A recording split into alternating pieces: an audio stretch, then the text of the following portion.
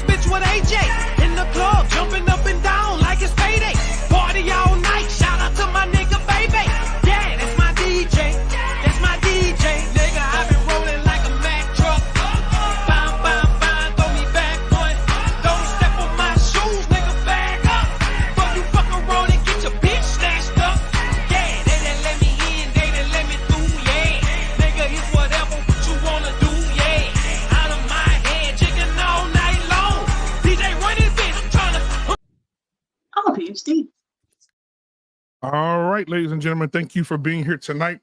We got a great one. We got a great one. I want to bring the guys up so we can have this great conversation tonight amongst men. And let's see here who I want to bring up first. Ladies and gentlemen, my brother from another mother who just had a birthday, turned 51 and strong as ever, young as ever. Give it up for my brother. Uncle Rick is in the building tonight. What's happening? Happy Friday. Well, happy Friday to you, brother. Happy Friday. Yes, sir. All right, man. Like, look, Rick, we got one. I'm gonna let this soak into your spirit, okay? Mm-hmm. You got another week before the best holiday of the year, Father's Day, man. So, you know, the stores are gonna be packed full of things for us. We're gonna have so much to all right, ladies and gentlemen. All right, the continent is in the building tonight, ladies and gentlemen. If you don't know who the continent is, man, I don't know what to tell you. But he had one of the best sayings in BMU network history, and I have it here. Here he is. The toughest things any man has ever done is turn down a nice piece of willing, steaming ass piece of pussy. All right, we got our Payne in the building tonight. What's going on, my boy? Can't complain. Absolutely. Listen, man, we got the player from the Himalayas in the building tonight. Give it up for yours truly. He don't mind slapping you or getting his passport going to another country. Give it up for yours truly, the lifetime bachelor himself, TT in the building tonight. Trey Taylor, let's go. What's good with y'all? What's going on? Good to see you. Good to see you. All right, my other brother from another mother in the building. All right, this man right here, he don't mind getting down on camera, behind the camera. Give it up. I got my drink in my two-step. Hey, from the jailhouse to the courthouse. JT from What We Know Podcast in the building tonight. Let me hear your theme. Let me hear my theme music. You muted. You muted. Hold up for a minute.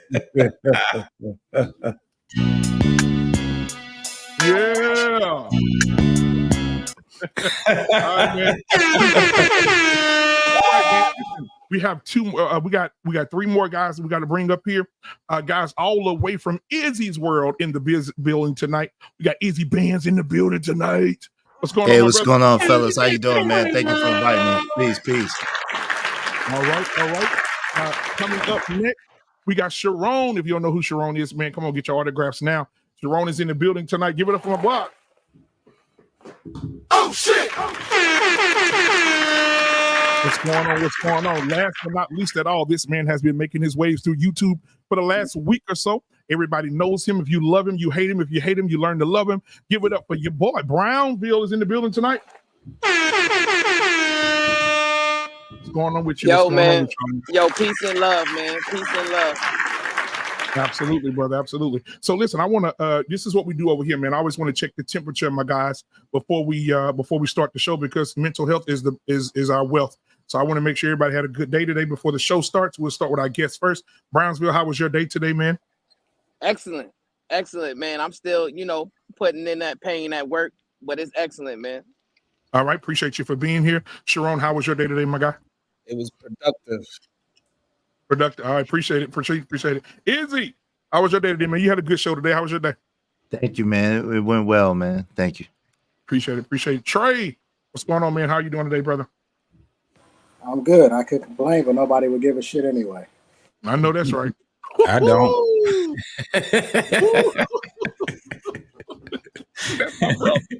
My boy. That's my boy. All right. Let's see here. Are you out of your fucking mind? Are you crazy? Our Payne, how was your day today, sir? Yeah, man, it's great. Every day is not without the white chalk around your body is a great day. That's right. It's deep, that boy. Uncle Rick, how's your family? How you doing, brother? Everything's everything, man. Same suit, just reheated, bro. Ain't nothing new. All right, introduce yourself, man. We can't go without that. Allow me to reintroduce myself. My name is. All right, my brother Rick in the building tonight. JT. What up, boy? One more time. Hey, oh. What up, though? Man, what's up? Man, I'm doing good, man. It's Friday, bro. You know what it is. It is, man. It is. All right, man. Thank you guys in the chat. Hit the like button, hit the subscribe button. If you want to put some change in your boy pocket, you can do that by simply giving a cash app, or go ahead and hit the super chat at the bottom of the screen. All right, man. So this topic that we're talking about tonight, to lead or to pander, it's time to pick a side. The first question I want to ask you guys, do you believe that? Do you think it's gotten so bad that it's time for men to just pick a side? We'll start with you, Izzy. What do you think about that, brother? Is he there? Is he bad? He's voting. I think he's muted. Yeah, I think he probably getting adjusted. All right, what about you, Sharon? What do you think? Ask the question again. I think I'm gonna answer. Do you think to lead or to pander is the topic of tonight? And it's time to pick a side. Are either you're going to pander or you're going to lead? Do you think it's gotten so bad that we have to choose a side now? I think we always should have been chose the side of leadership, without a doubt, in my mind.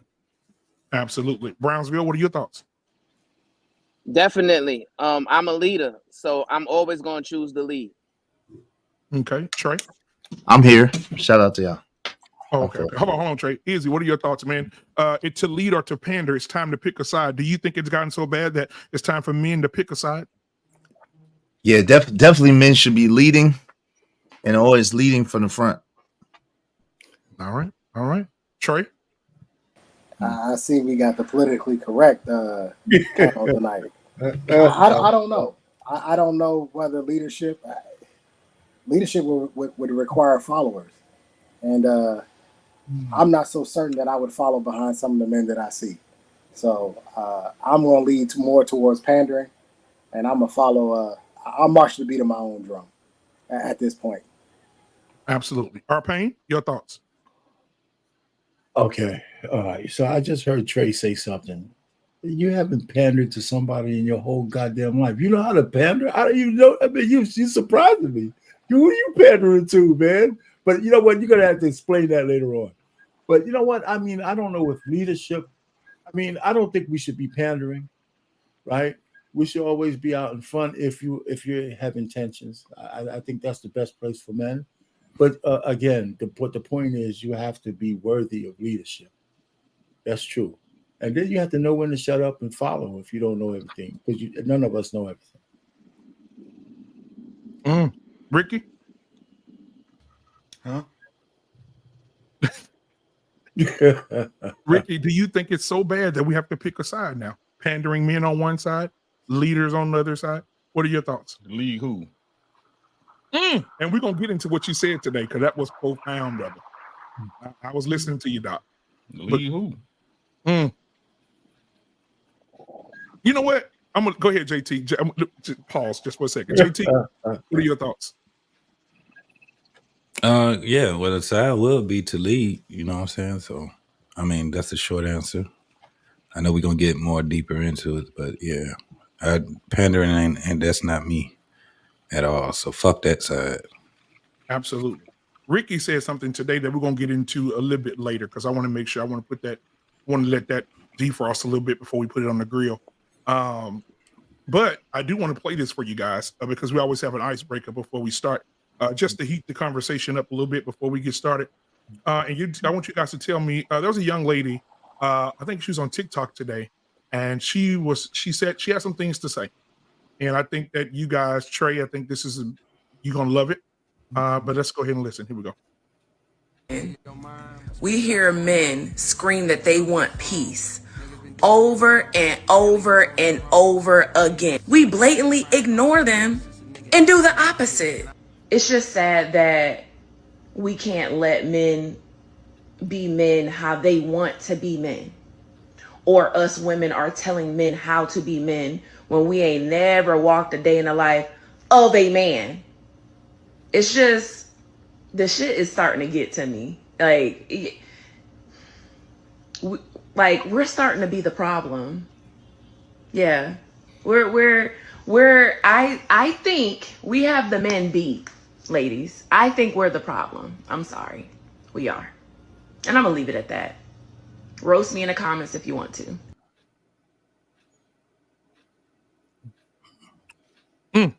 We'll start with Sharon. I saw your face, so we'll start with you first. What are your thoughts on what the young lady said? I think men that usually are good at leading and self-reflecting and improving themselves on a day-to-day basis, they don't get told these crazy things of you not man enough. It's only the men that are having a hard time with self-reflecting and improving themselves. They get told these things and say you're not a real man. So if a woman is dealing with a man that she gotta constantly tell him that you need to be some kind of better of a man, it's usually because he ain't doing the right things. I would say 8 out of 10 times. All right, we'll go to Rick. Ricky, what do you say about what he said versus what the lady said on the video as well? As far as the video, y'all know how I feel. What's going on in the black community right now is the woman's problem, not ours as men. Right. As far as what Sharon said, I think that's a nice way to look at it. But again, who's dictating what is leadership? Right. So if again, I'm getting real frustrated with these conversations because good is subjective. Evil is subjective. Enough is subjective. Too little is subjective. If people can't agree on a standard, then what's the point? If we cannot come to a baseline of what a good man is and what a good woman is, then what's the point of these conversations? What? A good man isn't good enough. You should do more, right? A good woman is good enough. She should do more. Y'all we constantly reaching for the sky, but ain't nobody got no ladders.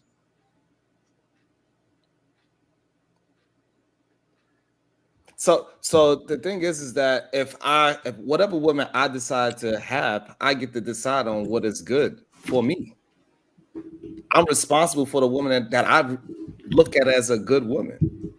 He said it was subjective. Yeah, but it still has a baseline. No, it doesn't. It has a baseline. It has a baseline for you. For you, right? So let's understand. I'm pretty sure if we was to all run down a list of things that we want for a good woman for our sons, our nephews, we can have a strong baseline that we are all agree on. We do have baselines. You think that's the truth? I know that's the truth. It's not though. But anyway, so again, let's explore, right? So what's the definition of a good man? So I can answer that question if you can, gentlemen. So Psalms 37:23 says, "The steps of a good man are ordered by the Lord, and he delighteth in his way." So, in my opinion, a good man is a man who follows God, a man who has self-reflection, a man who is accountable, a man who's honorable, a man who has integrity, right? A man who has recalibrated his value system, removed sex, lust, degeneracy from the top of his value system, replaced it with God, and then you add the subsequent values underneath that, and who's trying to walk in the path of righteousness every single day of his life. In my opinion, that's what a good man is. Okay, got you, Brownsville. I appreciate that. So, does that description include money? So yes. So part of that description includes responsibility and accountability, which also includes provision, protection, and all of those things, right? So if a good man is supposed to provide, right, he has to have money to do that. Watch how simple this is. Brownville says who? Says who? What Says you mean? Who? For what you said, you just said those things include that. Who says that? What I'm saying is the community says that. Society says that. No, they don't. No, they don't. Yes, they do. They don't. Because no, they don't. No, they don't. They do not. And God says that as well. How many of y'all living by God's words? I try to live by God's word every single day. So again, we on subjective, right? It applies to you. Your base. This is the problem. Listen to what I'm saying, fellas. Let's simplify these conversations, right? This ain't personal. This ain't nothing. I'm serious when I had these conversations, right? Again, if everybody's idea of what a good person, a good relationship, a good marriage is subjective to them. There is no baseline.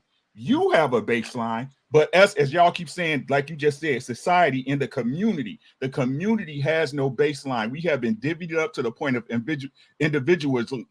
individualism on all fronts. But wait, but this is the crazy thing about it. At what point should one's relationship be judged on a baseline? Because at the end of the day, what one person likes or what one person feels is a good person, another person might not. So it is a super subjective situation in which you can't make it a baseline. You can't make it a standard for everyone. That's impossible. That's what Ricky's saying. So you're saying that there's no such thing as good. Good. No, what good is subjective because good once we put that's what good is subjective. The word good, we might as well throw that out the vocabulary. No, that's not what we're saying. Again, Sharon, you're not listening. Something that's a good salary. It's no such thing as a good. Good is subjective. A good meal. So hold on, Sharon. Let me help you out. Let me help you out in New York. Hold on. Let me help you out. Wait, hold on. Let me help you out because good is subjective. So this is how good is subjective. So in Alabama, $80,000 is a good salary. In New York, $80,000 is not a good salary per year because of the price of living. So good is subjective. Good has a fucking baseline. No, it's not a baseline. How is that a baseline when good is good one place but not in another place? How is that a baseline? Yeah, well, hold on, gentlemen. Let me give you a no. Wait, hold on. Don't save them. I want to know how is that a baseline? I'm not trying. How is that a baseline, Sharon? I would try to move the. No, hold on. So that means that if you go to New York, that salary is good, whatever that baseline is. There's no, it's subjective to where you live at. It's subjective to what you think is good. Good may be good for you, but not good enough for me. And the same thing in a relationship. That's how it goes all the time. See, well, good enough and good is. Can I just say something, brother? Let me just say something, both of you guys. If all of us were asked, so what's good, put 5 items on a piece of paper, we all have different items on that piece of paper. So how do we get a baseline out of that? Because you can't say that your 5 items is better than mine. I don't need to say mine. Talking about good. Wait, Sharon, let me just say it. If we all took that experiment right now, we'd have maybe 1 or 2 items that might be the same. But for the most part, we'll all have some differences. So how do we say one item is one sheet of paper is more of a baseline than yours? I couldn't say that because your piece of paper is good for your life and mine is good for mine. So that's what we're talking about. How do we converge on that? We're not monoliths. So our relationships with our women will never be the same one to the other. So I think that's where the conversation falls apart because we shouldn't be trying to fit us into some kind of envelope. It's all subjective on what's good for us. So the problem is, Pain, is that nobody's talking about whose good is better than the other. Good simply means to be desired or approved of. That's what the word good means. So therefore, if I'm in New York and it's a such thing as a desired or approved salary that is for whatever level of life that you want to be, that means it is a baseline for good. Like words have definition. It's not, but that's not true because again, New York is a big state with lots of different places. And so you have upstate New York where it is very inexpensive to live. And then you have the certain boroughs, Manhattan, for example, Brooklyn, that are much more expensive. So again, good for one place is not good for another place. And just because it's good to you in New York does not mean it'd be good to me in New York. That's a fact. That shows that y'all don't have no comprehension of what words mean. Now you keep going to now you want to go to comprehension. It means desired or approved of. So do we have? So you think that everybody? Hold on. You think that everybody has the same desire or the same? You think everybody has the same desire or everybody approves of the same thing? Right? You saying everybody's this and better this? Isn't that what a baseline? Wait. You're talking about comprehension, but isn't that what a baseline is? The premise is that you want to create a baseline for how everybody. Isn't the baseline cover everybody? Am I wrong, y'all? A black man unfiltered. Am I wrong about that? That's the point of a baseline, sir. I thought that's what I thought. I'm slow, right? Because I don't have much comprehension. A baseline would be a starting point. That's what a baseline would be. But standard it level of covers a understanding. standard that level covers of- multiple a people. standard level of understanding. But Right. look, What do you shake your this- head this- about? this- A this baseline is a- covers this- multiple this- people. we're- It doesn't just cover we're one so person. far off topic. It's unreal. Are y'all This serious has, right now? this has nothing to do with the topic. He just anyway. Go ahead. Y'all got it. You. So Y'all what? are arguing semantics. What's Right. what's good? Who Right. cares? So this is what I'm saying, right? So when we tackle what the biggest problem in Black society is, right, which is the absence of the nuclear family, can we all agree that that's the issue? Yes. No, I don't agree on that. I at all. agree with that. Okay. I don't agree on What that do you at all. believe? That's What not do a- you believe? That's Trey? why I say a baseline is a starting point. That's where you want to start. Understood. That's not where I would. That's Understood. not where I Where would you start, Trey? I would start with fiscal illiteracy. Motherfuckers don't know what to do with their money. It's stupid. That's where I would start. You want to fight these battles in this world, it takes cash money. And it's an understanding of what to do with your money, how to invest it, where to invest it, and when to invest it. Nothing changes unless there's money changing hands. We just had a former president get convicted. That's about money. Hey Trey, Always about money. Hey Trey, But if I it's think always that's a about- good start.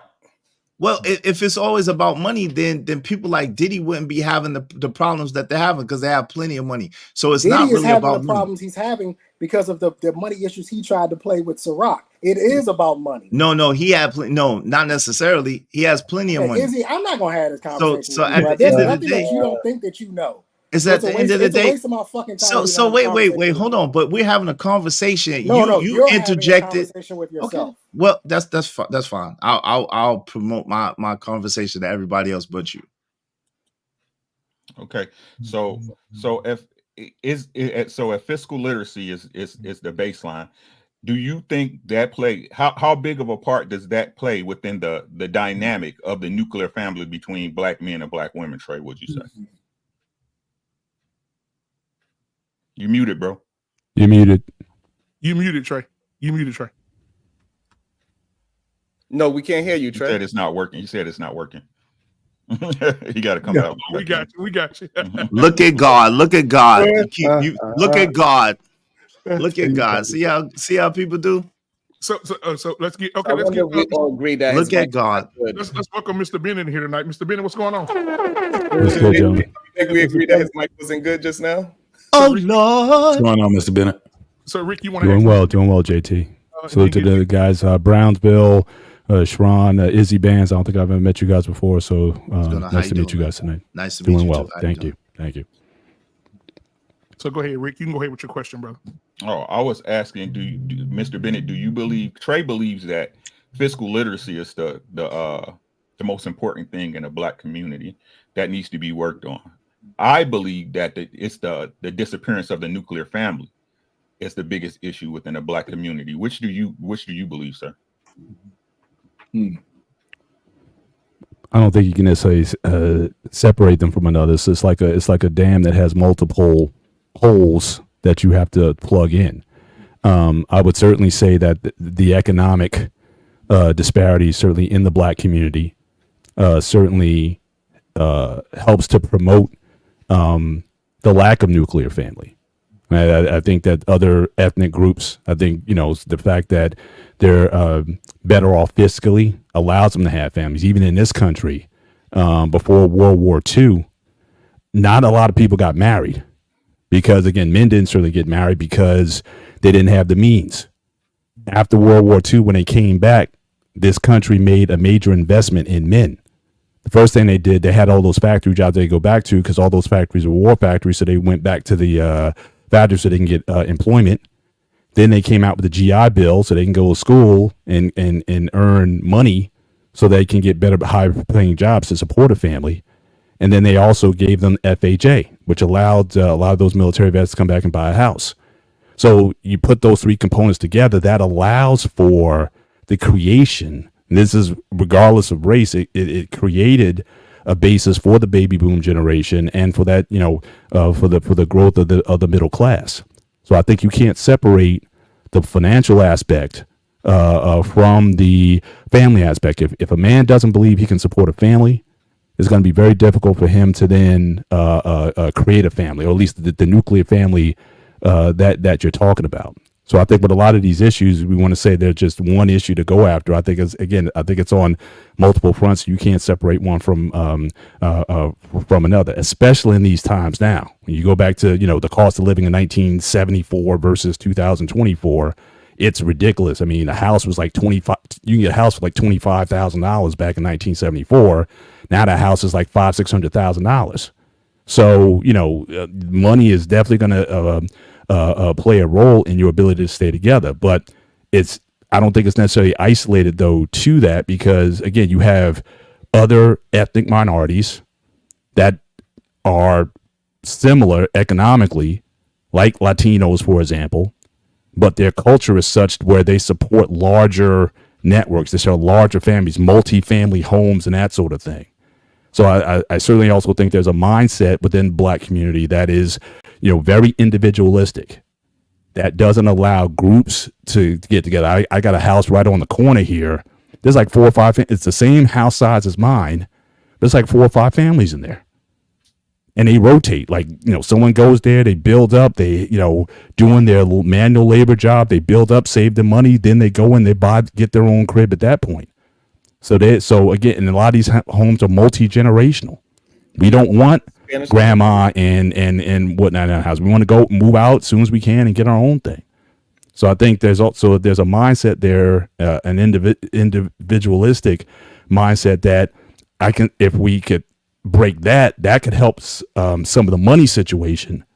But when you have that mindset with the lack of funds, you're gonna have that's gonna put a lot of pressure to try to have a nuclear family with. But can I ask a question? Is it really lack of funds when we represent the largest consumer base in America? Is that really what the issue is? Is it lack of funds? I will go back. I got you, man. I would go back to Trey. Then I would go back to Trey then. Because Trey said it's not just having funds, it's how you use and how you spend and invest those funds. Like I said, the fact that we're so individualistic with how we spend our money and what we spend our money on, it doesn't matter how much you have, just like with anybody. It doesn't matter how much you have, it's how much you keep and how much you can grow it. So again, there has to be, to Trey's point, there has to be better stewardship of what we have, be willing to work with others. If we don't have much, pool with those who are in a similar situation so that we can grow something, have families, stick together. I was just talking to a friend of mine the other night. He's got 2 sons about my kids' ages. So and I'm like, look, y'all all making money, y'all all making jobs or whatever. Why just stay in one house, or why is everyone looking to move out? Why don't you guys just get a bigger place or invest spots? Nah, they don't want to do that. No one wants to do that. So it's not just about the money. What are you doing with it? So you comparing us to the Latino community is what you're saying? No, I just used them as an example of how other communities with similar financial levels, how are they able to overcome and compensate for some of the disparities there? And they do it oftentimes by. Is there any other minority community that's doing the same thing? Well, I think immigrant communities in general generally tend to do that, at least until they get established. I mean, I've seen that with Africans, I've seen it with Caribbean people, I've seen it with Mexican, Indian people, especially when you just get here. The thing until is that you build that base. All of those communities financially. So for us, we are doing better than all those communities financially. For us so we are going to start following a community that's doing worse than us financially makes no sense. Well, again, the point I made earlier, it's not about what you have, it's how you spend it. And the fact that those people are able to act corporately is how they're able to overcome, even though we may make more. The fact that if we're going to be spending more of our resources on consumerism, then that's going to be something that's going to be a limitation to us. Telling us to follow a group of men. I didn't say. Wait, hold on real quick. It doesn't make no sense. If anything, we should be trying to compare ourselves to the top of the top. At least go to at least number 5 on the list, not to the one that's below But us. that's why it's a mistake. That's why it's a mistake to focus on economics first, because first we got to focus on the mindset. And I agree with Ricky. It's a family or familiar mindset that we have to work on first, because in order to work together collectively, we have to get rid of those tropes and get rid of those things that ail us as a people. So to focus on the money first is to focus on this, is to focus on the symptom and not the actual disease or the cause. And to begin with, because like Sharon is saying, Black people in America make plenty of money. We represent the largest consumer base in America. So the first thing that we have to address and we have to do first is work on our mindset and work on our family and intact family units. Once we work on our mindset and the intact family units, then everything else could come into play, because then we could be like those people and have multiple people in the same place, working together, building together, trusting each other. Because that's the one thing, we don't trust each other. You know what I'm saying? There's very little trust for each other. So how are you going to be able to cooperate and work with one another if you don't trust each other? Why would I ever trust somebody who's telling me to work on my mindset and not telling me to get to the money? Doesn't make any sense. Mindset, you said don't talk to you. So mindsets don't pay bills, and mindsets don't put food in people's mouths. That's not true. Money does. That's not true at all. Money does. Actually, that's false. You think you know everything, and that's actually false. Because at the end of the day, money is just an idea to begin with. Money is just an idea to begin with. Money is not backed by anything.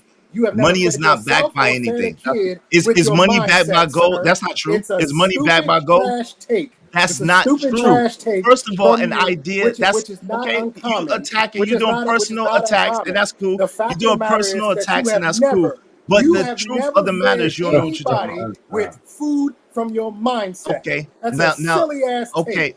So now you money to put food in people's mouths. It takes money to provide shelter. It takes money to buy clothes. It takes money to get a great education, not just a good education or an average education, but a great education is typically paid for.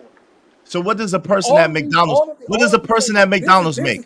What does a person at McDonald's make? They make money, sir. Hold on. A person at McDonald's makes money. A person at Walmart makes money. Everybody makes money. But it's not. But what separates a person at McDonald's from a CEO, sir? It's the mindset. So while you're talking and you stay talking, it is absolutely the mindset. What are you talking? It's absolutely the mindset. You're an idiot. You're throwing ad hominem attacks. You're an absolute idiot. You're a fool. You're a fool. You're a fool, and I have better results than you. I have better results than you. All those stocks, and I have better results than you. I absolutely do. I absolutely do. I have better results than you, and I'm still getting money.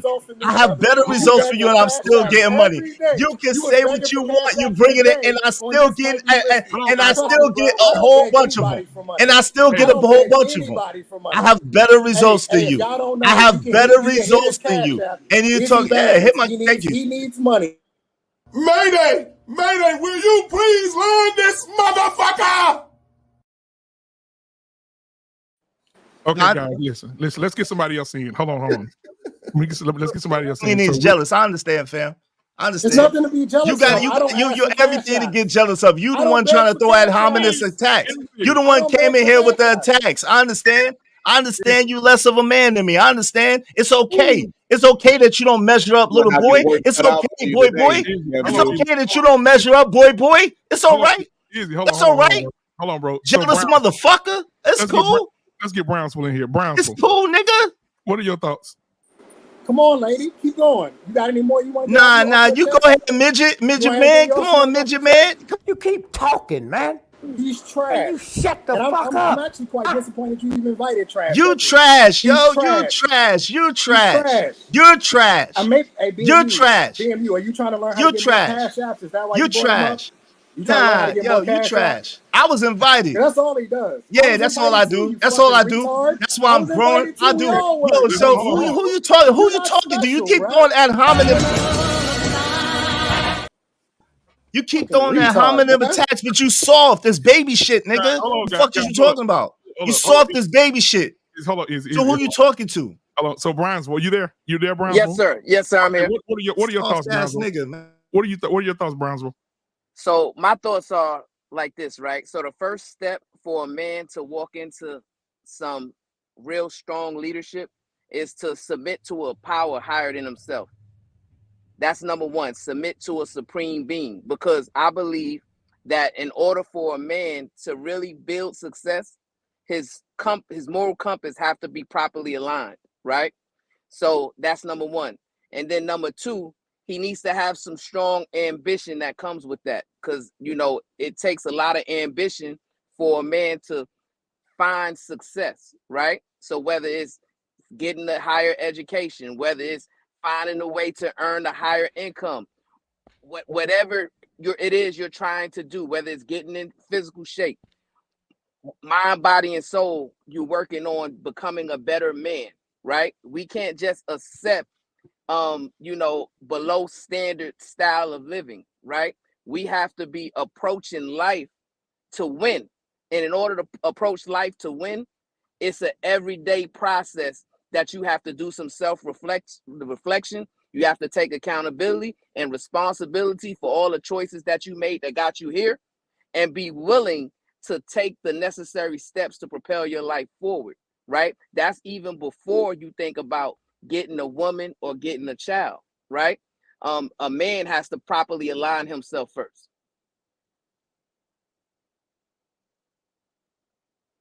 All right, appreciate that. Appreciate that. Anybody want to? Anybody had anything to say? I agree with what he just said. I agree with what he. Let me just say this real quick. I agree. You see, I think sometimes we complicate shit, right?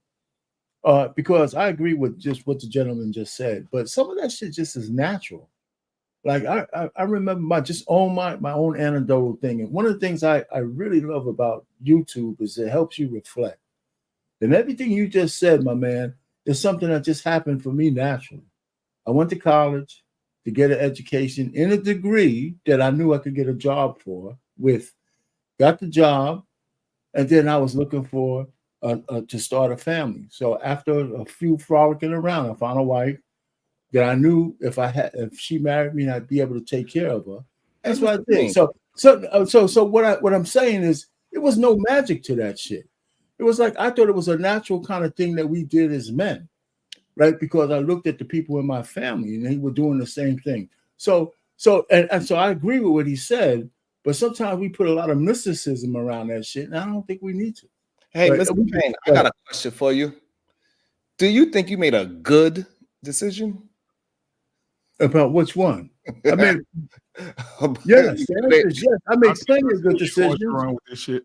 You see where I'm going? No. Because they saying that there's no such thing as good, but everybody here would say that was a good decision that you made to go to college. I made a series of good decisions. You made a good decision. Career choices. Let me say this. I made a subjective. I don't think going to college is a good decision. I made a series of good decisions, but they overshadowed the bad ones I made in between, because the bad decisions I made, I was able to come back from. So I wasn't perfect. What you also made bad ones too, or is that subjective as well? No. It was to me. It was my life. It could be subjective to you though, right? That's what the point really is. You just said not to complicate things. Don't start complicating them now. It is a clear distinction. We all have a baseline of what is good and what is bad, what is right and what is wrong. And all of a sudden tonight, a couple of men on this panel decided that good, bad, evil, right, and wrong is all of a sudden subjective. That's insane. It's always been subjective. Shit. I think if you're not going to college to be a doctor, a science, tech, engineering, math, or being a lawyer, you wasting your fucking time and your money. I've always felt that way. Yeah, but I wasn't talking about wasting time. I said good. Well, you're talking about whether or not it's subjective. I think that it is subjective. It's not a good idea for you to go to college outside of those 6 industries that I just listed. Outside of that, it makes 0 sense. You don't need it. Again, the point I'm making is it's subjective. You feel differently. I don't. I feel the opposite. It's subjective. We don't. No, because I'm talking about good, and you talking about a waste of time. We're talking about 2 different subjects. You asked him. Did he make a good decision? I don't think it's a good decision. So that's the point I'm trying to make. It's not a good decision, even though he's successful. A lot of people have college degrees and not successful. Mr. Payne, was it a good decision for you, sir? Yeah, but see the Bitch, I thought you believed. Hold on, Trey. Yo, Who you talking to? Who you talking to? You. Who you talking? You're not talking to me. You're not talking to me. You're not talking to me. Don't address me, midget. Don't address me, little man. Little man. Don't address me, little man. I'ma stay for you. I'ma stay for you, little man. I'ma stay. Hey, yo, you need somebody to look up to, little dude. You need somebody to look up to, little dude. You would be the last. I'm gonna be here for you. I'm gonna be here for you. Because you need somebody to look up to. Listen, you need somebody to look up to. Nah, you need somebody to look up to. I'm gonna. Hey, yo, BMU. He keep going, fam. And if you're not gonna address him, yo, fam, he keep throwing shots first. I'm not even talking to him first. He keep throwing shots first. He's a jealous bitch ass nigga. He keep throwing shots first. Yeah, I hear you. Yeah. Why you pocket watching, bro? Is your name JT? Why you pocket watching? Yo, come see me in Alabama. Come see me in Alabama, son. Come see me in Alabama. Come see me. Come see me. Come see me. Hold on. You sound like a You keep talking about me and mine. Come see me, nigga. Come see me, nigga. Come see me. All right. Hey, listen, we gotta get it back to our pain. Hey, yo, BMU, this dude keep talking to me. I'm not even talking. I'm involved in the conversation, and he keep having my name in his mouth, calling names. Right, let's just keep you not talking to me. You not talking to me. You not talking to me because you scared. You not talking to me because you scared. You scared. You not talking. I'm disgusted that you even here. Yo, fam, so what? You can't do nothing about it. You can't do nothing about it. You don't even got a channel. I'm gonna go after you every opportunity. Yo, come on after me, and I got something for you. Come after me. I got something for you. I got something for little niggas like you. Come after me.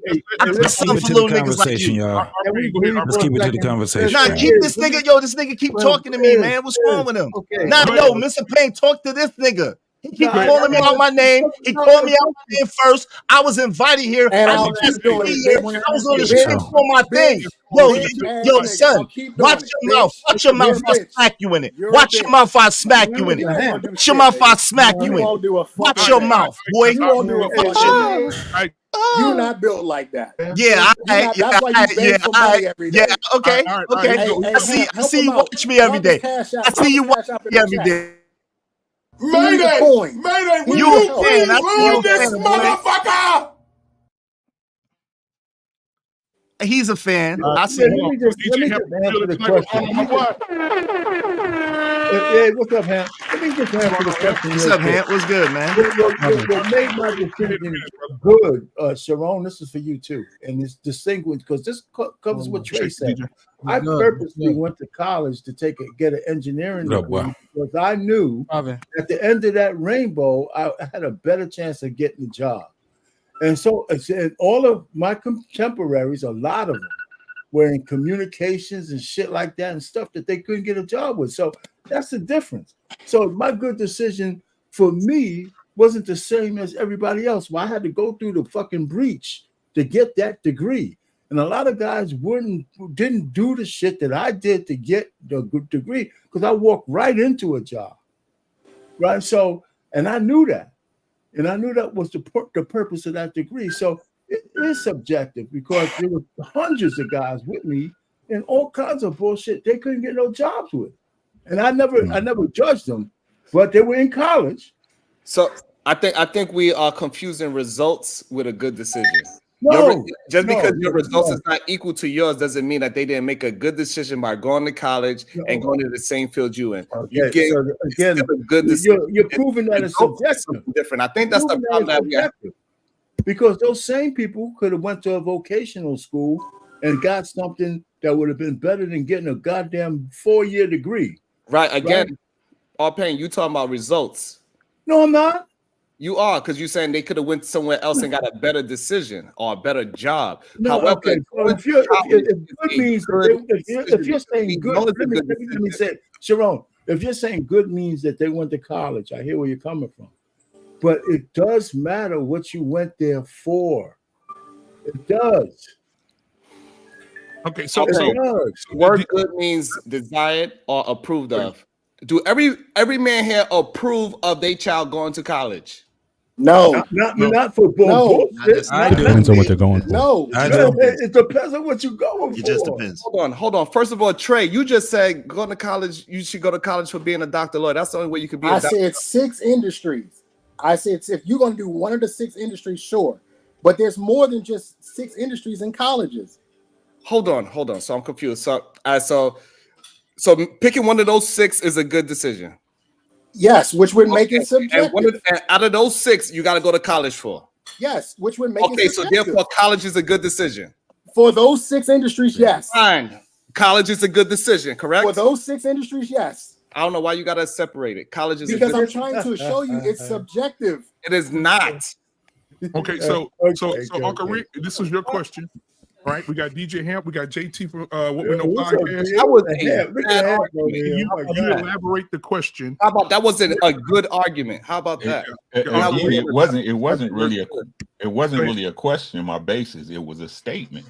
Mm-hmm.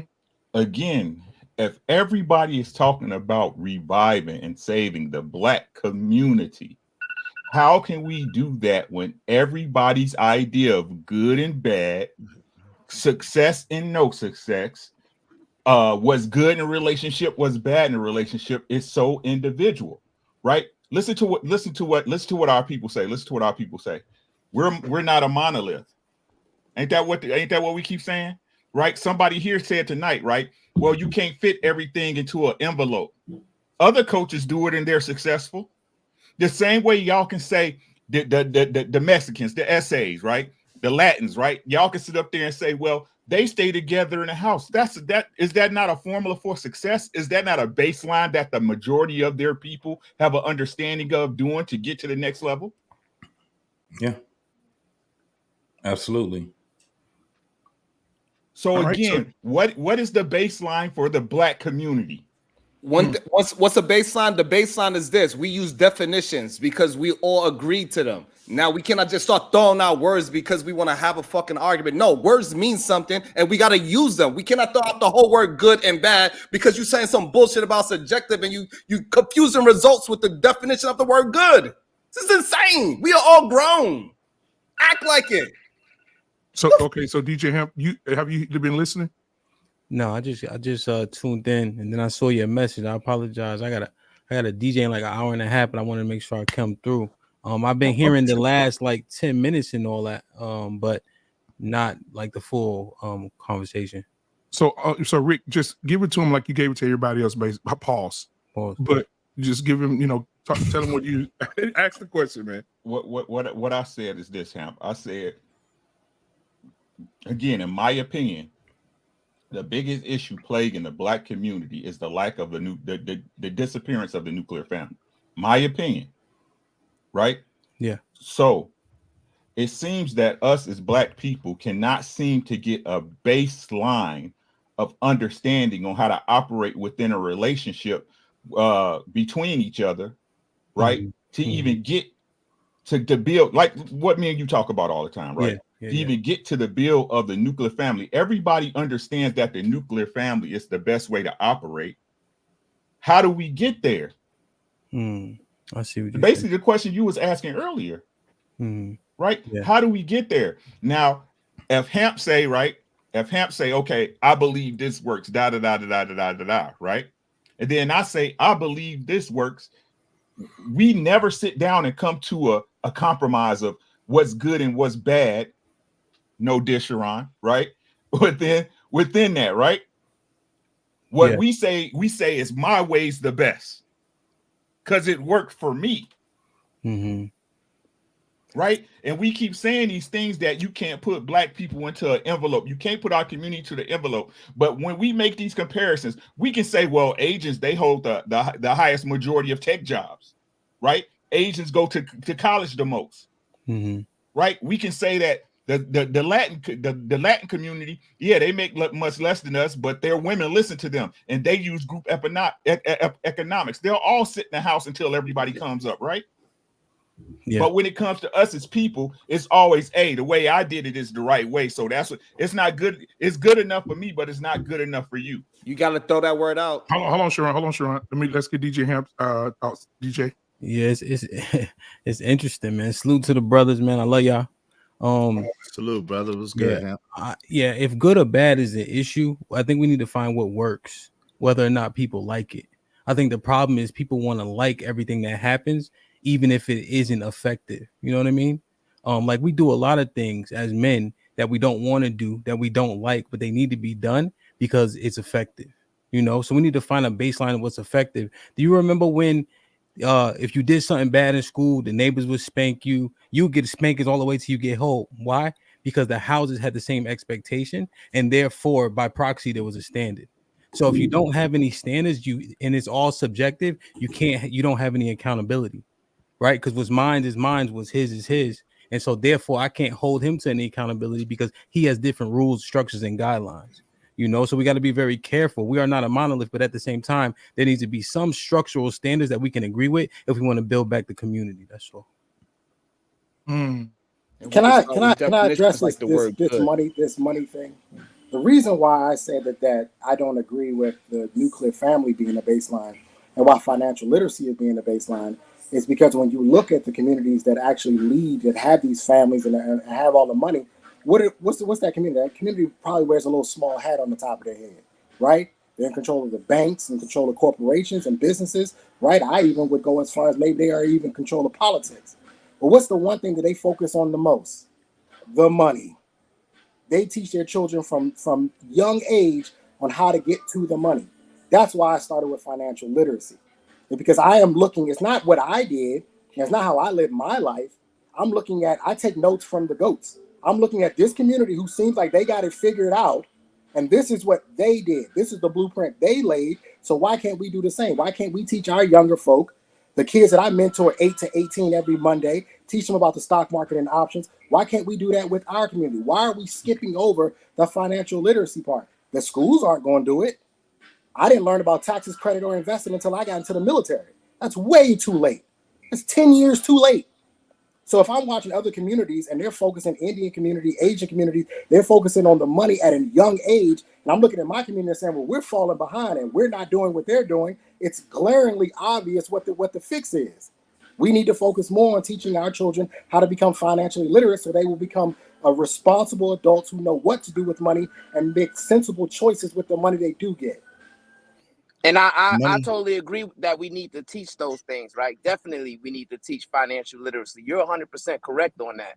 But as far as to start a baseline, I have to come back to the value system imbalance, man. I think what's plaguing the Black community right now is that we have sex, lust, and when I say lust, I'm talking about the lust after money as well. Sex, lust, and degeneracy is at the top of our value system, right? And that's what's plaguing us right now. So we need to recalibrate our value system, remove sex, lust, and degeneracy, and replace it with God, right? And then under God, you can have financial literacy, integrity, honor, accountability, self-reflection, all of those things up under that. But to start a baseline for our community to really come together and really move forward, we're going to have to recalibrate our value system and put God at the top as number one. Well, I have a question for that, though. When you're talking about God, right, and you're telling somebody that don't even know who God is, what are you telling them to do? Go to church? Yeah. You tell them to you know what I'm saying? When it comes down to when you saying forget all those things and you're saying it and you're painting it in a broad brush. Yeah, and you're telling them to find God, but they don't even know what we was talking about earlier, the baseline, right? Of that. When you're talking about financial literacy, why can't you talk about financial literacy and how and show them how to have a family at the same time too? Can it be two things at one or multiple things at one time? That's one of the things that I'm looking at, because even if we talk about financial literacy, if we're still teaching them individual, everybody be having a problem with this goddamn word, individuality, then we're still missing something. And that is togetherness, community, how to build a community. One of the things I look at how to build a community is through a woman and a man. So it does go back to what Uncle Rick was saying, but also what Trey was saying also too, when it comes down to financial literacy, because we didn't have it. It wasn't done in the school. I know the school I went to, They wasn't teaching financial literacy like they supposed to. They'd tell you how to fill out a checkbook, how to put your money and start a bank account and stuff like that, but they didn't tell you anything else. They didn't go in depth with it. Even when it came down to family, home economics was so watered down by the time it got to me and the people that's my age, where it was just baking a damn cake and sewing some jeans together. That was basically it. So I think all of it can be done at the same time, but how do we get to that point? So DJ, hold on, real quick. I did load that shit up though. My bad, y'all. No, you good. He had an answer to the trick part of it. Then Sharon, you loaded go that shit all over. Yeah, multitasking is difficult. I think when you multitask too many things, you put too many things on your plate, you'll do things good, but you won't get great out of it, right? It's just natural. You spread yourself too thin. So when you add a lot of layers, JT, I understand it, but we kind of need to have a focus, conquer that, then go to the next thing. In terms of the Most High, as Brownsville alluded to, he's saying God, but if you break it down, it's the tenets, right? Okay. It's the commandments, right? Even if somebody is an atheist, they can look at the tenets and the commandments and say, okay, if I follow these things, regardless of the Most High God, I will be straight, right? And I think that because when Brownville names sex and all that, he's saying replace that with the Most High. But what does that mean? Following the laws of the Most High, following the tenets of so-called Christianity, as we all kind of know it as. So I understand that point, but when he breaks it down, Brownsville, I think we're on the same page. When you replace that with the tenets of the Most High, I think overall the community can be more successful. That's a fact. Okay. I was just surprised that everybody let him say that. What you mean by God? Like people don't know who God is. That was crazy. They don't. Well, a lot of people don't. Most people don't know who God is. That's insane. Like as an most example, people blame everything on God. Am I lying about that? JT, let me just say this real quick. Everything you guys just say, let's assume that all of that's correct, and you have to do what you just said, Ham, and the brother Brownsville.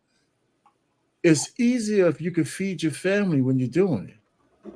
It's easier if you have money. I mean, all these things that you want people to do to move in that path. If you're desperate to feed your family, all those things you making compromises. So you can't divorce every good thing you want to do from being able to take care of yourself and your family. So you got to have that literacy so you could be open to doing these other things, because desperate people are not necessarily saying, okay, I'm righteous, but I can't feed my family. Mm-hmm. So we can't ignore the economic thing to give you a baseline and the tracks to run on, so you could all those something to be part of it. I mean, I'm sure you could divorce yourself from that. Black man, can I ask Mr. Payne a question? Yeah, absolutely. Go ahead. Mr. Payne, can you clarify what you mean? Are you saying that if people are between a rock and a hard place, God goes out the window? I'm just trying to understand what you're saying. I'm saying that if you are between a rock and a hard place, following God is more difficult. That's just a reality. Really? That is a goddamn reality. I mean, we see it all around us. I mean, okay, listen, let's not make a moral judgment. If we look at the desperation in our communities and all of that kind of stuff, I'm not saying they throw God out. They pray to God, but their prayers start to get skewed because now the prayers are being more selfish. God, give me this, give me that, give me this. So before you move forward, so you're saying those people that's in the ghetto. Sharon, I'm not saying you throw God out. I'm saying, like I said. Oh, you caused. Oh yeah, he froze up. He borged out. That's God, because he's about to ramble onto some things that doesn't make sense. Like if you are taking all these things out of your life, he said take out lust. So that would take out the drugs. That would take out the alcohol. That would take out the sex. That would take out degeneracy and replace it with God. All of a sudden, you're not going to become some immoral person if you took all those things out of your life one step at a time. You put it back in and you act like people don't have no kind of judgments. They don't. Let's move a certain way and stop giving people excuses. Let's start with the pastors then. If we're gonna do all the lessons and take all those things out, let's start with the leaders. Let's start with the leaders of these so-called churches then, because they seem to be the ones that commit these sins the most. No, that went to what I was saying, and that's where our pain was going. When it got to the point when I was asking him, when it came down to How do they? Because it's a lot of people that don't know God. They really don't. They would look at everything else and they would call that God or following God. And they try to be as righteous as possible. And it goes to one of the things that what our pain was just saying. They're in debt. It's kind of like they're in a desperate need. They like, I'm praying to God, but I need to feed my family. So I'm gonna put God on the back burner and I'm gonna go out here and I'm gonna do this hand to hand right quick or something like I didn't that. say they should put God on the back burner. Let's be clear. I'm just saying priorities make people do things when they're desperate. Hey, BM, you gotta go after Mr. Pay. Let's not ignore that shit, man. What are you guys talking about? Gotta go after Mr. Pay. Real quick, hold on, real quick. Who's this? Izzy? That was Izzy. Yeah. DJ, go ahead and say yours. Then Izzy, go right behind Real DJ. quick, and I think what JT's saying is perfect, right? Because Mr. Payne, not saying him specifically, but people don't actually understand what it is to follow the Most High, generally speaking. As an example, there's no law that says that you can't drink liquor, right? So people think you have to go to an extreme to start following the Most High. Also, group economics, example, Acts 4, right? People brought all their money together, right? What they can afford, and then everybody left with what they needed after that day was over, right? And we talk about group economics, i.e. the Filipinos. They come put their money together, people live together. So we actually had that in the tenets of the Most High, but we don't follow it. So Mr. Payne, you'd be surprised it's not as labor intensive as we may think if we actually know what the Bible says, not what they told us it says. I digress. Right. And even I would just say this, historically, that doesn't seem to be the case. The poor religion tends to be more prevalent in places where there's more poverty. It's usually when the society gets more opulent is when religion goes out the window. So if you look at Europe, for example, you'll see a lot of churches and a lot of buildings and whatnot, but there's very little belief out there. So it's almost like the more successful that you get, people tend to go away from God thinking that I can get this on my own. I got this on my own, that they don't need to depend on anybody. So I'm just saying, just if you look at just as a whole, the more successful you are, a lot of times the less religious you become. Yo, so wait, hold on. I asked to be next. Hold on. Izzy is next. So when we talk about the small hat community, there's several books that talk about how they did what they did, right? And so one of those books is the Small Hat Phenomenon with the J, right? And so one of the first tenets that they talk about in this particular order is this. The first thing they did was build and maintain strong community networks. The J community has always placed a high value on family, community building, which has helped them develop and maintain a strong support network. The second thing they did was prioritize education. Education has been a cornerstone of the J culture for centuries. The third thing they did was promote entrepreneurship. So when my man Ricky is talking about families and building family networks, and you talking about emulating those people, those were the things that they did first because they didn't have any money. See, a lot of people don't understand. They talk a lot, but they don't understand history. Number one, that big event that happened was 1933 to 1945, right? The H event. So they don't understand that they started allegedly from the bottom. They didn't have all these banks and all this power and all this stuff that you're talking about. So that what they did was they got in small communities and they did the same thing that Hispanics did. They clumped up together. They prioritized family and community first.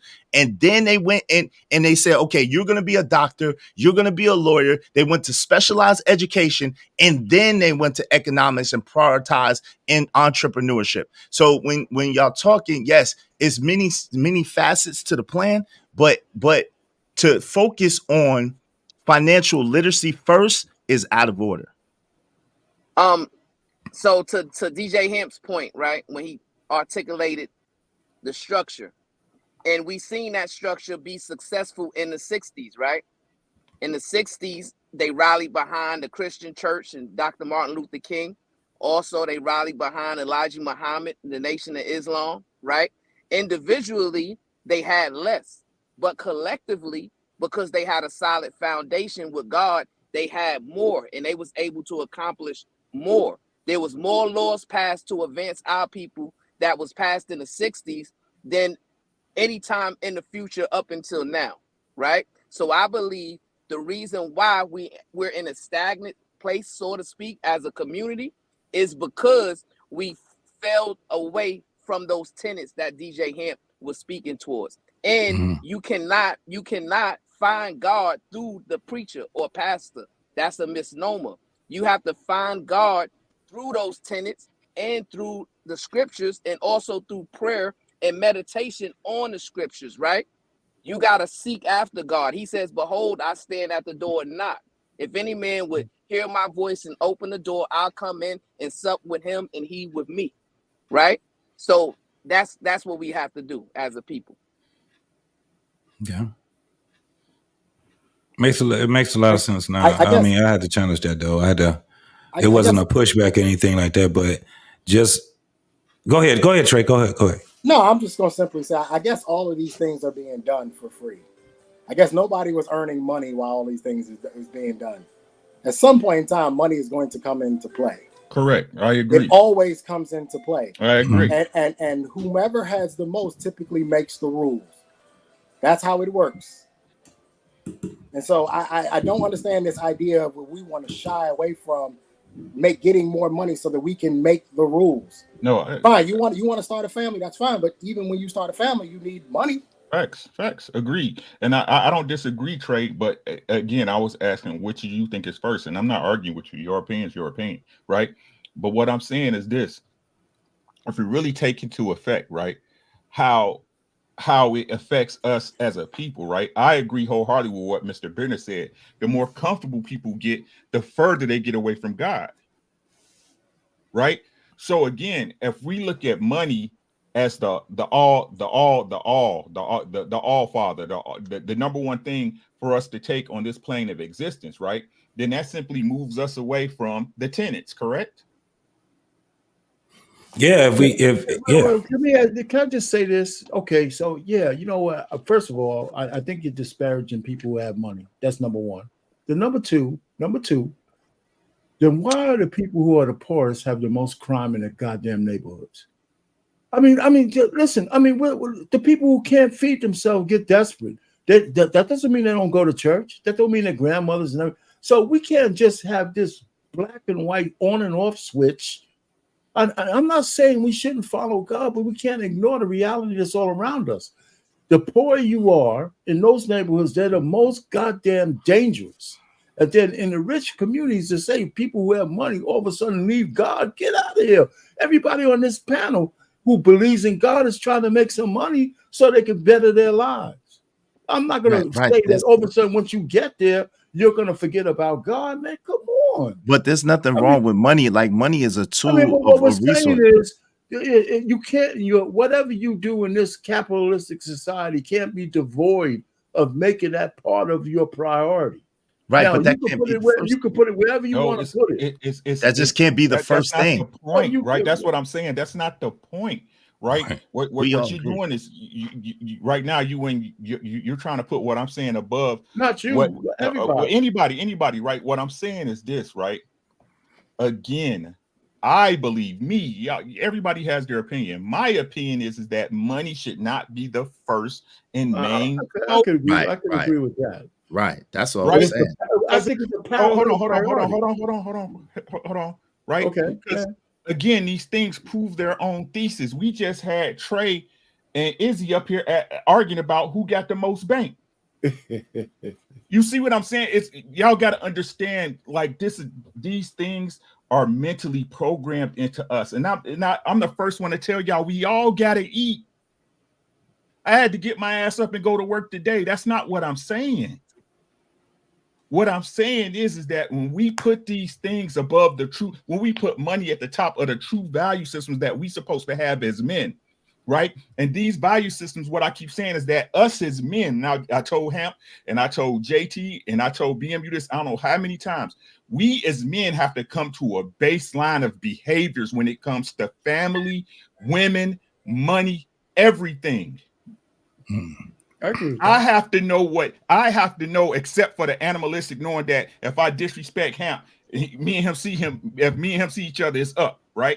We need to get past, we have to have an understanding of basic behaviors between men. That's what I'm talking about, a baseline. Okay. Right? I sit up here and I tell the young fellas, hey man, if you is gonna hit a chick, right, make sure she at least wifey material, because that's some shit happen. Right? Then at least you know you got a half decent wife, right? But then I get somebody else telling me, no, man, you just having fun, bro. Just fuck. It's okay. We don't have a baseline of operation as black men, because what you say is good to you, what I say is good to me. And so how do we judge it? And this is the thing, Sharon, or how do you pronounce your name, brother? You're right. That's good. Yeah. It still goes off of the pretenses that we're going to have a good outcome. Everything is based off of having a good outcome. That's just what it is. Probabilities is what we operate off of. So when we're talking about these principles, and that's why that was dope how Hamp put it and how my man, the other guy, put it, the tenets, right? And I know Hamp, you had old boy Josh. He was on your panel one time. He came on our panel. It was Joshua, the atheist. Mm-hmm. He said, I'm an atheist, but I do take on the tenets and the what did he say from what he read from the Bible and the basis of how they orchestrate, how they live their life. Yeah. They take it from that and religion. Mm-hmm. They just don't believe that there's a higher power or something, however he said it. But he was an atheist that actually was like, it's like a national atheist or something he was saying. Yeah. We take the principles. That's what it was. Right. Yeah. Christian. And I think, and I've seen in my life, most atheists do. I found atheists to be amongst the most moral people in terms of living by some sort of code, whether or not they believe in the basis behind it. You can't, especially if you're in the Western world, you're going to be influenced one way or another. I mean, whether you want to think this is a Christian nation or not, or, however you want to call it, you can't help but say if you grew up in this, your value system is going to be affected by some of that. So an atheist is not going to be immune to say, well, I just believe, whatever. They're always going to, follow something. I think Josh was honest about that. So we're saying that. We are saying that those things are good. No. What? No. What I'm saying is, because it was a lot that he was saying that I didn't agree with. Something we got to call things what it is. We cannot flip flop. So call it. Why can't it just be conducive? Decisions and we go ahead. We cannot say, well, it could be this or it could be that. I might pay my bills today. No, I'm not even saying that. No, I'm not even saying that. And say, this is what we're doing. This is how we need to move. We got to build young men up. If we are going to give them guidance, then we need to give them guidance. We cannot give them guidance and say, oh, go whichever way you want. It's subjective. Do whatever you want. Good, bad, or indifferent. No. I don't think that's what we're saying though, bro. It is what you're saying. When we saying we got men here that has structure. That Payne, he got structure. He's married, went to school, this, that, and the third. Ham, he got married, went to school, such and such. Brown, and we all got people that is moving in a certain way. And we all can say, y'all are moving in a good direction in life. And then now go back and say, well, it's subjective. I don't think marriage is good.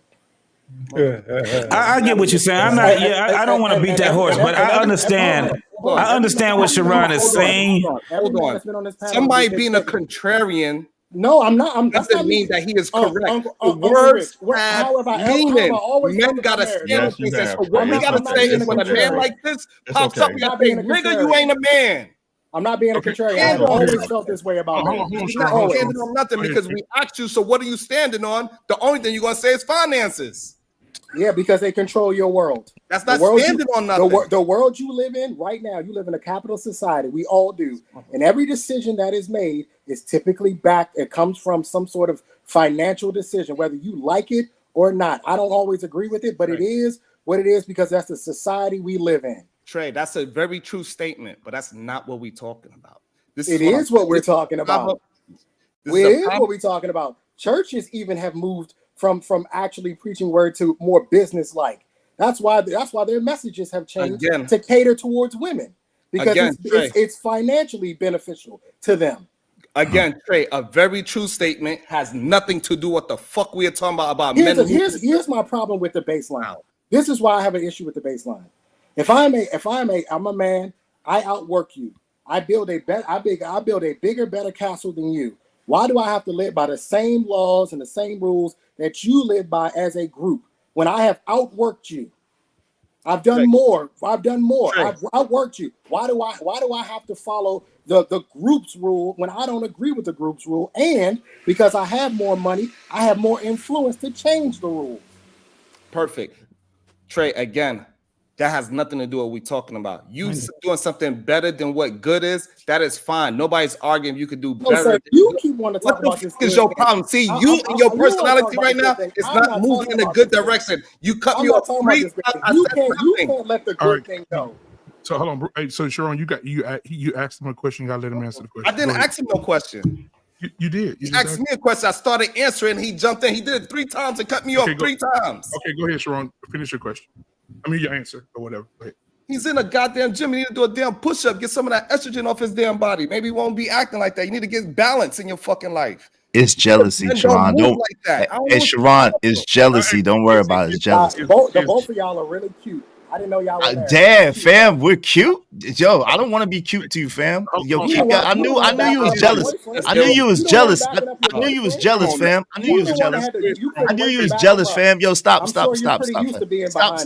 Yo, fam, stop looking at me in that way, man. Stop looking at me. Go ahead, Sharon. Trey. All right, come on. Well, Sharon, finish up. And DJ Ham, we're gonna jump back. Go ahead.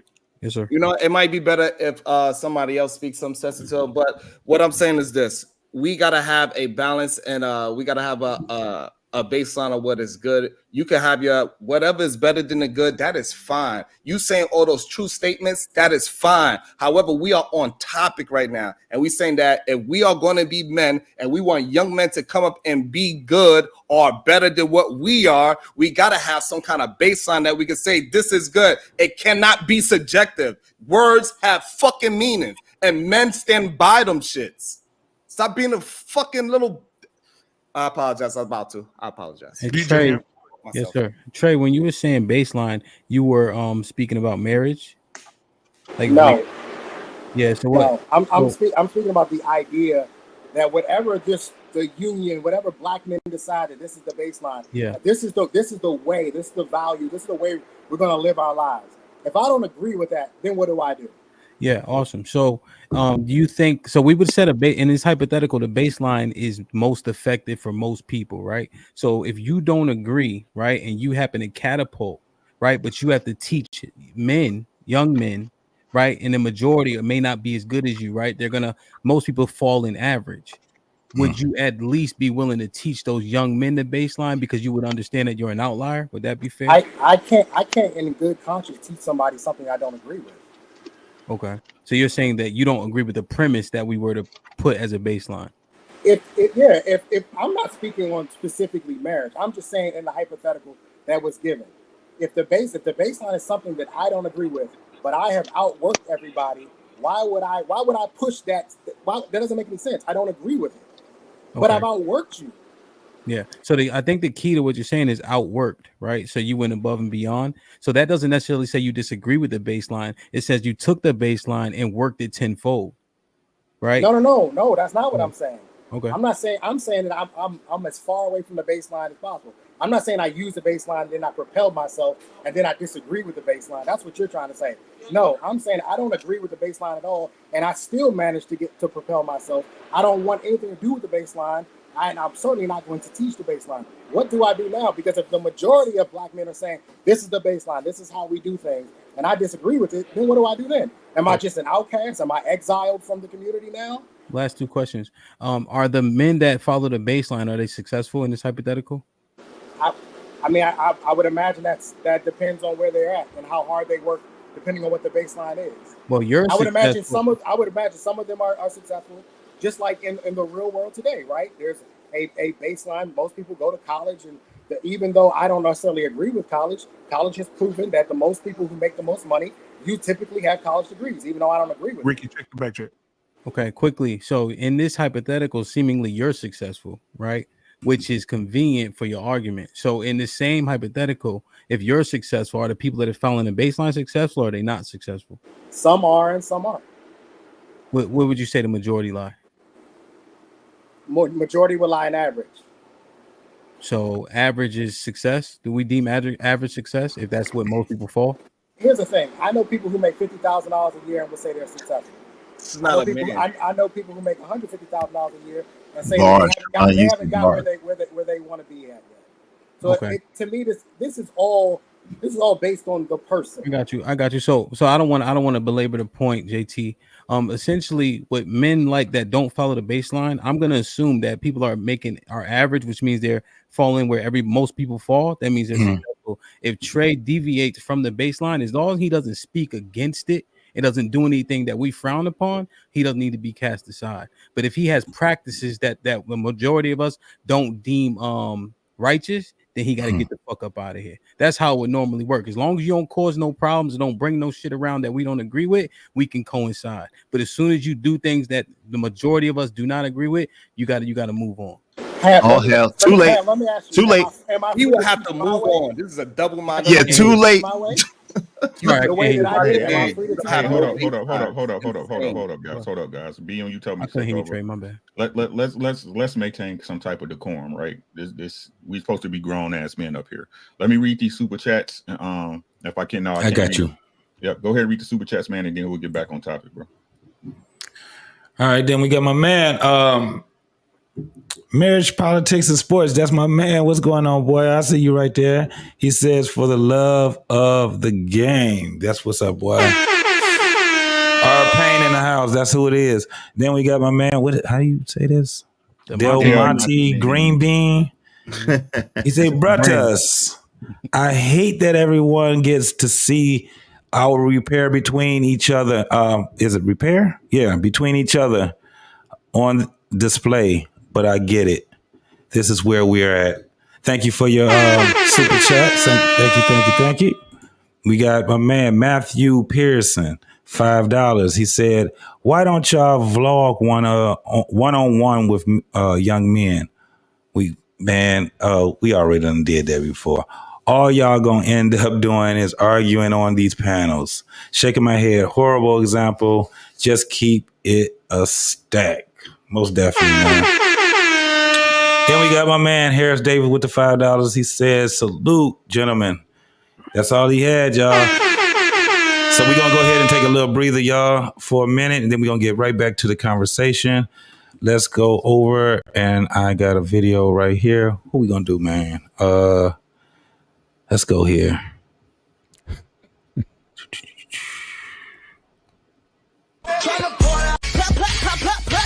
They said big bag bitch get to the bag. They said big bag bitch you want a snack. Well this big bag bitch she got the stack. So put big bag bitch clothes on the rack. Ooh, on the macaroni. Move and shake it for me. Ooh, we shaking it quick and the brands are phony. Ooh, the brands are phony. Ooh, they need a Tony. They need an Emmy, Oscar, Grammy, cause the shit baloney. The way they be faking like they're making all the sizes. If you ain't got at least a 4X, you ain't trying. Ooh, so give it to us, baby. Give us a got.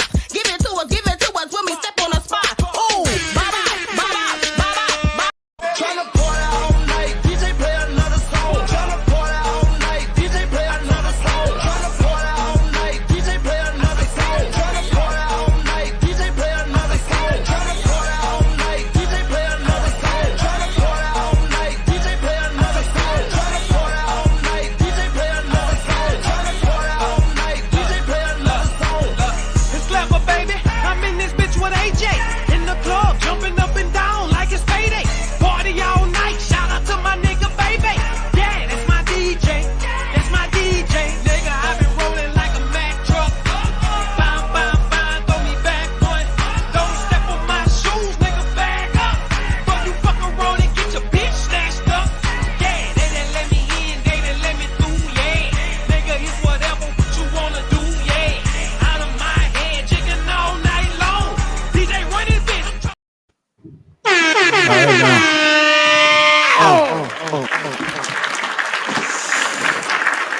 My man Darwin, what's going on, man? What's popping with you, brother?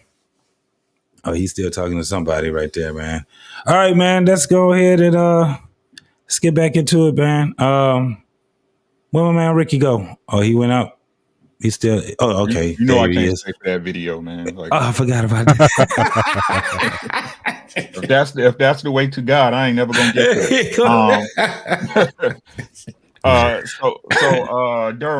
what's good, Bruiser? How you doing, bro? Unmute yourself. Oh, what's up, man? What's going on, Rick? You good? Bruiser in the Long house, man. It's been a minute, bro. Yeah, time no what's see. going down? How y'all doing? All right. Hey, what's good, man? How you? Are you privy to the conversation, good sir? Man, I heard a few things. I mean, I looked at the title and I thought it was interesting, but Okay. I haven't really completely caught up. But I did hear something about, I think DJ Hamp said, I guess if you bring in something that we don't agree with, I guess you got to check yourself on it. Yeah, Gonna get rid of your ass. It ain't no check. He gonna get moved out the way. Yeah, you had to move around. So you mean like y'all got a specific circle that y'all have criteria for men to be a part of, and then they not really bringing things that most of the men in the circle agree with, and you pretty much remove them out of the way. Is that that the context? Absolutely. Trey is not welcome. Okay, that's understood. That makes sense to you, Bruiser? Oh yeah, because I think if you want to try to create some type of standard amongst men, then it's important to, have some principles that most of the guys agree with and try to follow by, so you can make some changes. Yeah. Word. Yeah, I think so. That makes sense. Makes sense. So understanding the baseline, right? So again, God, tenants, family, right? Mm-hmm. Where do the women fall into this? Underneath the men? Mm-hmm. Absolutely. I think the woman falls behind the man. Last time I read the Bible, that's what I read. Man submit to God, woman submit to man. Okay. So with the standard being set, right? Mm-hmm. So at that point, is it safe for me to say, right, that every man that's part of the baseline that has an understanding of these rules and regulations that us as black men should live by, Mm-hmm. shouldn't we, right, be feeding these to our women? Right. And at this point, seeing how we all have an understanding of the baseline, and again, we all have a standard that's being set within a community, right? Mm-hmm. So I wouldn't be able to go to Arpane's house and be like, oh, you're not doing this or you're not doing that, because just for the fact that we're all striving towards the same thing and producing, right? Because that's what everybody keep talking about is production, right? Being efficient in that. Then what do the women bring to this point, right? I'm not going to villainize them. I'm not going to make them the villain. I'm not doing that. I'm asking for us as men. What would woman's job be within this tenant, within this agreement amongst the black community? Anybody can go. I would just say the woman need to be cooperative, just being able to be led simply. Any direction you pull her and guide her to, based off those attributes she's bringing, the relationship be compatible and be able to flow seamlessly. But you said, shouldn't we preach to them or something like that, or shouldn't we bring that hierarchy or whatever you described to submit to God and women? Should we teach that to women? And my only, I'm not gonna say it's a caveat, but my only concern is what method are you using to teach this to women?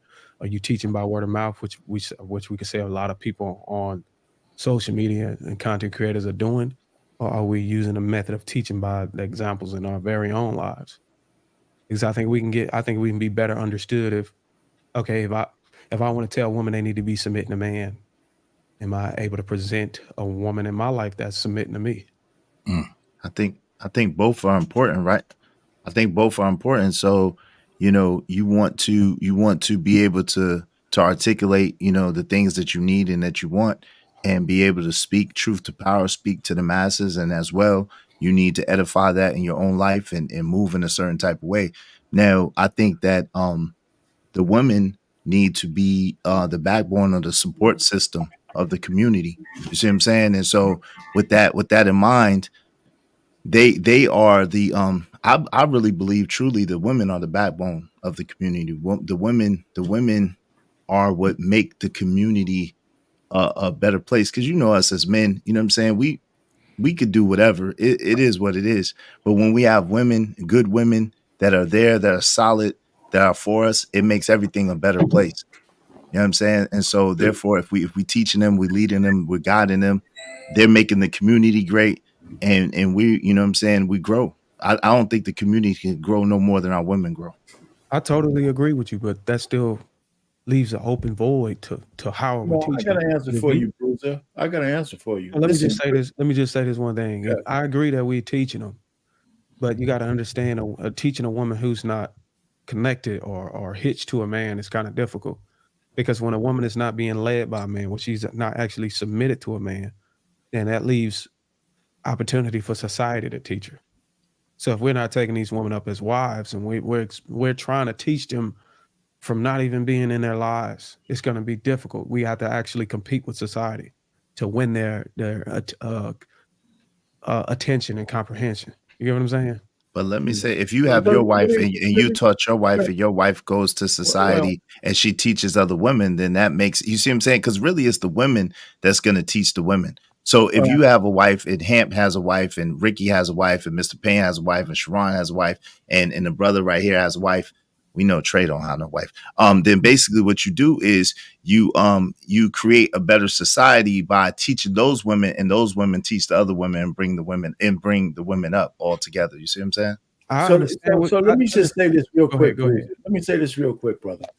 If we follow a scenario that Ricky just laid out, we wouldn't have to worry about it. Women will be attracted to men having their shit together like that. And the ones who want, if we actually had a baseline and an agreement of how we would run our community as black men, we wouldn't have to worry about women who are the outliers. The first women that we would accept are the ones who will follow us, because they naturally follow men who got their shit together. And the ones who are the outlier, we'd have to make a decision on whether we need to bring them into the fold or not. Because if we go by the premise that if there's men who are outliers, we have to also agree that there's going to be women who are outliers as well. You know, so I'm just saying, if we ever had our shit together like that, the women won't be a problem. They naturally follow men who got their shit together. I mean, that's just the way I see it. I don't want to discredit I women. totally but agree. I think it's totally dangerous to leave it up to women. No, I don't leave it up to them.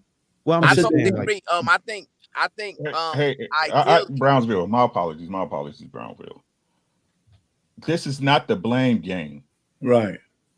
No. Listen to what I'm saying, right? I'm asking each of you gentlemen up here, what do you guys see would be the role of the black woman if we came to the baseline? Yeah. What do you believe would be the most productive? Yeah. Nobody's victims in this thing right now, guys. We didn't answer. Go ahead, bro. I would say the woman should teach the children. That is her role. Going outside of her the four walls of her house to go teach other women. Granted, they might not even be in a marriage. They might just be in the streets and don't even have an ear for any words that come out of her mouth. I think it's just gonna fall on deaf ears. I think the woman's role is to stay in the confines of the marriage and the household and actually teach the children. And each woman's role is adjacent to her own household. And any woman that doesn't want to be a part of a marriage is a collateral. I mean, there's really no hope for it. If you look at reality, what's happening, you know, it's just no hope for that. If they don't want to be married, then they don't want to be married. There's really no way to reach out to them. But I mean, I'll yield. I got you. Brownsville, go ahead, bro. I didn't mean to cut you off. I just wanted to clarify, bro. Yeah, I think ideally, that's why I say it starts with the man, right? Because ideally, the fathers should be teaching their sons and daughters the tenets and about God, right? And then also, the husbands should then be supplementing and teaching the wives as well, right? So that's why I'm calling for men to do some self-reflecting and recalibrate their value system, because as the brother above me stated, once the men get in line, the woman will naturally acquiesce to how the man is moving. So basically, it don't even make no sense to even focus on what the woman would teach until we get in line. Because let's just entertain it. Let's say that we were able to get the women. Let's say we were able to get women that were wives and weren't wives to listen to a woman and be taught by her. What is she supposed to teach them She's But Rick, isn't the premise that we're already together? Isn't that the premise that we? Correct. So I don't know why he I'm glad keeps you going said back that. there. Somebody said correct, right? We're Yeah, supposed Ricky said we all the premise is we already got our stuff together, and what's the next step for our women? What should the women role be? Yeah. That's what you said, right, Ricky? Yes. Am I mistaken? Okay. So the premise, Bruiser, in this hypothetical, we already have a baseline. So we're set. So what's next for the women? I think the women need to be an asset. They need to be used accordingly, right? To have her trapped in four walls with just the kids, that is not how it's ever been for women. That's not how it is biblically. When we talk about Proverbs 31 woman, she was working the field, she was selling shit, she was doing real estate and bringing it all back to her house. And her husband appreciated it under his guidance, of course. So we have to make sure that we use our women as an asset, right? And not just somebody who's just sitting there. If you marry a fry cook because she's pretty, you're a fucking idiot. We need to stop saying as long as she's pretty, we don't care about her education, her money. That's foolish, especially in this day and age. Women have always been an asset allocated correctly by their husband. They've been delegated responsibilities, and when you do that, the family thrives, right? She reports to her husband, he teaches her, he grows her spirit, etc., etc. That's how women need to be allocated correctly if we want to be successful. Mr. Bennett, what you got? Well, I think the last points by DJ Hemp, I think was a good point, because I think a lot of times when you talk about structure or you talk about places where women are kind of in their roles, a lot of them don't have the freedoms to be educated or be an asset. They are kind of subject to being, sort of in the home raising the children, and that's it. I think we got to be, realistic enough to say, women aren't going back in the kitchen. So what is going to be the way forward? I have 3 daughters. My youngest just turned 21. They're educated. They're on their career paths now. Now I'm looking to see about getting the husband thing, getting them in for them to marry. But I definitely think that yes, I mean certainly for the woman to support the man, to be an asset to him, that they can do more together than they can do be as individuals. So I definitely, but then again, there's this time and season for everything. Like that Proverbs 31 wife, I don't know if she was necessarily doing all that stuff while raising kids at the same time. I think there's a time to be home, especially when your kids are young. But once your kids are school age or whatever, you can go out and do, whatever it is. So I think there's seasons in life where you're going to have to, you can't do those who say you can do everything at once, you can't. So that first 5, 6, 7 years, yeah. I mean, if you could be my wife, she was home at first until my youngest got into kindergarten. That's when she went back to work. So and she's been building her career since then. But I definitely agree as far as being the asset, growing something together, doing something that greater than you guys could do individually. But the important thing is that as Darwin had mentioned, again, cooperation, that your oars are rowing together. I think that's really what most men want. We just want cooperation. We want to know that you're on our team and we're going on a similar path in life together. I don't think it's that complicated for women. Once we can get aligned mentally, spiritually, and everything else. And I'm glad you said that once we get aligned, because I think somebody stated that they already had a baseline of understanding or a standard amongst men. I didn't catch that stream or whatever. Maybe y'all done it before and y'all actually progressing into it was earlier. It was earlier in the conversation, Bruce. It was a hypothetical. Yeah, because that is a really, really strong hypothetical to in this day and age to get man and be on one accord or even cooperate. Why? I mean, can we have y'all? How long is this stream? An hour and 48 minutes, right? Mm-hmm. Is it safe to say that for an hour and 48 minutes, everybody head on here agreed seamlessly throughout the entire show on all points? Probably not, right? No. So if a woman was looking at that, let's just say random women would just pop up on this panel and see that we weren't even able to agree on just simple points, and simple applying things. They would probably be like, we don't even cooperate in order for our wives to go out and teach other women to cooperate on the same level. So you have to understand how women are looking at it from the outside. And I'm not trying to cape or anything like that. I'm just trying to be realistic about it. I actually want to see men come together like we're doing right now and try to figure this shit out and have a standard and principle that we all can be like, hey, look, if you're gonna be down, you're gonna be down. If you ain't, you moving to the side, sort of like what DJ Hamp said. But if women can't really look at our panels on a day in and day out and say, oh, those guys are on one accord, they align. I want to see what they have to offer. Then maybe there'll be some hope for women to be cooperative on a level that where they can work together and get each other on the same page based on our ability to cooperate with other men in our circles. You get what I'm saying? Yeah, man, I that's think that's facts. really Hey, far away right can I now. ask a question to the panel? Of course. So do y'all feel like in order for our people to propel in our community, in our society, that our black men need to carry the heavier burden than our black women? Say again, Claire, could you say that last part again, Brownsville? My apologies. My earphones jiggled, So do y'all believe in order for us to propel forward in our communities and in our societies, that the black man needs to be able to carry the heavier burdens as opposed to the black woman?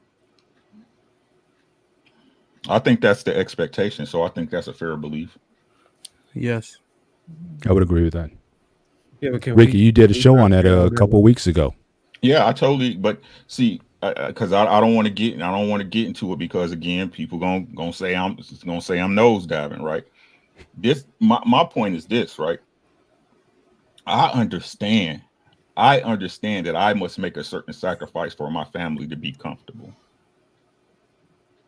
Right? I understand that as a man. I've been taught from since the time I could understand, like life ain't fair. Right? But now a lot of our young men, and y'all tell me if I'm wrong, are looking for fair. Results don't come with fair. Mm-hmm. They don't, right? This is what I call them. I call them LeBron fans, right? The LeBron fans, right? It's like when they say LeBron is better than Jordan. LeBron, this is the difference between LeBron and Jordan, right? The NBA built LeBron. Jordan built the NBA. Right? Yes. Right? So let me explain. The kids that love LeBron grew up in a time of participation trophies. All you had to do was show up to win, right, Hamp? You ain't have to get no tackle. You was on the team. The championship, the people who won the ship, and the people who played both got trophies. Yeah. Mm-hmm. Right? Me and you know as men, that lie does not work. It's not true. Right? Every man, this is what's crazy, and I don't understand what men, and I understand it, but I don't get it. Every man knows, especially if you're a man of a certain stature, a certain salt, a certain, as y'all say, riz, right? Mm-hmm. You know when you marry a woman, you giving up other things. You know that. True enough. Right? Our young men now don't want to give up nothing to win. They expect to win. Mm-hmm.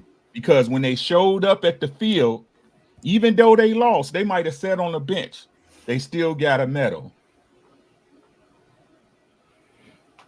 They still part of the team. What are we giving up? Because I get what you're saying, but I'm just trying to figure out.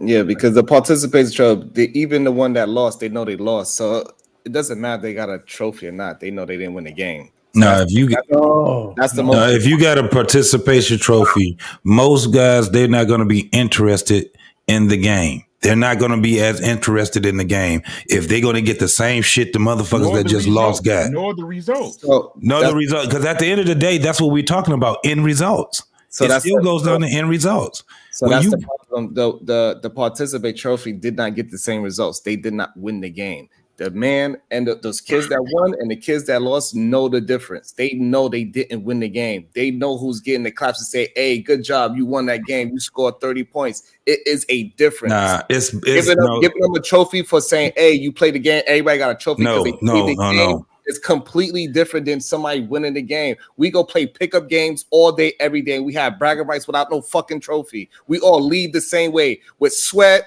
and we gotta go take a shot. We leave with the same fucking thing. But when that one, they got a when you play. Hold on, Sherrod. When you play a pickup game, let me tell you something, and this can be even individuality. When you go to that park and you play a pickup game and you suck, you won't get picked up. You go there every fucking day, you won't get picked up. You got to call your own fucking game. But when you go there and they see you hustle, they see that you can throw it from the motherfucking the back, and you can hit that motherfucking end. Your ass can dunk it. You can hustle. You all of that shit. Motherfuckers gonna pick you soon as you walking down the street. They already got you already ready. He almost down here. So again, no, I don't know what's that going participation shit is bullshit. I don't know what's going on, but that is a true end results is what I'm saying. The end results. And if I get a medal, the same medal that you get, and I won and you lost, nigga, I don't want that game. I'm not playing. I want to play in a different league. You are wrong again because you are conflating things. I don't know what the fuck is going on. So again, we go back to when we was both playing in a pickup game. Nobody's leaving with a trophy. We all leaving sweaty. We all leaving with the same exact thing. For some reason, you could understand that. Our participation trophy, you know what that is? The sweat that we did. No. But guess what? The winner gets Everybody when we're in the park, it's something you gotta be. Maybe my mic is low. Is my mic low? No, when we're in the park, just interject. Hold on, one mic, Joe. Listen, when we're in the park, no, you listen. I was talking. I thought you. How did you think I was finished when I was talking? Sharon, I think we're talking about two different things. I think. Relax, but man, I'm not trying to attack you, bro. I'm sorry. Go ahead, finish. I thought you was finished, man. That's all. It's an honest thing. Listen, if we're in the park, brother, the trophy is staying on the court. That's the trophy, right? That's the trophy. If I'm in the park, the game is to stay on there all day because your five keeps winning. There's no participation trophy. You're on the sideline. If you play your one game and y'all lose, you may never get back on that court the rest of the day. There's a difference. If somebody gave me a participation trophy, I got the trophy, but I agree with you. I know I lost. But looking at that trophy is no real solace. And if I accept it as a solace, then I'm losing mentally. You know, because the real name of the game is always goddamn winning. So I hear you, but so you're right. All right, then. I've never been around men that would say that you're right and then have a but after. But no, and let him finish, though. Right. Listen, because a part of what you said was right. Kind of frustrating because I keep getting cut off, and I'm trying to be patient as I possibly can. And every time I start talking, y'all jump in. I'm getting attacked every time. Y'all jumping in. I don't understand. How can you say I'm right and then come back and say some but? No, he said you was right or part of the exactly. That's part of it. That was all it. Right, he was saying when you was wrong at though. If you had a paddle, you can hit me with it, man. I'm just trying to tell you a little bit about what I'm saying. That there's nuances to what you're saying. Got you, Ham. We both played the game, and he does know that he lost. But if I give him a medal, it sets a mental attitude. That's what I'm saying. Yeah. That you might accept that less because I know I'm gonna get something for not winning. The truth is, so is it safe to say that most men? So I wasn't attacking you, Ron. I'm sorry for cutting you off, brother. That's all. I didn't mean to. Go ahead. Is it safe to say that most men on this panel, if they were in that situation, that they would either have the winning trophy or nothing at all? Nothing at all. God damn it. Nothing at all. I just wanted to clear it up. That's all. Go ahead, Ham.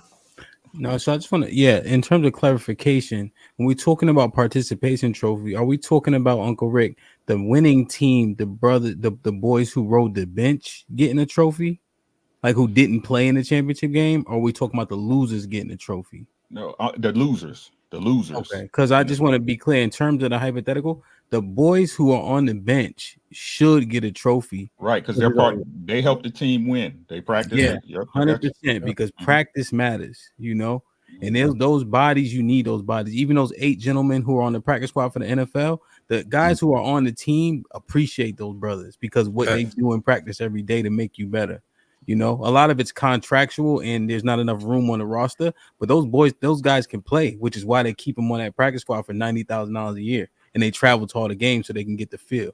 You know, so yeah, the losers will come out with I win no matter what, and then they get surprised about the real world. But the brothers who are on the bench, they should get a trophy because they've earned it 100%. So how do we tie that back to the original point? I got you. So this is what I'm saying, right? Our young men, right? Our men, these modern men, or AKA house husbands, right? Drizzy, whatever y'all want to call it, right? Oh Lord, their stance, right, is that they shouldn't have to. They want equality, right? They want equality, right? And every single one of y'all up here know why y'all wives play a significant part in y'all marriage, right? They have their slots, they have their job, they got their position. More than likely, you guys, just what the young brother said, Brownsville just said, right? Is that men are expected to carry the heavier of the load. You sacrifice to win, correct? Right. I understand That's y'all correct. don't get analogies in the chat. My apologies. You know what I'm saying? No, that's correct. You're right. Right. So again, right, you have to be willing to sacrifice for your marriage to win. Somebody got to do it. And no matter what y'all say, society at large look at it as the men's burden, because when y'all get divorced, who gets blamed? The man. All day, every day. No matter what happens, right? Right. I don't know about that one. I don't know about that, but Yeah, what you mean? Y'all know if the man gets blamed? I mean, the women might by and large file for the divorce, but ultimately the man gets blamed. That's why he loses the car, the house, and everything else, because ultimately it's the man's fault at the end of the day. Let's don't pretend like we don't know that ultimately at the end of the day they blame everything at the foot of the man. She has to label a reason for why she's but filing that's for not divorce. She's gonna blame it on the man.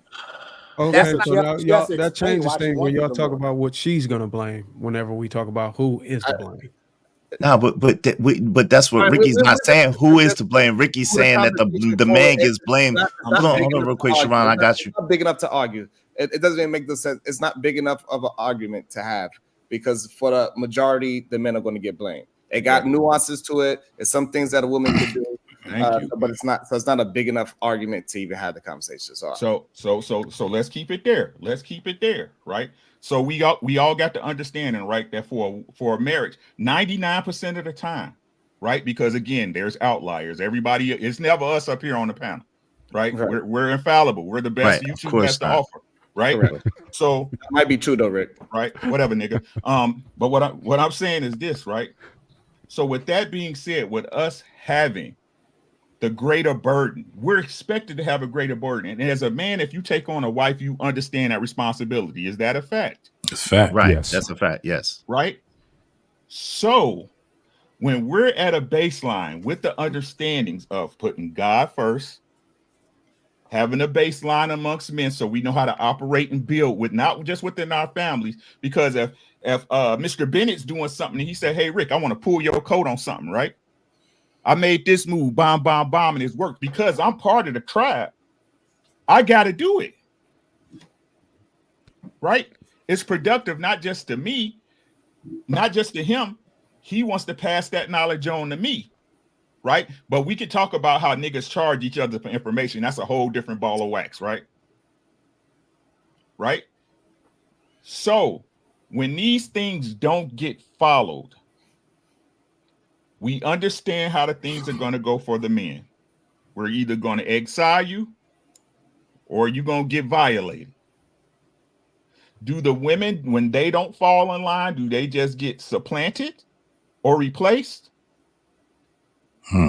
Are you asking what happens now or what should happen? What? No, not now. Again, this is a hypothetical, right, bro? Okay, so what should happen then? Right, exactly. The only problem I have with it, if you doing all the right things, you most likely on a high percentage, because nothing is out, 100%. But on a high percentage, you're gonna find a good woman that is following the same rules. So I don't understand if she's not following rules, she just won't be married to a good man. I apologize. I apologize, man. I'm just trying to understand. You said the blame because I don't know if anybody know the data on marriages as far as are they 50-50 or most marriages so men are the sole providers. Because from my 50-50. understanding, if a man is the sole provider in the event of a divorce, then yeah, the man is blamed. You hear what I'm saying? He's a sole provider. The woman is completely submissive and cooperative to the man. He's leader. He's got the leadership role. And if the marriage failed, then yeah, the leader rightfully gets blamed. But if it's a 50-50 relationship and both is responsible for the household, the stabilization and the providing structure in the household, then I would argue that the blame is even across the board. And that's the reason why I think they start coining the term irreconcilable differences or whatever. Right. But Ricky, So, this like, is if hypothetical, most right? marriages are Correct. Yeah. So why are we doing this? I don't understand. Why we keep going back to real life? Hold on, real quick. You doing what you blame everybody else to do. Come on, real quick. Every time I'm talking now, you keep cutting me off. I'm just saying. So the question is, if it's hypothetical, then why do we keep going back to real life statistical situations? And this is a hypothetical circumstance. And so he laid the baseline of the hypothetical circumstance. So instead of us moving forward and being able to come to a conclusion on the hypothetical circumstance, we're going back to actual reality and circumstances and statistics. That doesn't Okay, really make sense. and let me apologize. So for the record, we don't want to be real about it. No, he keeps giving hypothetical scenarios, Bruiser. Yeah, that's what I'm saying. I'm just trying to understand it from this minute on forward. We're not going to imply in real life or real life scenarios or reality to this conversation. It's all going to be hypotheticals. I don't know, but he's giving hypothetical scenarios right now. Right, because Okay, this is so let's move forward then. Yeah, that's why I was struggling that. My bad. I'm sorry.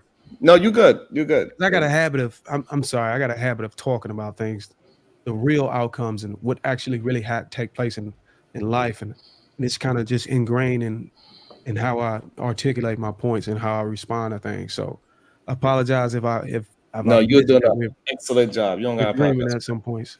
Yeah. Yeah, I agree. I agree. I look at everything from a real life perspective. Yeah, me too. You know what I'm saying? If it don't add up in real life, then I don't want to talk about it. Yeah. So in terms of real life, right?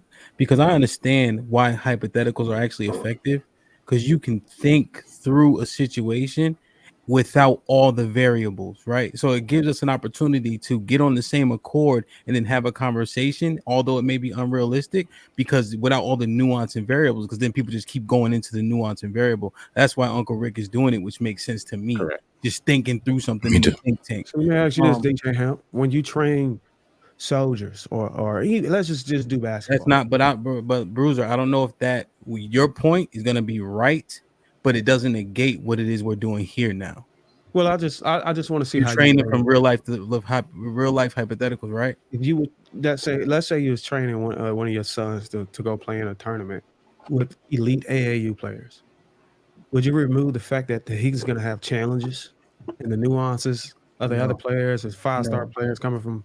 No. Or you could just tell him, hey, look, you're just going to just drop 40 on everybody in there. But Bruiser, what I said was, before you said it, I said you were going to say you train them for real life scenarios.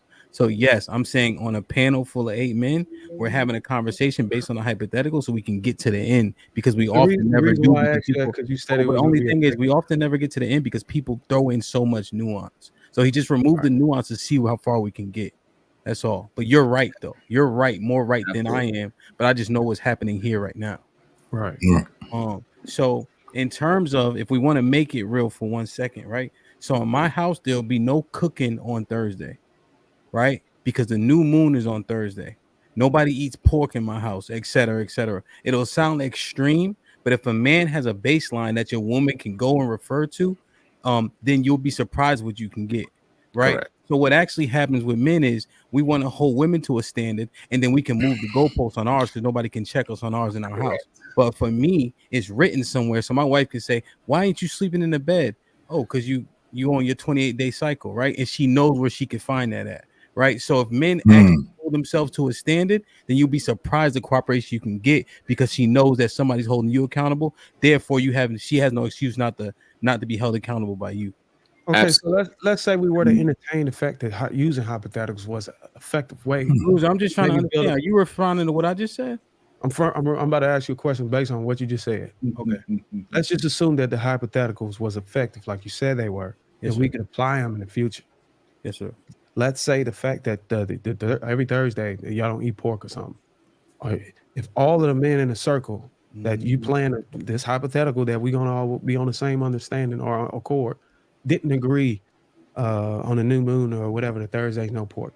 Are Well, it's you not, willing to- and see that, and that, so that's where it gives me slight issue because it's not Right. whatever. I was being very specific, and I gave Right. you He two said they don't eat different pork, things, right? period. And on Thursdays, they don't work. He said pork, period. He said they don't eat pork, period. Okay, so they don't cook on Thursdays, right? Well, Right. because it's the Sabbath, right? Based Right. on Okay, the moon. so if all of the men in majority said, "Hey, look, no, we don't agree with that. I want to cook on Thursday." In order to create a baseline of understanding amongst men, to create a circle, and efforts to have a wife be out to go teach other women, like we stated previously, and that be effective. Are you willing to pull back your standards as far as cooking on Thursday? No, I wouldn't be a part of that group. And that's why I stated earlier, because when you say that we have these hypotheticals and having a hypothetical be effective to try to build some blueprint in the future that we can all go by, you can see that we are going to struggle with getting men on one accord. We can't even agree on cooking on a certain day. But the baseline is based on your tribe, though. See, this is what we're failing to realize, right? If there is a such thing as the baseline would be based on the tribe or the people that you're around, the people that align like you and think like you. Because there's no other way to set an overall baseline. There's too many different religious ideologies, too many different denominations, too many different just we're not a monolith. So in order to set a baseline that will cover on all men, that's why I think all black men, let me just say that, would be, to me, impossible. So you would have to break it down to more of a tribal thing or more of the people in your vicinity in order to get a common baseline. It is on that point.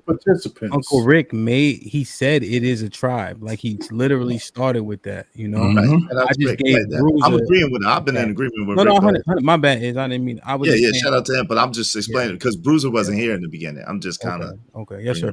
Because that's what we're playing off. I just gave Bruiser a real life example that people would deem extreme that can happen, and I also know 1,000 brothers who do the same thing on this coming Thursday. Right, I totally agree, and I totally understand. It's just that my original concern of a woman, like we stated, was to go out and teach other women. Like, what happens when your wife come to teach my wife? They say, "Hey, yeah, you should be cooking on this day or whatever," and I'm like, "I don't." And my wife is like, "No, hell no. My every Thursday, my husband like pork chops." But you won't be a part of his tribe. So the problem is that Uncle Rick, he said it that all 10 of us, we all in agreement with this baseline. That's the set of it. So there's no veering from this baseline. You trying to make it an individual thing. This is what we was having a problem with early with the word good. And so we're saying that the word good, it gotta mean something. Because once we have a foundation, say this word means something, now we can move forward. Well, but when everybody just said, well, it's subjective, so it could just mean whatever the fuck I wanted to mean, and then that's when we have the fucking chaos. But can I add this to Ricky real quick? Wow. For us to stop the chaos, we got to agree on something, whatever that group of men are. We agree on it, and then we move in it, and we don't veer off the track. But see, the women are never supposed to be talking to married women. The women are supposed to be talking to single women, right? Because they're like, women shouldn't be talking to married women about what to do or how to perform like a wife, because the husband should be talking to that woman about how to be his wife. So the wives talk to single women who may be trying to get a husband and they may not have found a husband yet. That's what I believe. But maybe. Well, that's one, Izzy. But that lady wouldn't be going to a person who's a non-believer to try to convince her to do this. So Bruiser, one of the things I think you're I'm not saying you're having a trouble with. You're talking about how things are. We're saying that for us to have this conversation, let's just have a hypothetical on how things could be, right? Or should be, right? So there's a difference there. So once you set that baseline of us saying, let's just say we're all in agreement in this community that we're going to behave a certain way. How would that look, right? And how would the women respond to that?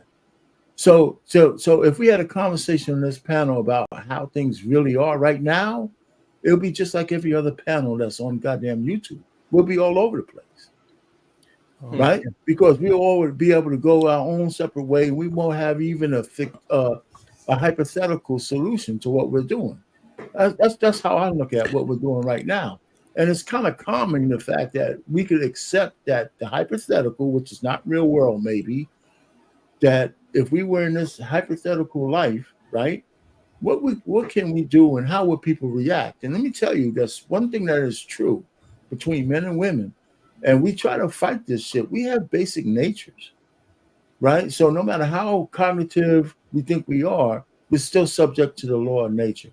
So, and I'm gonna land it here. So if we had this hypothetical, the way we're behaving now, or the way we're talking now, and we have a structure, I can say naturally the kind of women that we're talking about will actually follow us without much agitation. One of the things that Hemp has said that really resonated with me was leading your wife, right? Leading your woman. And it's leading her with reference. Not because you just said it. It's because you can actually refer her to where it is, right? That's a big difference than what we're talking about now. And even when you hear these conversations where you got men that are talking about how to lead their women, standards and all these different things. One of the things I probably never heard anybody except for when I heard him. I think I heard Izzy say it before. You gotta have a reference. This is where if you believe in the Most High, then guess what? You're actually living that. Because she's not just saying it's just because of what he said. He can literally refer her to what the word is saying because he's saying, I go by the word. And am I wrong when you say you take it literally? Yes, sir. I mean, no, you're not wrong. Sorry. That's a Yeah. bar. Yeah. Hey, listen, I said the same thing. one too. thing I do know is that women, I would tell you this, women got to be careful of double-minded men. When they say one thing an hour ago, then they say something different 2 hours later. You got to be careful of that. When men cannot make a decision and stick to their guns, those are the type of men that you're going to have to be careful with. And men as well, those are not leaders. People that got to switch their minds so quickly and don't even realize that they are double-minded. That's a very dangerous man. Very dangerous. Well, I will tell you this, just to move it forward, move the conversation forward and not to keep going back, because I understand the hypothetical thing. I will say this. If you did get most men to be on, let's say we had 80%, 90% of the men were on one accord, hypothetically. Unless you make it a hypothetical that women had the same understanding and the same wants and needs or the same principles, I believe that the 10% or 20% of men are left are going to be the most desired. Similar to the financial thing, similar to the top 10 earners type thing. I think you'll still have the same issue that these women, if their minds aren't orchestrated in a way where you could apply that hypothetical one accord thing, then they would just cleave to the last 10% and they would share those men and compete for the last 10 to 15% of men. In the 90, we'll still have the same issue. I disagree. Just going off of what history has shown. Yeah, I think most successful marriages, the ones that are, I guess we're gonna reference successful as 10 years plus, they usually start off in the average bracket. They are not millionaires.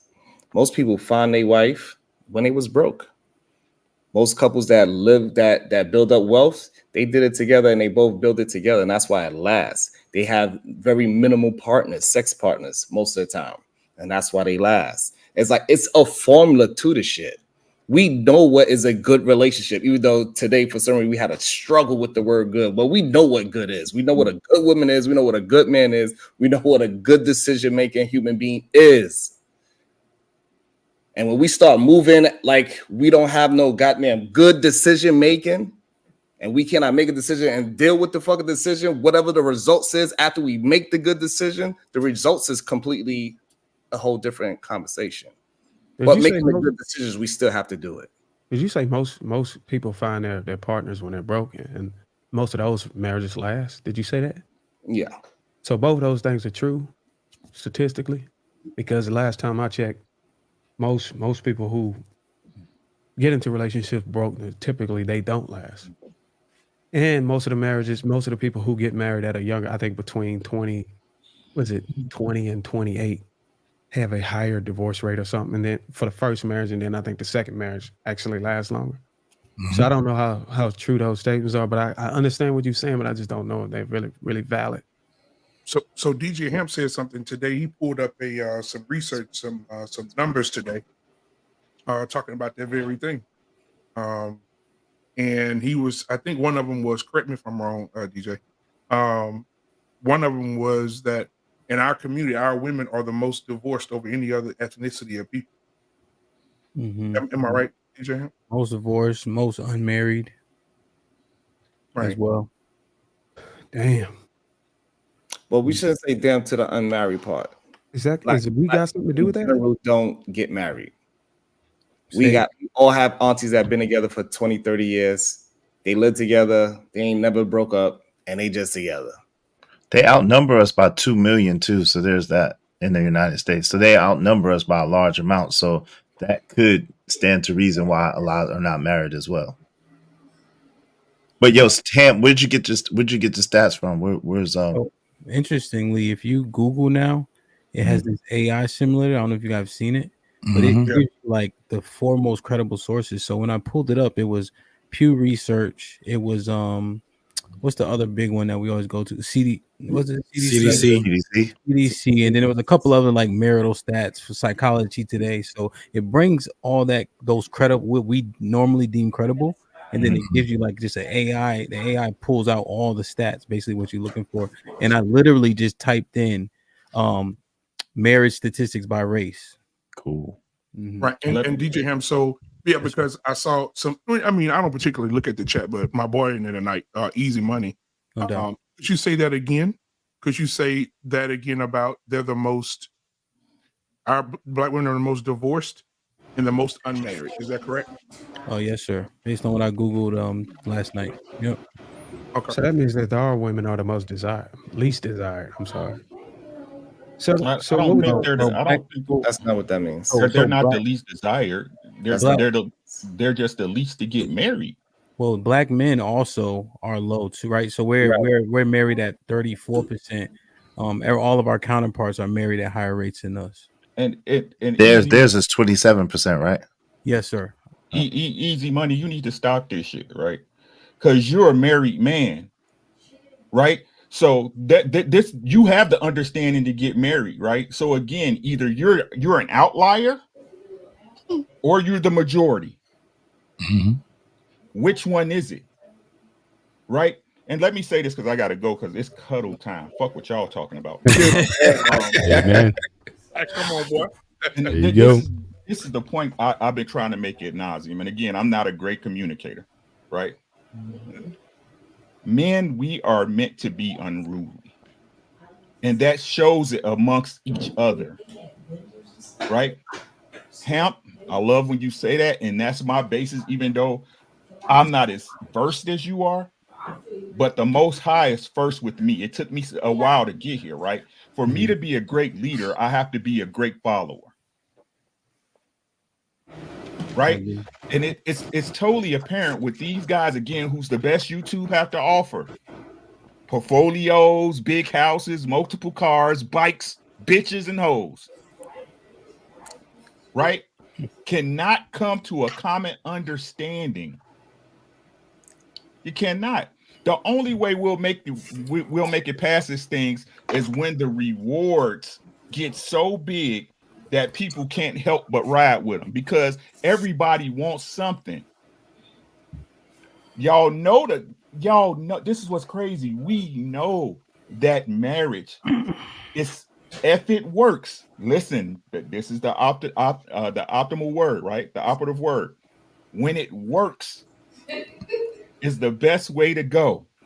But there's so many different roadblocks to make it work. The prize ain't worth it to nobody. So again, right? Are we, if we're responsible for marriages, this is what we all agreed upon. Are our women just empty passengers? Who? No, they shouldn't be. Right? Hold on. I got you, bro. Hold on, I got you, right? They shouldn't be, right? And in a successful marriage, you understand what your wife does and what she presents and brings to you as her husband and what you bring to her as your wife. We were supposed to be making this thing rewarding for the both of us. There's a disconnect somewhere that everybody don't want to take. You don't want to take account for it. The ladies say it's the man, you're not the leader, right? Men say you got to be a woman worth marrying. So which one is it, guys? Which one is it? Somebody's lying. Don't I say this all the time, BMU? JT? Mm-hmm. They're liars. Somebody's lying. Who's lying, y'all? The men. That's all I got, man. Y'all be easy, man. DJ Ham, I need that hat, bro. Why you doing me dirty, dog? I'm ashamed to send you the site and all that. They sent this shit to me. Send you the site. That shit is dope as hell. But with that being said, man, I love y'all, brothers, man. Stay up, protect yourself. Right on, Ricky. Be easy, man. Y'all have a great My night. man. Have a good one. All right, Rick. Hey, BMU, man. What's your name? Yeah. He DM'd me. I saw it. I got him. But black man. Oh, sorry. Yeah. Go ahead, bro. Just one thing in terms of what Bruiser was presenting when he gave, like when he was going into the real world, and I appreciate it. Bruiser, another thing, like if we go along that same line, if I come to the group of men, right, and I see these men doing the right thing, and they have things that I don't follow, I'm also willing to put the shit aside that I'm doing that's not working to get in with that group of men that's actually doing the right thing. I think oftentimes we have a problem with pride and humbling ourselves, you know. And I know I hope I ain't been talking about the Bible too much, you know what I mean? But that shit is pretty cool. It says in Ecclesiastes 4, you have to have a group of men that you fellowship with to hold you accountable. A lot of us out here trying to do it by ourselves, and it's very unrealistic, you know. But if Bruiser doing the same shit I'm doing and Sharon is, and I'm going off, I got two brothers be like, what the fuck you doing, my nigga? And that's more impactful than my wife saying this shit, just to be 100%. Not more impact, but it's a different impact. You know what I'm saying? So I digress. My bad. Yeah, different level of accountability. I agree 100%. And that's why we gotta agree on words. We cannot just have shit willy-nilly. Saying, oh, things are subjective. No, things have definitions. So all men here, stop with the subjective shit. Words mean something. It's defined. We all came to agreement that this word means something. I don't want to never hear any man that we had a conversation with today saying good is subjective. Can we all agree to that? No, good is subjective. Sure. No. Good is subjective. No, it's absolutely subjective. I want to make it a two-part question. The men that says no, are y'all married? Yes. No. Yes. Then No. I mean, let me ask you. Can I ask you a question? JT, are you married? No. So, hey, that goes to show. So, percentage-wise, if you think good is subjective, that's going to be your results. It was half and half. Half was married, half wasn't. What you talking about? Most people didn't agree with that. No, it wasn't. It was Trey, Izzy, and JT. That is 3-1. Mr. Bennett is 1. So that's 3-1. So, but whatever your results is, whatever results you are looking for, because I'm not going to say which one is good because it's subjective. However, whatever the results that these other men have possibly watching, whatever your results you want, and you want responsibility for your life, just realize who said good is subjective and who didn't. Sit. Is there It's biblical? also Is there a might be the biblical definition of smallest good? sample size in history. But Hemp, I got a question. Yes, How sir. long before a tribal war would start? You have your beliefs. You belong to your tribe. I have my beliefs. I belong to my tribe. And let's say our tribes are diametrically opposed. How long before we start to fight? For instance, right? For instance, you guys believe in marriage. I don't. Right? So I'm going to deal with all the single women. Right? And my tribe is going to more so try to deter them from getting married because it's beneficial to us. Right? Whereas your tribe would be the opposite and try to get the single women to get married because it's beneficial to y'all. How long before this thing comes to a head? Are we They're fighting now? already fighting. Well, that's that. I guess that's the point. That's where my issue with this whole baseline is. It seems like it only ends in war. No, so if you look, see, diametrically opposed is hyperbole, but I understand it. I would argue that we're there now. There's men who say marriage, there's men who want to fuck a bunch of women, right? It's happening now. We just ain't going, fisticuffs. But what actually happens, I think, is if you take groups like the Fruit of Islam, right? The nation, right? And then you have the Israelites. 90% we agree, right? But where we don't agree, it ain't really no smoke because them brothers are doing mostly good shit. I think that's the key. We ain't trying to destroy each other. We saying, okay, y'all, What up, y'all, fantastic? y'all got order and all that. And so the things that they stand on, we like, okay, cool. We can still galvanize our people because where we at ain't good enough. So I mean, it You just gotta be careful with that word "good" on this panel, Hamp. Be careful. Now that's what saying this phrase I use, good ain't good enough. That's the same as that phrase that I used, and you said, what good enough? But anyway. Yeah, just talking about our In what people. context did y'all use the term good?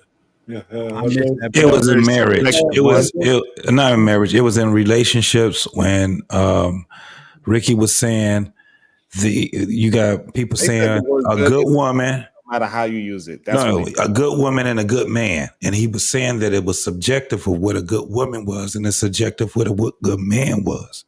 And y'all agree, right? Yeah, most of the people with sense do.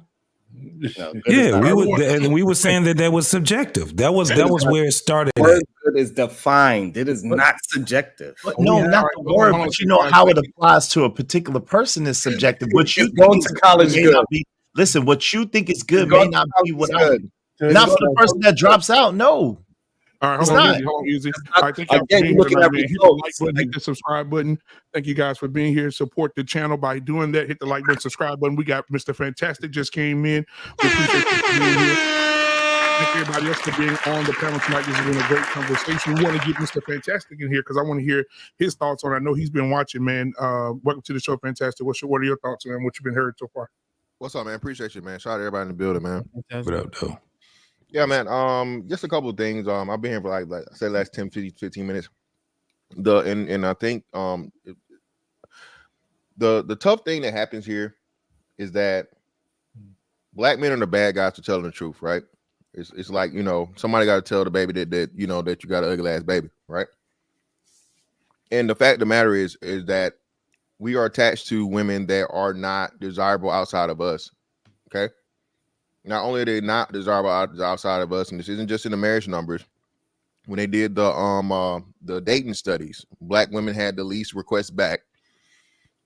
Black women were the least sought after of other races. And I don't think it's just completely totally a physical thing, but again, the attitude and the reputation that they have plays a big part in that. Now, if you say this, you're bashing you know what I'm saying, you're doing it, but no, it's this the biggest issue and problem black people have is not having outside opinions, you know what I'm saying, critique it. Black people can't stand when you none of your business. Well, again, if you know what I'm saying, if you have a issue or problem with your company, do you want somebody within the company to look at it? You know what I'm saying? And you are they going to be honest with you, or you want an outside look of eyes that's going to tell you the truth because they don't have anything to win or lose, you know what I'm saying, by placating to you and doing all these things. So we have to start getting this, and I think the fact of the matter that we haven't told them the truth. This is why we get a lot of these black women from billionaires. That was a lie. and white men love and all these different things. Like it just has so many of these options when it comes outside of us. And then we get turned around and we get blamed because again, black men are marriage minded or more marriage minded than black women. But due to the fact that black women don't want to get married, this is why black men suffer in marriage numbers. Okay, the success you have outside when you start dealing with, in black men's interracial dating numbers are going up simply because now we have more control of our own narrative and our own own reputation and whatnot. That I think within the last 3 years or so, you had a 5% increase in black men marrying out, right? And then of course we're starting to see a lot of more black men dating out through social media and things like that. So the issue and problem is again, we're trying to be held to task for something that's not the fault of our own, and we're being drugged down because of who we're attached to. Same thing, you look at the financial aspect of it, right? The reason why we're at the very, very bottom of finances is because we're not cohabitating, we're not having a family unit, we're doing everything separate. And like you said, those 2 million black women you guys are talking about make a whole lot less money. So anytime we start having these conversations about any of the things that you're just sticking to the facts, it somehow turns into, oh, you're trying to shift accountability, you're trying to do this, you don't want. No, that's not the case. And that's what I think, because we're so programmed, we've been hearing it for so long. When you start actually telling the truth and actually using the stats and actually using the data and stuff like that, it's just, oh, you just bitching, you're just complaining, you nitpicking, you're agenda war. No, it is starting, and like you said, the first step of AA is admitting that you have a problem. And again, a big part of the problem of black people is black women never ever being held accountable, being called to the carpet. You know what I'm saying? The men are doing our part. The men are doing what we're supposed to do. Black men have done phenomenal things over the last 30 years. You know what I'm saying? Everything from crime and prison rate to education to making money, being entrepreneurs, all these different things. But again, it always comes back to the insufficiencies of us versus, okay, why are we suffering so bad when again we have a fucking track record of improvement? But then too, like you said, now you juxtapose us against other races, what is in common? You have the man and a woman of that group that's willing to work together, even in situations where they're in poverty. You know what I'm saying? I mean, we And should Spirit Fantastic. I'm sorry. Hey, peace. I'm out. Y'all appreciate you, man. Thank you, black man. Appreciate you, man. Y'all be easy, man. You say All right. that. All right, brother. Most definitely. Oh, yeah, man. But that's basically it. It's just like that's basically it, man. Like again, this whole thing is us trying to figure this stuff out and be successful in spite of. Mr. Fantastic, when you use the stat that the black women were least desirable on dating apps, how do you qualify the information of Asian men also being least desirable, but they're the most married too? So that actually that was because the culture. So even though Asian men are least desirable, they still have a strong culture of marriage being the standard. Hence, Asian couples having the highest earnings because again, you have Asian men and Asian women that are the 2 highest earning groups in the country, right? So despite them being the least desirable, and that's more so, I guess, outside of their realm than anything else or whatever. They women like them. Yeah, that's what I'm saying. And you gotta think there's a billion people in China alone. But think about this though, right? If we're saying their women still desire them and their women are the catalyst to them being so successful, where do you put our accountability at for our women being least desirable and also being least successful? Because if you make their women be so great that now raises those men up, even though they're undesirable, what do you do for the black women? Is it the same level of accountability? You giving props to the Asian women, so then the black men on the same court, won't we have to be accountable for the downfall? No, because those women have what black women lack. They have a loyalty to their men. Okay. They have a loyalty and a culture. Hold on before you hop in. They have a loyalty, and they choose, even though their men are the least desirable, like you said, Hamp, they still say, hey, these are the people that are like me. I want to keep my tradition, my family, my culture, my gene pool going. So we're going to figure it out. We're going to make it work. And then on top of that, we're going to be highly, highly successful education-wise and business-wise, financially. What race of women date out the most? Asian women. What does that prove? I hate when you do this. You're so two things can be true at the same time. So I know, but it makes it tougher, Mr. Fantastic, because if they date out the most, you're talking about the culture. Does that speak against the culture and how they're all bonded together? Not if they outpopulate other women by large. Yeah. Again, these are American numbers. Y'all. We're not talking about the globe. These are United States numbers that we've discussed. Well, even with United States numbers, this is what I'm saying, right? Okay. The fact of the matter is that those women are desired by white men. I think the most common interracial coupling is Asian men and white women. I think. Well, no, actually, I think it's Hispanics, but it's extremely high for the Asian women and white men, right? So the fact of the matter that another group of men finds their women attractive, and other men find their women attractive too, because I think they're second to only white women. So I think it's white women, then Asian women, then Hispanic, and then everybody else, right? So being the fact that they have desirable women, you can't fault. You know what I'm saying? How can you blame the men for that, or how can you blame the women for being attractive to other groups? Because you was making a correlation. So the Asian men, they still the most married, even though they the least desirable. So that's a cultural aspect. And the culture, the Asian women do not want those men. They are marrying outside the most. No, again, they're supposed to have anything to do with us not marrying our black women. And I hate when you, brother. Can we have a honest and like common sense conversation? Give me the numbers of the rate that Asian women date out, Sharon. I'm just going by the stats that you are providing. No, so tell me the numbers. I never said no. Do you know the numbers? Now I gotta give you the numbers. Tell me the numbers. Do you know what it is? I asked you a question. I said, hey, do you know the number? I didn't know which race. Hold on. I mean, because you think I'm not having an honest conversation. That's why I asked you what race is dating and marrying outside the most. It just happened to be the white men and Asian women. White men and Asian women in this country date out the most. With you, bro. I'm not trying to ask a question. That answer just sounded like it doesn't go with what you were saying. That's all. So this is what you're missing.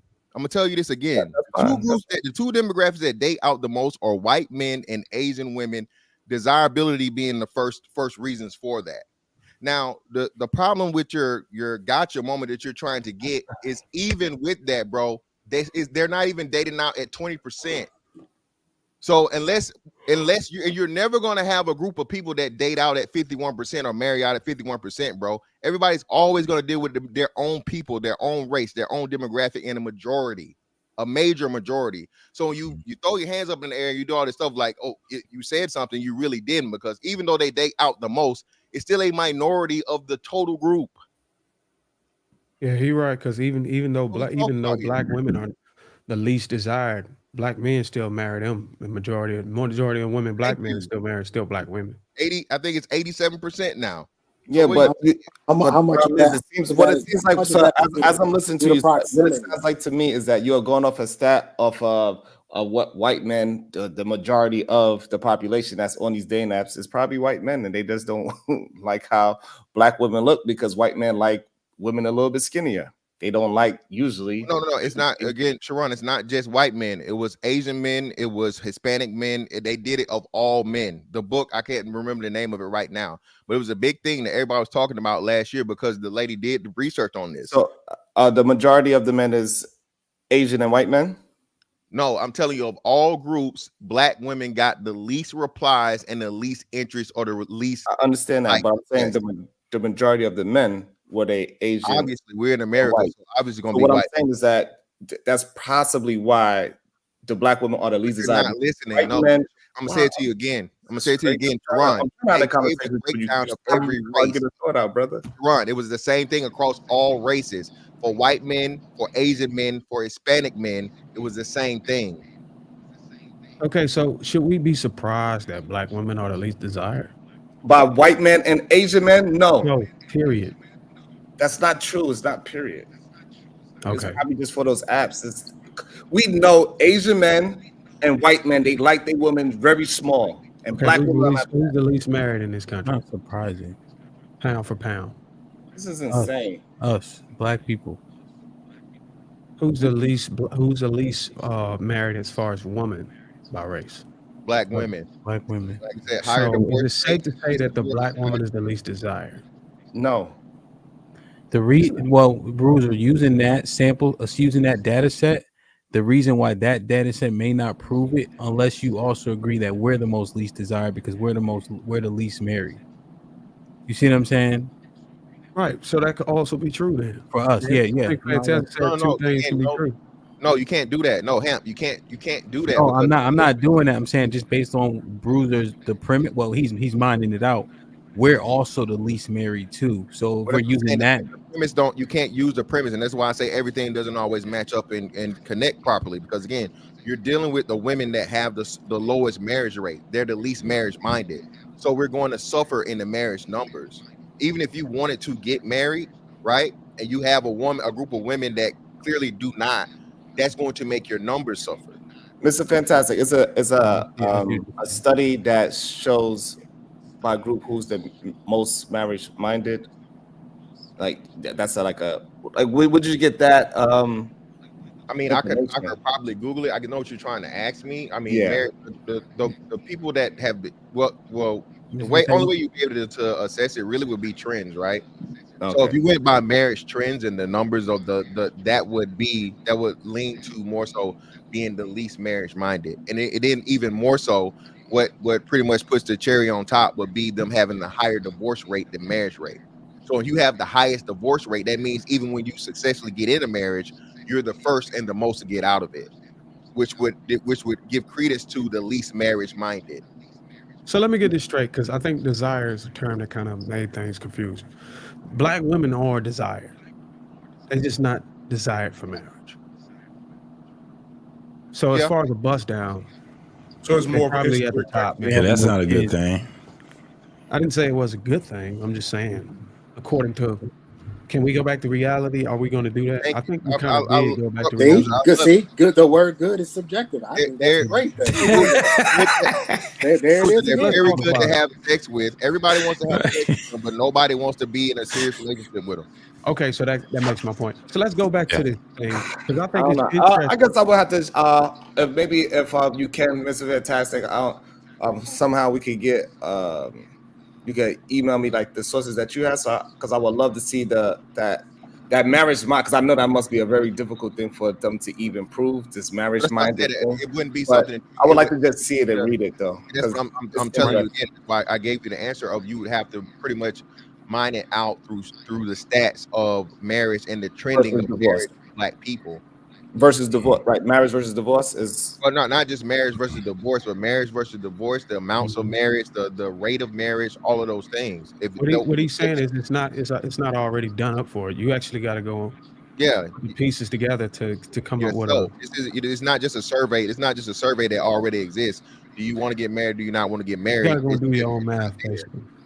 But let's try to do this, because I think it's interesting that we have a bunch of guys on the panel that's actually willing to come to a consensus on some things and try to have a base of understanding, related to the hypotheticals of the community all of a sudden having a miracle and everybody agreeing on the terms.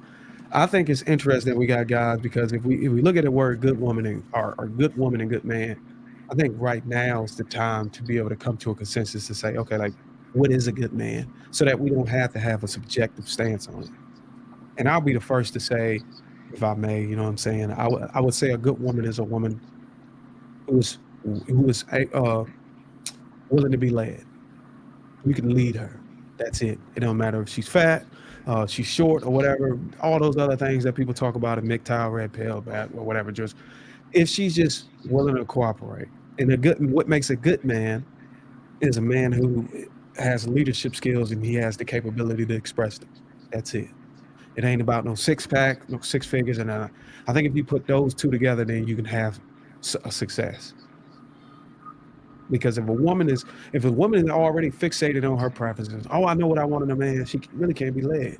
Now you got to come and fit into what she already have a preference for.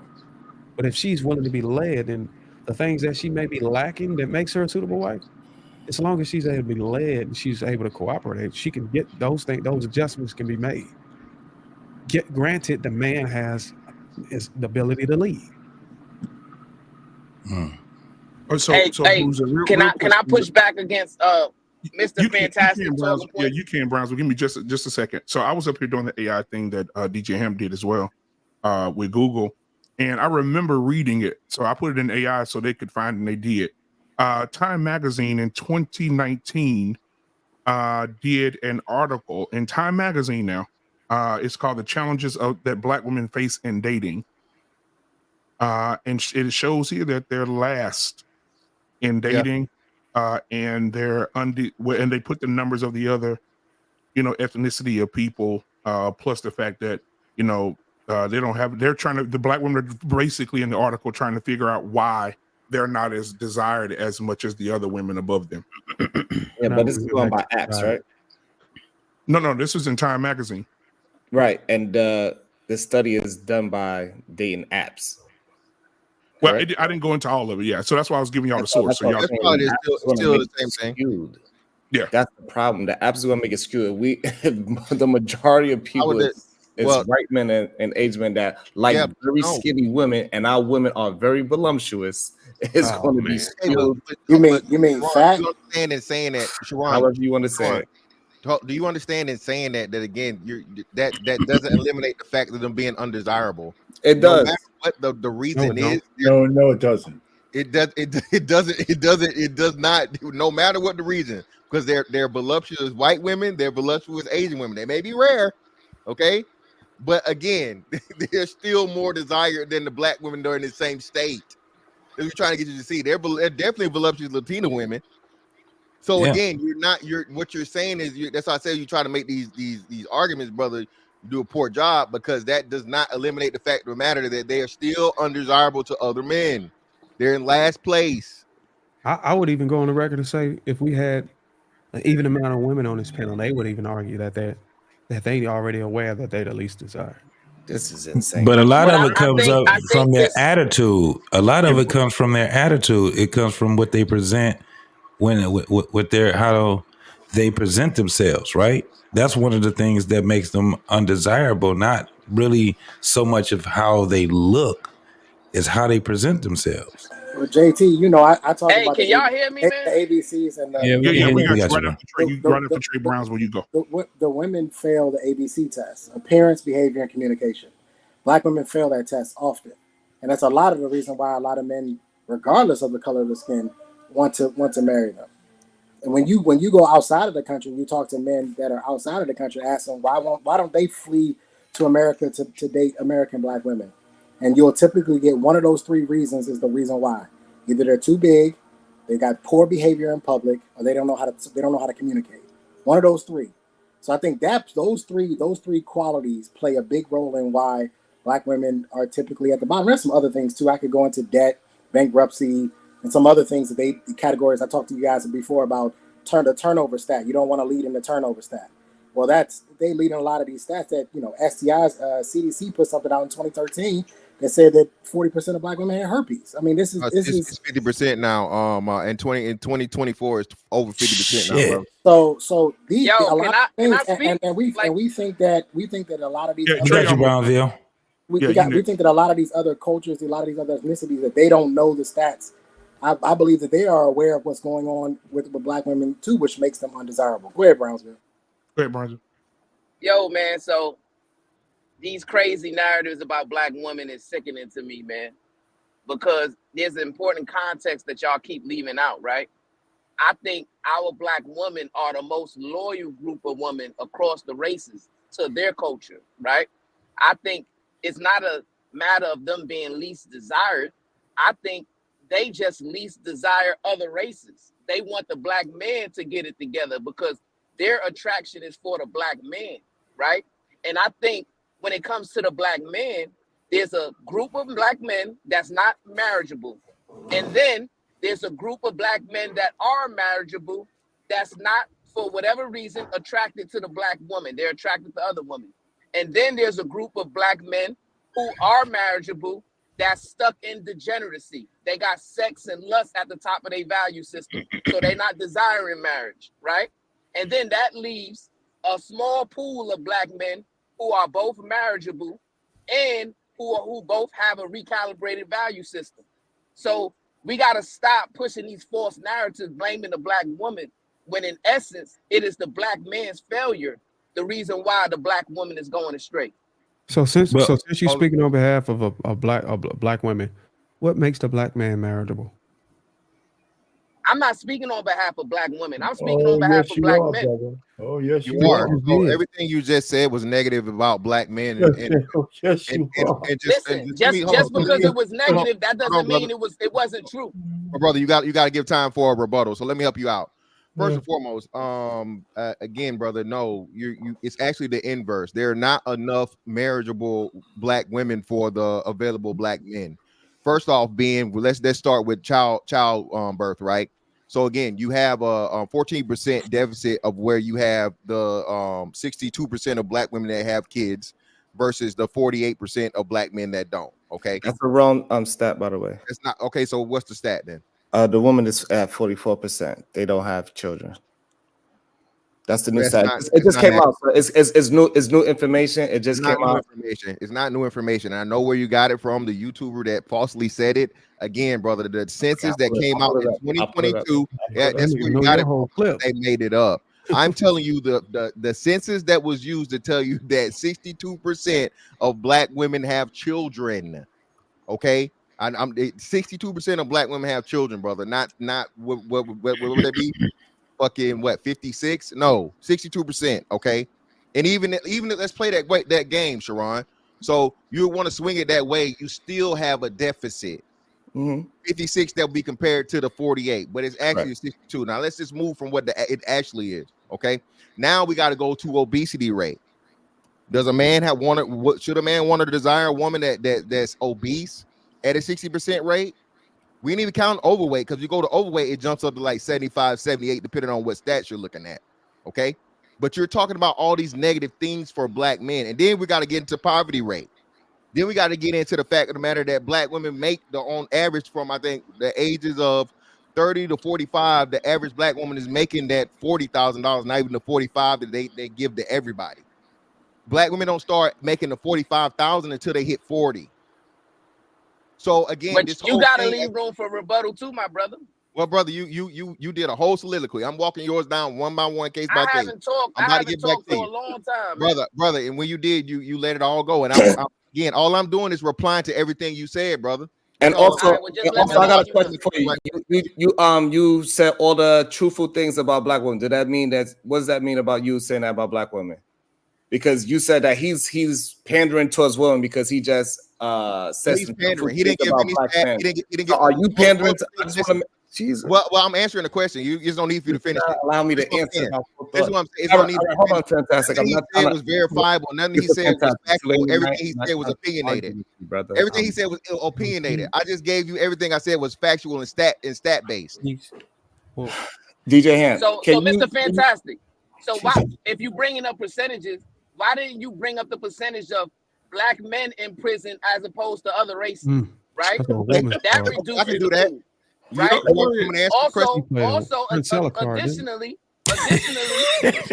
when it comes to education, right? How come you didn't bring up the percentage of black women going to the schools of higher learning as opposed to black men, right?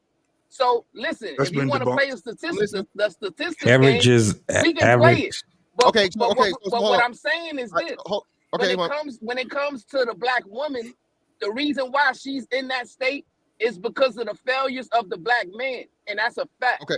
Okay, cool. So I get the rebuttal now. So let me help you out, brother. So tell me the percentage of black men in prison. Listen, I told you to bring it up. You the one got no. If you're gonna tell me to bring it up, tell me the percentage of black men in prison. Tell me. You don't know. No, I'm talking about in comparison to the other races of men. No. That's that. No. Because that shrinks the dating pool. No. That don't shrink the dating pool. So I'm For glad black you women? said that. So brother, stop interjecting. So see, you just hamstringed yourself and you proved the point that I ultimately wanted to make in the first place. The only ones the rate of them compared to other men is irrelevant when we're talking about the dating pool. No, it's It would not. just be stop, brother. I know you're slow, so let me help you out. Don't do him like that.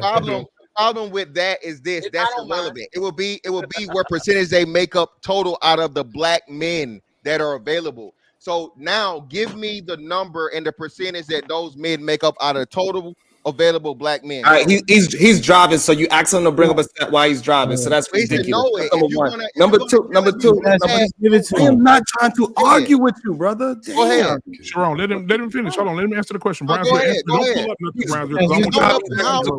This grown man. This your son. You look grown to me. We having a conversation. Just pull up the stat. You don't need to pull up a stat if he's talking about the stats. If any stat I say, I don't need help with it. I know it. So why is he bringing up stats if you don't know them? How about this? Hold on, fellas. How about this? Let's try to get away. Hey, DJ Ham, let's you try got to get away. right? Let's try to get away from What is stats for that? 1 Okay. second. Hold on, man. Let's try to get away from stacks 1 second. Let's just try this. I don't want to Brownsville. I understand you might not be able to find that stat, and I understand fair text. There's a checkmate if on that. Just do this, Brownsville. The woman you're talking about, the woman you're referring to, are women that could be a wife, that are suitable wives. Correct? I just want to ask that first. Now, you're not talking about every black woman. You're talking about a woman who actually would make a suitable wife, right? That's correct. Okay. So just give me a hypothetical, because we've been doing good with hypotheticals all day. Out of all of those suitable black women that's available that could be a suitable wife, or the black women that can be a suitable wife, how often and how frequently do you think they get thousands of DMs and thousands of followers of black men trying to get to them and pull a shot, which actually overwhelms any argument that there ain't enough? They can't even walk out of their doors. They got it right in their face. Black men trying to shoot their shot. And for any But the woman that problem is a is- suitable wife that's trying to argue that there ain't enough black women, they have it in Bruce, the very palms of their hands where they can go ahead and get into a relationship. The issue is this, right? Yes, they're getting the DMs, they're getting the flowers, they're getting all those things. But it still comes down to what I said. There's a group of black men who are giving them the DMs, giving them the flowers that just aren't marriageable. They don't have jobs. Thank you. Now hold it right there. Because this is where I lost you at originally. What makes the black man marriageable? What makes the black man marriageable? Yes. Is that okay? He has steady employment, right? Number one, he's educated. He has his moral compass positioned in the right way. What is that? That means he has his value system properly aligned. I already said that. Well, So no, I'm gonna pass the mic after this. But what you just did is basically said the black woman has to find a suitable husband. Basically, the black woman is supposed to marry a helpmeet, and men are supposed to be helpmeets. So a black woman is going up. I mean, I'm just translating everything you're saying. Basically, saying a man is supposed to fit into these women's life. Yeah. No, what I'm saying is a man is supposed to meet a certain standard, and unfortunately, That's a another way lot to of put black it. men, don't meet that standard. And I yield. Right? And I yield. Can I Okay, take a challenge? That's a check. Yeah. Can I take a DJ Hemp, go ahead. challenge? Hold on, RP. DJ Hemp, then you. No, I think Mr. Fantastic can offer more edification by giving them the stat to further the point, so Brownsville can just simply get edified on it. Because I think the more information he has, the better. Which stat, Hemp? Like the 5% of us that are actually in prison. Yeah. So that's 800,000. You know, we did go past that. It's less than 1 million men in prison. It's less than 1 million black men in prison. So it's like 800,000 of us. 750,000. Yeah. Last time I checked, right? So when you're talking about 750,000 out of 20 million men, that's a very, very small percentage, brother. That's one of the things that black women have been using to beat black men over the head with. for oh so long, when again it's a very, very small percentage of black men that again how does that affect the So dating? that's one, and then the But what college. is the ratio as comparison to the other races of men? Again, that's irrelevant. Well, No, just it's not. in terms of When you're edification. talking about, let me help you out. Again, you follow me. If you're talking, what's the significance of them in comparison to other men? Tell me that then. How about that? What's the Because significance? that's what we're doing. That's how you're determining that the black women are the least marriageable, the least desired. Now you're conflating. You're having a mathematical fallacy, mathematical and logical fallacy. Because again, the only thing that would matter is the total number of black men that are taken out of the pool. The other men of other races are completely, totally And irrelevant. you're ignoring context as well. It's not ignoring context. This is a simple. We're talking numbers. Yeah, so Brownsville, in terms of people in prison, 32% of the prison population is black men, 31% is white men. So there's still enough men to go around for all the races, regardless of the jail population. Especially because 31%.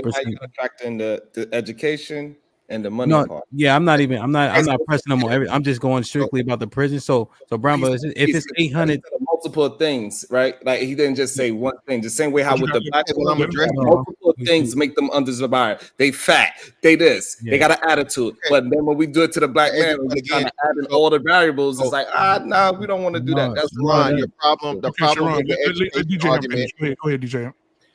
No, see that's not typically a tactic I employ. I think that when Brownsville was talking about prison and this specific time frame, I'm just going through the prison information with him, so he has it for future reference.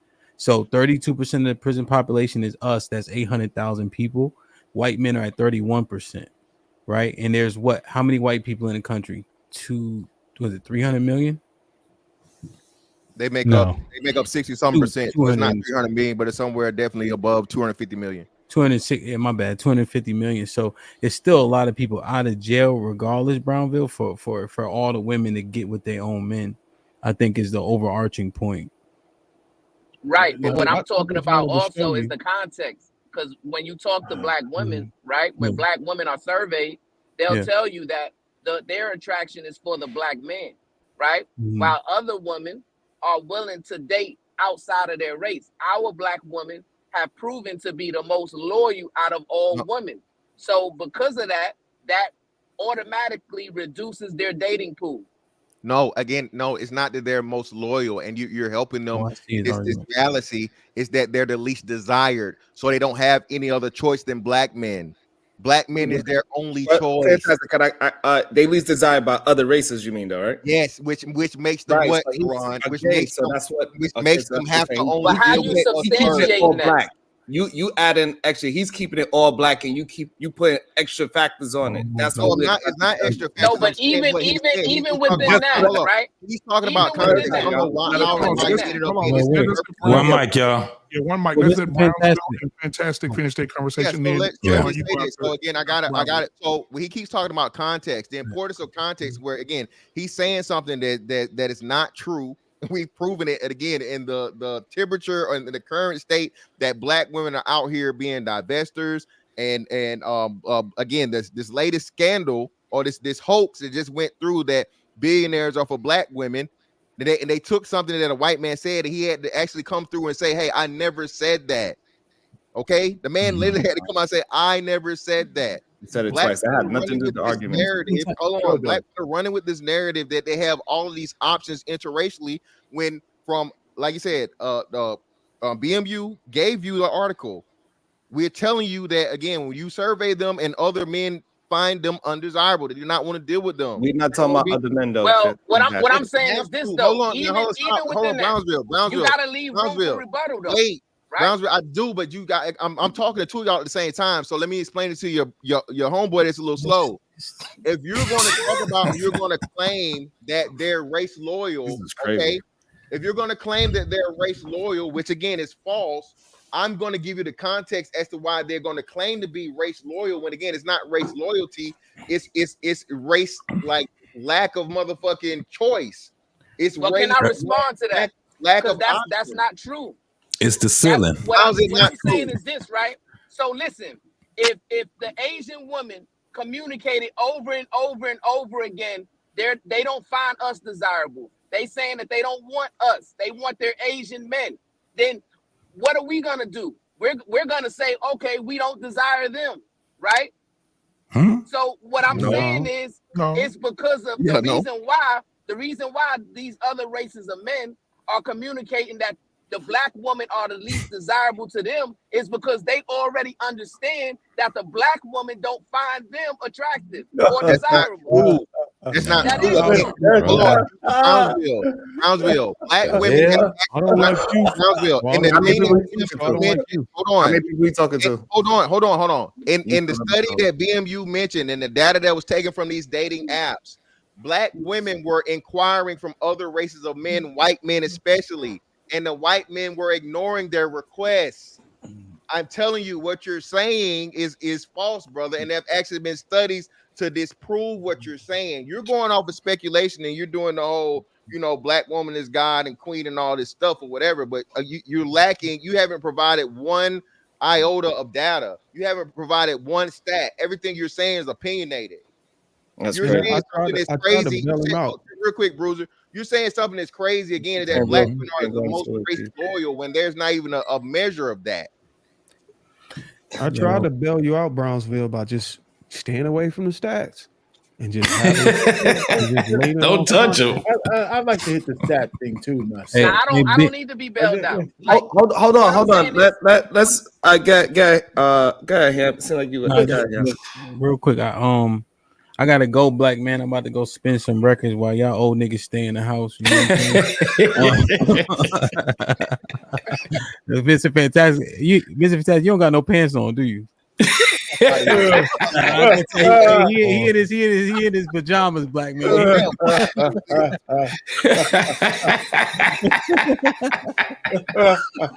Sir, I have ultimate nigga. Listen, I be thinking about that shit. Somebody kick this door in, nigga. I ain't finna hop up and y'all see me in my drawers.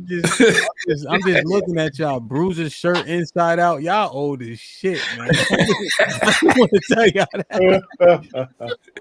Hey man, I love y'all, man. Be safe, black man. I appreciate the invite, good brother. And I appreciate you too, brother. Thank you, man. Yes, sir. Y'all don't do nothing I wouldn't do, man. Be easy. All right, Han. Hey, be safe out there, bro. You already. Most definitely. You already know.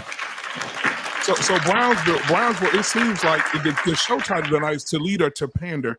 A lot of people, the women love you, Brownsville. I just want to say that they love you. The men not so much, because they think that you are a representation of pandering. And so I just wanted to get that out because Mr. Fantastic, I wanted to ask you first, then we go around. Then Sharon, you could jump in as well. Fantastic. When you hear Brownsville talk, do you hear pandering, or do you think he's just really a solid guy that really wants the best for black women and black men?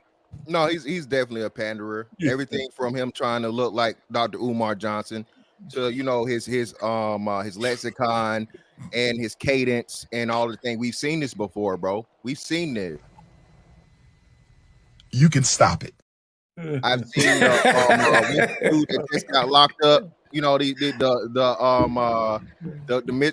Mr. Polite. I've seen the young pharaohs. I've seen all this stuff, bro. This is nothing new. This is just the Derrick Jacksons.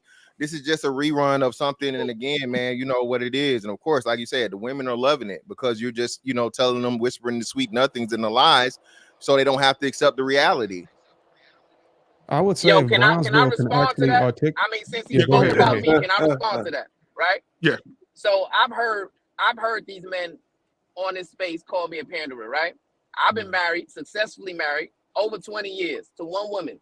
Don't have no baby mamas, right? I got a beautiful wife.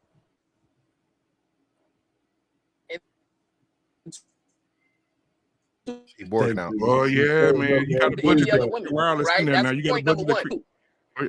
Point number two. Point number two. Hey, we didn't hear you. You driving, fam. You got to go back. Hold on. Go back over point number one. You worked out. Go back over point number one. Broke up. Okay, point number one. I'm a happily married man for over 20 years to a beautiful woman. I don't have any baby mamas.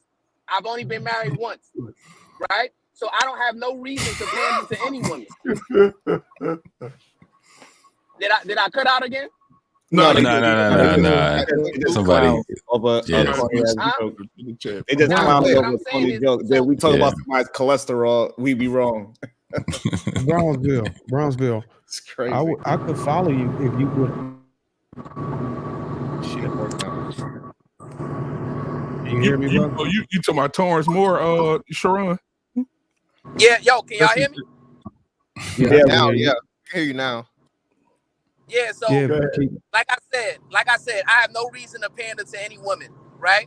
Point number 2. I'm not speaking to even talking about women. The only thing I do for the women on the YouTube is show them respect, right? So they like me because I'm respectful, which is kind of crazy. I thought that was just a natural thing for men to be, right? And then point number 3, a lot of the men that don't like me is not because of that the woman like me. It's because that I've exposed their crazy ideology, because they're rim brothers, no good suckers, the red pill men, the incel men, the manosphere men. Those men, they got a foundation of hatred towards women, and they really don't want women or like women. They really like men. And that's what I've exposed on this app, and that's what the women see. And I'm calling for men to recalibrate their value system. Remove sex, let me ask you. degeneracy from the Hold top. on, he said rim brothers. Can you explain what that is to Yeah, the what is a crowd? rim brother? That's why I was. You don't need to get no goddamn explanation. RIM is an Funny, acronym they man. made up for, a red pill, incel, and manosphere. He said, and now I guess Mr. Fantastic. Oh. Hold on, brother, just real quick. I'm explaining it. Member of the Rim Brothers.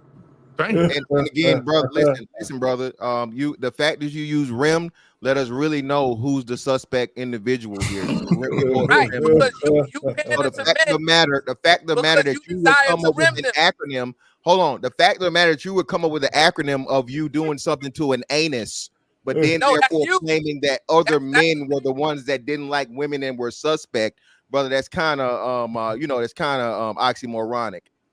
But I see a lot of things go over your head. You gotta explain that, not me. I'm married. You gotta explain what? You gotta explain that. Are you married? What does it have to do with anything? Yeah, there's a lot of married men on the download. You're the one rimming other men. Can we move on? Can we move forward? Brother, listen. Now you're making sexual assumptions about me, brother. Well, I promise you, okay. I'm not gonna disparage your wife. Oh, wait. Let me tell you something. Hold on. Hear me out. I'm not gonna disparage your wife, brother, because I don't know her and I don't know what she looks. I don't know anything about her. But I promise you, she's not fucking with nothing with I'm fucking. I put money on that. And that's a couple of them, brother. Yeah. Dog, listen. You don't want to do this with me. I haven't seen no woman you mess with. My wife. You don't want to do this with me, bro. My wife pictures up. Where? Put yours up. Where? Take a picture with her. Take a picture with her. Put it on your profile. Hold on, brother. Be careful. And put now, the date on it. Picture of your wife. Now, I don't want no AI generated. Leave your wife out. Yeah, Leave your wife out. I know that was y'all brothers do. Y'all go to the AI generated picture. I got red pill. What's the M? What's the M? Manosphere. Oh, Manosphere. Okay. All right. Yeah. So I want to say this Brownsville because Sharon is also a lot of people. I've been watching a lot of shows that you guys been on. And in the chat, a lot of the guys just really hate you guys, bro. Like, and they say it in the chat, like you guys are simping, you master simps. The Masons ain't got nothing on y'all, all that type of shit. Right. And so what are your thoughts, Sharon? Are people looking at what you believe wrong? Or are you really standing in the gap for the women?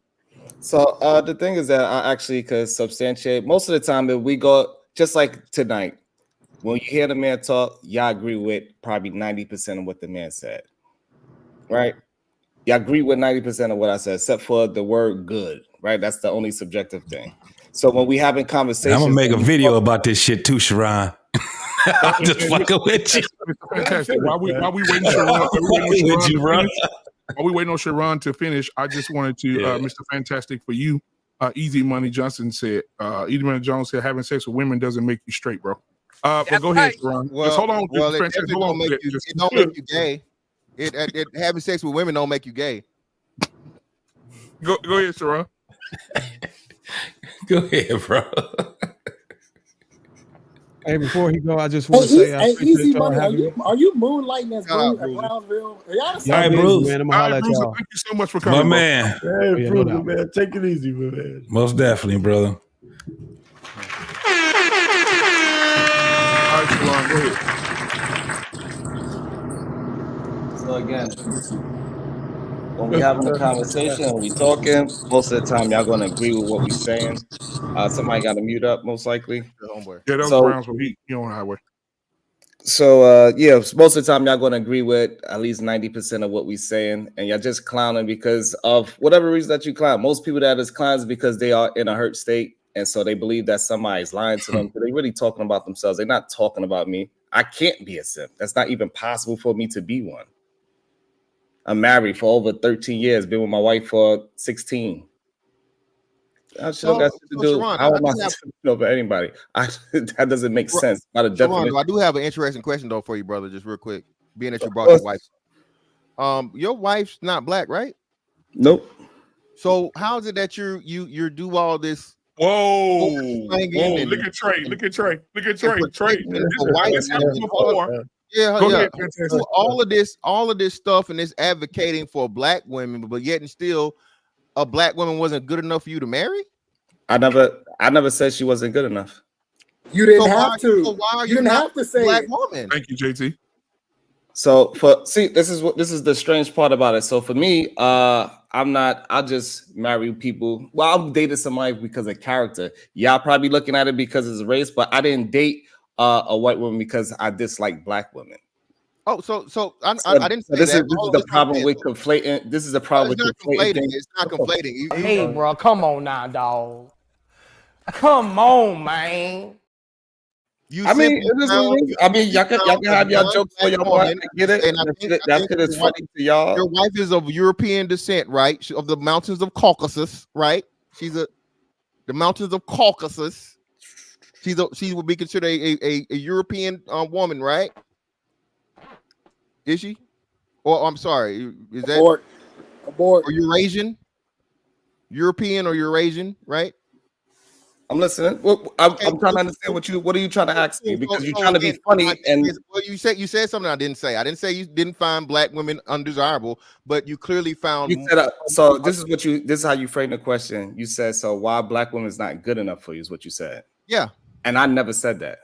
Yeah, but you framed the question. Jesus. Okay, so let me help you out. Hold on. If you want to just insult. Well, it's not an insult. I didn't insult anything. I haven't said anything disparaging about your wife. I just simply said your choice in woman was not a black woman. So most people would think that, okay, you didn't find black women desirable enough to marry, and you found another group of women more desirable than her. Yeah. So the only way you could say that, if I'm out there preaching and say, hey, I went with this type of woman because black women are such and such and such. That ain't never happened.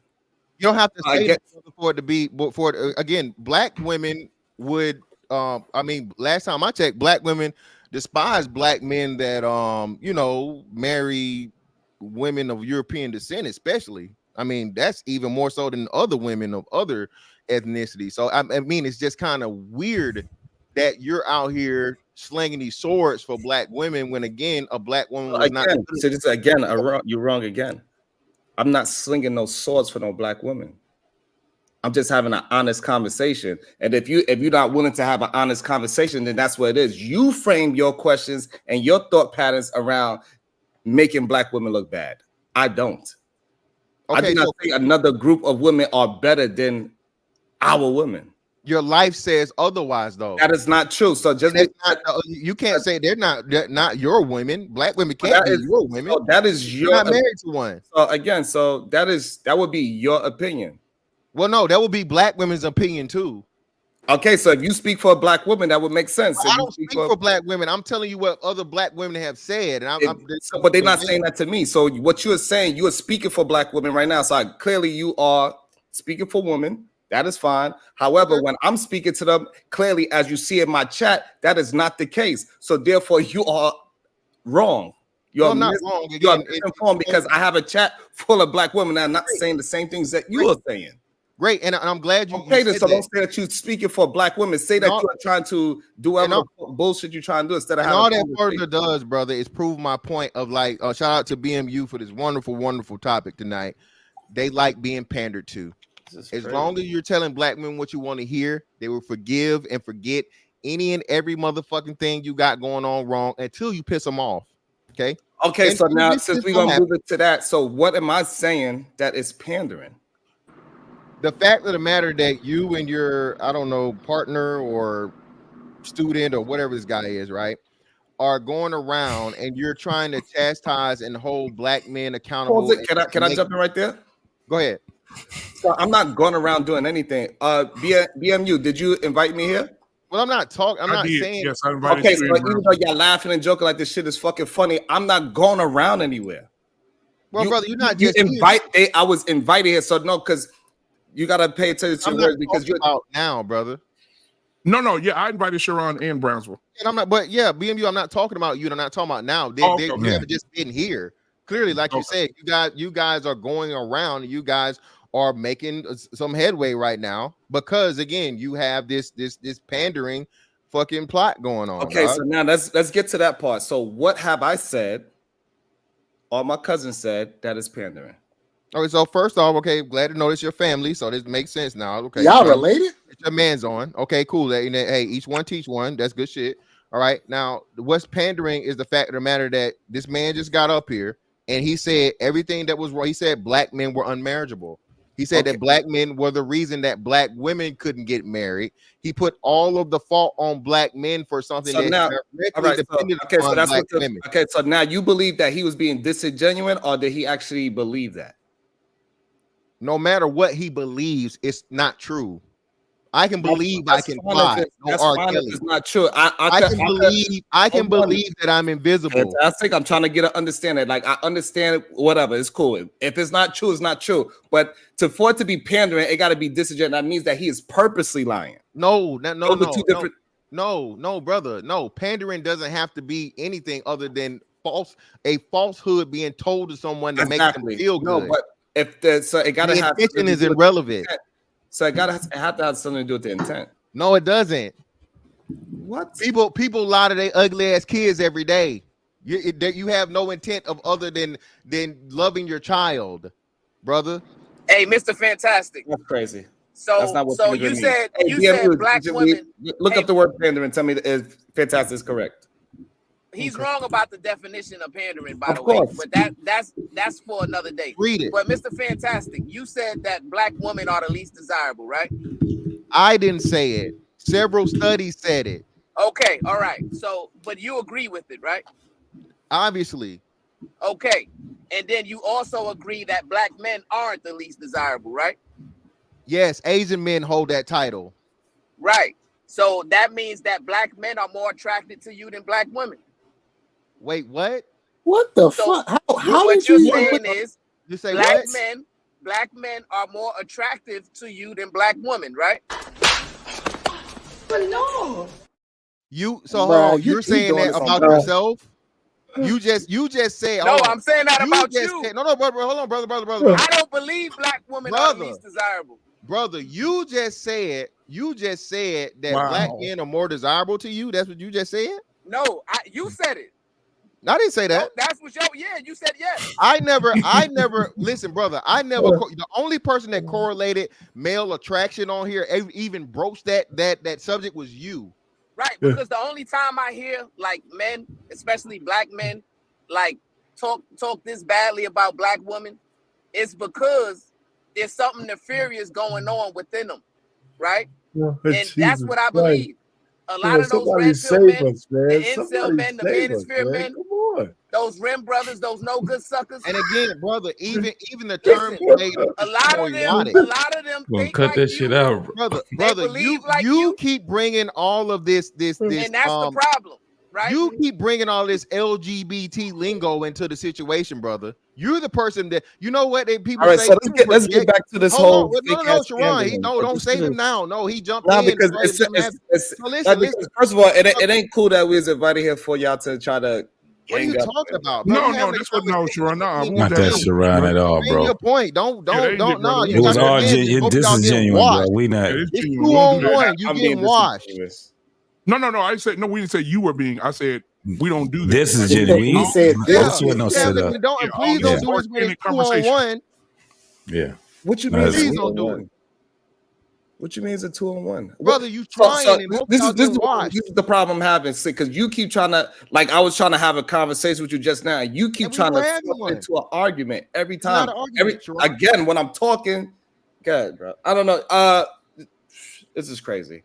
I'm talking and you jumping in. You're not having a conversation. You're Hey, not. Sharon, I trying got to have a question. Was what? So, Trey, before you go, Trey, I got a cash app. A cash app here, and they say I sent you the cash app. Could you please read the message that I sent? Hold on.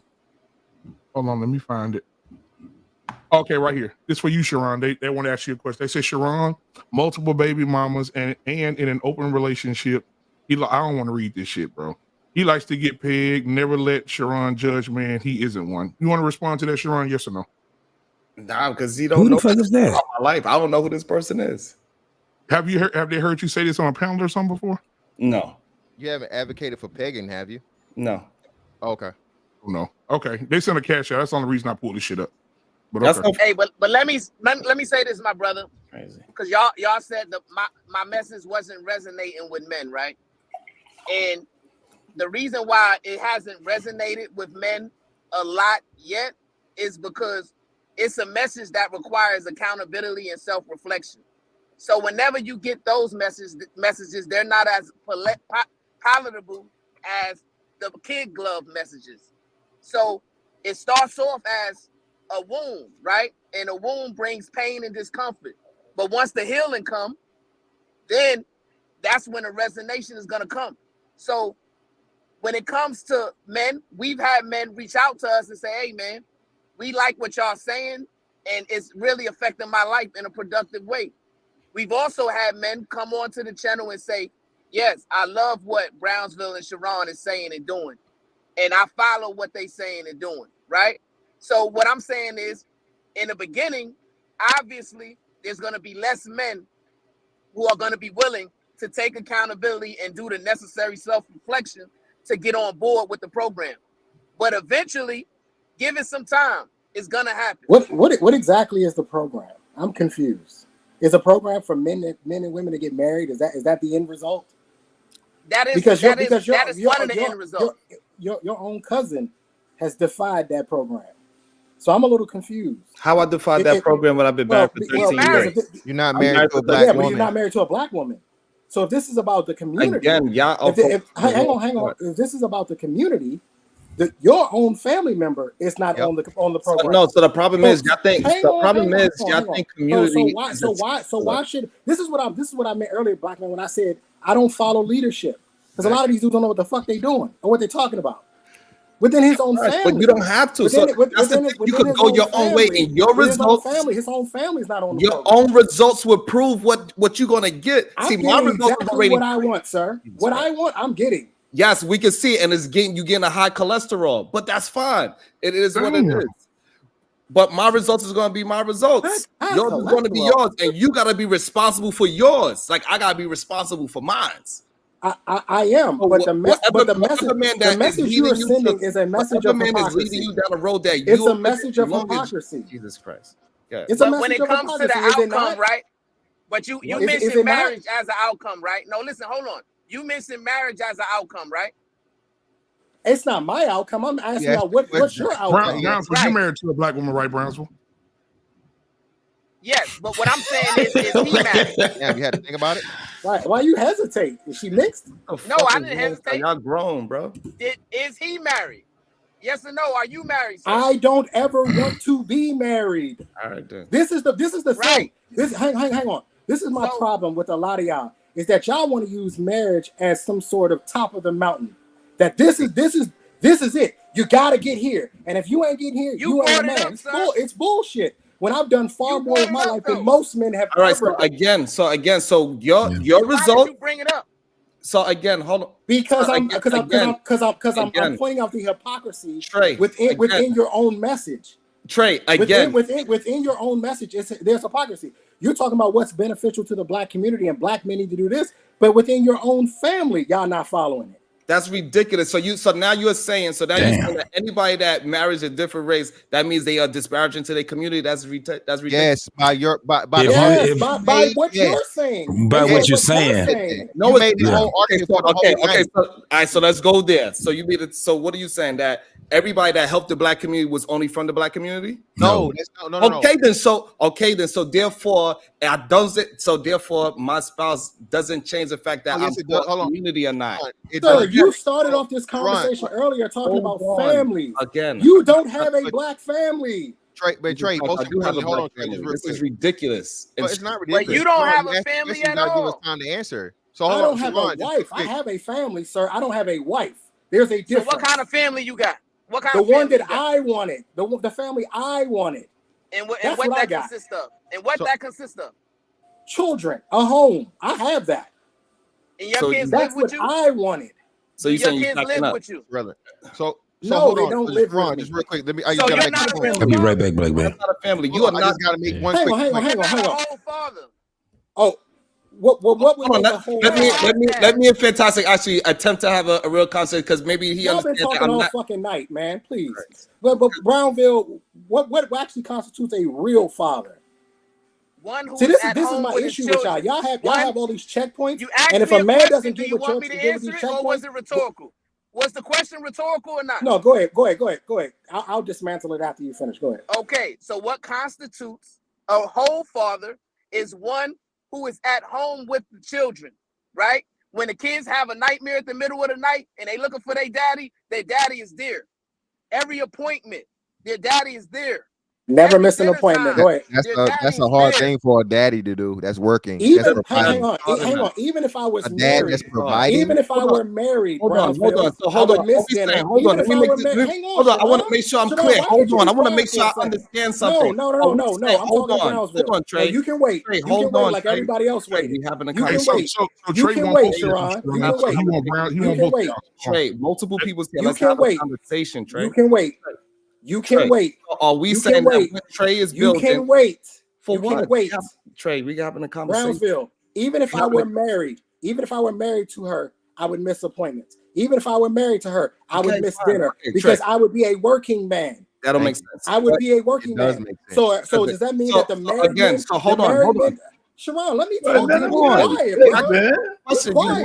Brownsville, speak. You're doing the same shit, Sharon. You complain about. Brownsville. There are married men right now that miss soccer games, that miss cheerleading, that miss gymnastics, that miss football. Are they not real fathers too? The ones who are absent from the home aren't real fathers, right? What? The working part is subjective, right? JT, you're not a real father. I'm talking about being I was working subjective. being in the house. Fantastic, you're not a real father, man. Right? The nuclear family where the kids say, hey, where's mommy? Where's daddy? Oh, daddy's at work. Oh, not daddy's at another home, right? Because that causes psychological damage among the children when the mother and father are not together in the same home. Do you not understand that? Oh no, I agree. But here's the thing. That's a two-part equation. Yeah. I can't make somebody stay who doesn't want to be there. That's a two-part equation. Well, you should have married that woman before you put a marrying her doesn't mean she would have stayed. Yeah, no, genius. Again, more understanding, dog. Well, listen, because you didn't do things decent and in order. No, that's what I'm saying. Y'all don't believe in that. No, marriage is just not as strong as you think it is. You put marriage on a plateau and it's weak as fuck. It's weak as fuck. Marriage is not on a plateau, sir. Hold on, somebody gave a. Hold on, Brownsville. Somebody gave. I'm gonna do the super chats real quick because they're going crazy. People asking me to read them. Sharon, somebody said, hold on, KP from KC5, $1.99 super chat. He said green bean casserole. Alexis from Texas, at least as at least desirable in a Texan. I got 5 on it tonight. Oh shit, I don't know what that means. Through the fire at Alexis, Texas, I will match your energy. I know that's right. He own it. He says $10 super chat from Through the Fire Podcast. TJ crazy. He said, can we please get this son husband out of here? Brownsville female imprinting is women ain't well right now. That's crazy. Embrace the Grace with the $10 super chat. Let's get the likes up. Great network, great content, great panel. Thank you, girl. I appreciate it. This one right here. Now, a lot of people, they ain't paid to say this. A lot of people saying this for free in the chat. They said that you have 2 baby mamas, Sharon. Is that true? Yeah. Including your wife or not including your wife? Not including her. Oh, wow. I don't have 2 baby mamas. Wait. Sharon, this is not for you, Sharon. This is not for you. Brownsville, you just said you're not a real daddy if you're not in the home with your kids at night. Your cousin right here has 2 baby mamas. So you're saying that your cousin right here, who is working hard and taking care of his 2 kids. Don't ask me. First of all, you got to ask me. No, he got to ask Brownsville. You're about to make a thing of something. Brownsville made the comment. Brownsville made. Relax. But first, you got to ask me, where was my kids raised at? Okay, I'm on your side, Sharon. I'm on your side. But y'all keep trying to jump in and trying to prove something wrong instead of having a real conversation. No, Sharon, I'm on your side. I'm on your side. I'm saying that you're a good father taking care of your children. It was in my I'm saying household. you're taking care of your kids. I'm on your side, bro. You had both of your children by 2 different women that you had full custody of? Yes. Both girls by. Let me say how many times? How many times would you like me to say it? So does it make Checkmate. so hold on? So Brownsville, that all these women, white women or black women? What does it matter? No. I'm not saying it. It's not checkmate. Were you married to both of them? Hold on. No, listen. I want to compliment you. Have a conversation. I'm gonna give you flowers. We're not going to be just keep on digging into my life and digging into Sharon, my life. Sharon, you ain't hear what I'm saying. And I got to question the value of the women that they lost their kids. Yeah, Sharon, I was telling you, That Sharon, almost that never I'm giving you your flowers, bro. Hold on, y'all. I'm giving this flowers for you to get custody of your kids, bro. I know there was some shit you had to go through to do that shit, bro. A lot of men that went through the same shit, bro. So I'm giving you your flowers for go and get your kids, bro. That's real fucking talk right there. I ain't no bullshit. Like for you to go get custody of your kids, you did the damn thing, bro. So just hand claps to you, brother. Pat on the back for you. So I just want to give you your flowers, bro. Because a lot of men try this shit and they fail, bro. That's super rare. But what I want to say to Brownsville is, so now that he has custody of his kids, now the shit didn't flip. Now, do you consider the mother of his children not good mamas because they're not there? When a nightmare happens, they're not there. When they get a fever and they call for mama, she not there? Would you consider her those women bad mamas? I think he's. You ain't froze. That nigga blinking. His eyes moving. He blinking. That nigga ain't froze. We believe in. Answer the question. Listen, we believe. Of course. He's doing that static thing with the phone, Nah, he froze for real. We believe my in brother from another mother lost in the building tonight. What's going on? What's happening, y'all? Listen, hold on a second, Brownsville. Oh, there you go. We can hear you, but you're gonna have to get your connection together, brother. You know what I'm saying? Get still somewhere. Yeah, you going in and out of freezing. Yeah, you're messing up the TV. Look. Oh, we can hear you now. Let him finish. I want to hear what he have to say. Do you consider the mother of his children bad women? No, they're absent mothers. So you're either an absent father or you're an absent mother. So there's over 15 million absent father homes, and there's over 3 million absent mother homes. So the ratio is 5 to 1 when it comes to either you're an absent father or an absent mother. See, I don't use the term single mother and single father. Either you're an absent father or an absent mother. Now, I want to know how many men on this panel were absent fathers. Zero. Sharon, words have meaning, right? What's the definition of absent? Yeah, what is absent? What does absent mean? Absent means the kids did not live in your home. That's not true. Means. That's not true. That's not what absent means. That's absent. That is not what absent means. Absent from the home. No, sir. An absent, no, sir. Absent. You cannot. What you will not do, what you cannot and will not do, is make up your own convoluted fucking bullshit narratives, brother, and definitions. Absent means that the father has no contact and no dealings with the children at all. That is what absent is. You haven't answered the question. I just told you. I'm present in my home. For some shit you made I'm up. present in my Say it home. again. Absent means that the father is completely uninvolved with the children. You put completely Just like in the there. mother. Completely is not in there. It is. I said Absolutely it is. either they were It's present. absolute. That's what absent means. Present Absent in means your home no or absent? contact. Absent does not mean home, brother. Absent does not mean because you do not What live up, with the child, Lit? you're not there. Now you look up the definition. That's why I specified. You don't absent from the specify home. anything. You don't have the That's standing. why I You don't have the specified, anything right. to make up your own definition. You're emotionally triggered because I'm you not fit the emotionally box, triggered about anything. right? I'm You were an as a absent man, father. I'm correcting your hold on, all right, hold on, hold on, hold on, I'm everybody, hold on, correcting, hold on, correcting hold your on, fallacy hold and on, hold on, stupidity as a man. hold on, Fantastic in Brownsville. Give me a second. So absent father, if father absent occurs when parents separate and the father no longer lives with his children. No. No. No. I'm reading. Hold on, hold on. He is not in his children's. Hold on. Absent means that he's not in his children's life. Let me just tell you, I'm reading a definition of what it is. From what Now, source? if we, From where? now- What source? From where? Yeah. All right, that's a so- good idea. so- You should walk away. Yeah, That's a great idea. so absent means that a father is absolutely not in his child's life. Yes, He has nothing to do with that child. That is an absent father. Thank you. You fall in that box, then This is female argument. You guys are making up definitions as you go. Very bro. small So percentage of men Brownsville. fall in the So absent thing. And again, this yeah, is a so troll. Brownsville. This is It was a dumb thing. troll. He's smiling with them big ass teeth. Hold on, Mr. Fantastic, because there was a video that was out where you was on, and it was a young lady, right? And she was asking you about when you were divorced with your ex-wife, and she had put you in the category because you wasn't with her. Am I lying? You wasn't with her. She said you left your family. Yeah. And you corrected her. You said, no, I didn't leave my family. I divorced her. I divorced her. That didn't make him an absent father. Yeah, because he's still in his kid's life. Hold on. I don't want to. Let's not He argue. left the family because he left the wife. Hold on, everybody, hold on. Let Sharon defend himself. Go ahead, Sharon.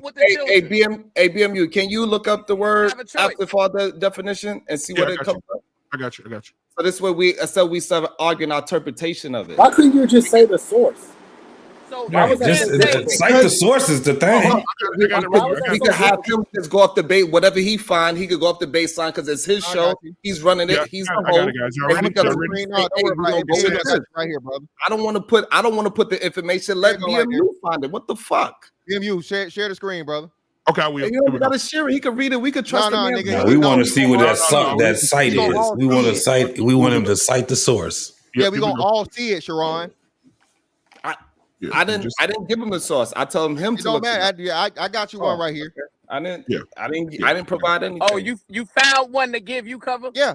No, brother. All I did was I literally put it in there. All right, All I did right now. You can see the whole thing that I put in there, brother. You can see everything that I put. You just have a baseline, and whatever that baseline is, and that's what it is. Whoever's wrong is wrong. It's not a big deal. It's gonna be you. All right, fine. Then that's what it is. It's not a big deal. It's really not that big of a deal. We could change in real time. What it say? Can you read it? Absent father. An absent father is absent from a child's life, would generally be father. No. Read what's on the screen. It's on the screen. This is my screen, right? Unless you're sharing somebody else's screen. Oh no. Hold on. My bad. Hold on. No, read what's on the screen right now. Absent father is a father who no longer lives with his children and does not. That's not. That's not what y'all described. Hey, Sharon, we're looking in the back. We're in the back chat, bro. I can see. No, niggas. Hold on. But you know what, y'all? Let's keep reading, though. Let's keep reading. Let's keep reading. Read the whole definition, Sharon. Yeah, read the whole definition, nigga. It says an absent father is a father who no longer lives with his children and does not provide parental investment after separation. Yep. So, like we said, he does not deal with the children at all. He has no involvement with the child at all. So this is why I can't stand you niggas that do this whole ass shit and try to motherfucking give half truths and half definition of your own made up bullshit. So we were right. All the men up here that were fucking telling you beforehand, and you want to give us some partial ass shit like a woman. Now you got up and did all that extra shit for nothing. And you wrong as shit. Now, can you admit that you were fucking wrong? What? Admit you was wrong, nigga. All right, I was wrong.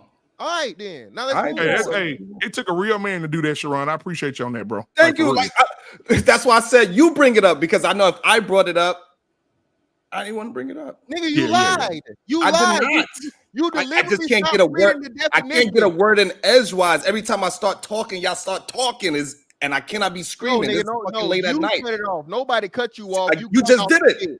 You just did it. Yeah, nigga, you been doing it all night. So it is And what black man, you What know, I'm saying is that y'all making it very black man, difficult you to have know, a I conversation. spent Every time I talk, $27,000 y'all in talk. court fees and I lost. I Huh? lost. So I Say that fought again? for my daughter. I fought to get her and I lost. So this whole idea that men men are out here trying, but the system gonna be the system. It is what it is. And Trey, But that's a major part too, Trey. Why people be disingenuous? They be like, the moms have most custody, and moms are this. And he said some more bullshit about what 3 million versus 15 million or whatever the fuck. Like the court system doesn't play a part in this. Yet he was talking about context early on tonight, right? Again, man, this is why I say this is what pandering is. This No, is what so is gonna again, further so lead people down the hole. no. Brother, you got nothing to say right No. now because you deliberately gave a partial definition to try and support your narrative. Then we pulled it up and you thought you had us, but I then didn't we had think nothing. Again, we saw it and we was like, no, keep reading. Again. If I thought I had something, when I provided something for you? If you would have did that, you would have been honest and read the full definition. I can't get a fucking word. When I was talking, brother, nobody cut you off. Yes, you what? Every time I started talking, you say, I got it up. I'm pulling it up. I'm in the back chat. No, nigga, when you initially said it the first time, you were the only one looking it up. Can I have a conversation with you? You were the Because I only don't one understand Googling. I don't understand what's your fucking problem with me, but I don't have no problem with you. got I no don't problem, fucking bro. know We just you. talking. You don't fucking know me. I'm just trying just to have a conversation, bro. conversation. If you are right on a point, then you're right on a point. It doesn't hurt me for you to be right on something, bro. The words. All right, Now, so again. now the thing is too, Sharon, words really matter. Now you said it. Now just think about what absent father is. Absent. All right, so What the again, word is. so where am I wrong about with the words? I'm telling y'all motherfuckers to look up the fucking Because of the word. absent father, when we said an absent father is So now completely now not. what's the problem now? No, What's the listen. problem now? When we said an BMU, absent what's the problem father now? I was started looking up and absolutely then I out of the conceded to the kid's word, correct? life. BMU, So did he I said concede he said the he word? conceded that he said he's wrong. So what the fuck is wrong with y'all? There's something really wrong with y'all niggas. Bro, Y'all have a fucking problem. Even when I'm conceding and say, hey, let's look up the word together. I don't even want to bring up the word. I said, BMU, look up the word. So this way I'm not I'm good. I'm ready. Well, I'm going to the I'm going back to the. This is my thing. I'm going back to what you were saying when it comes down to words matter. I didn't even pause. But when you said words matter, remember when you said that? I'm referring back to that. So Sharon, and let me when ask we're you talking this. about absent.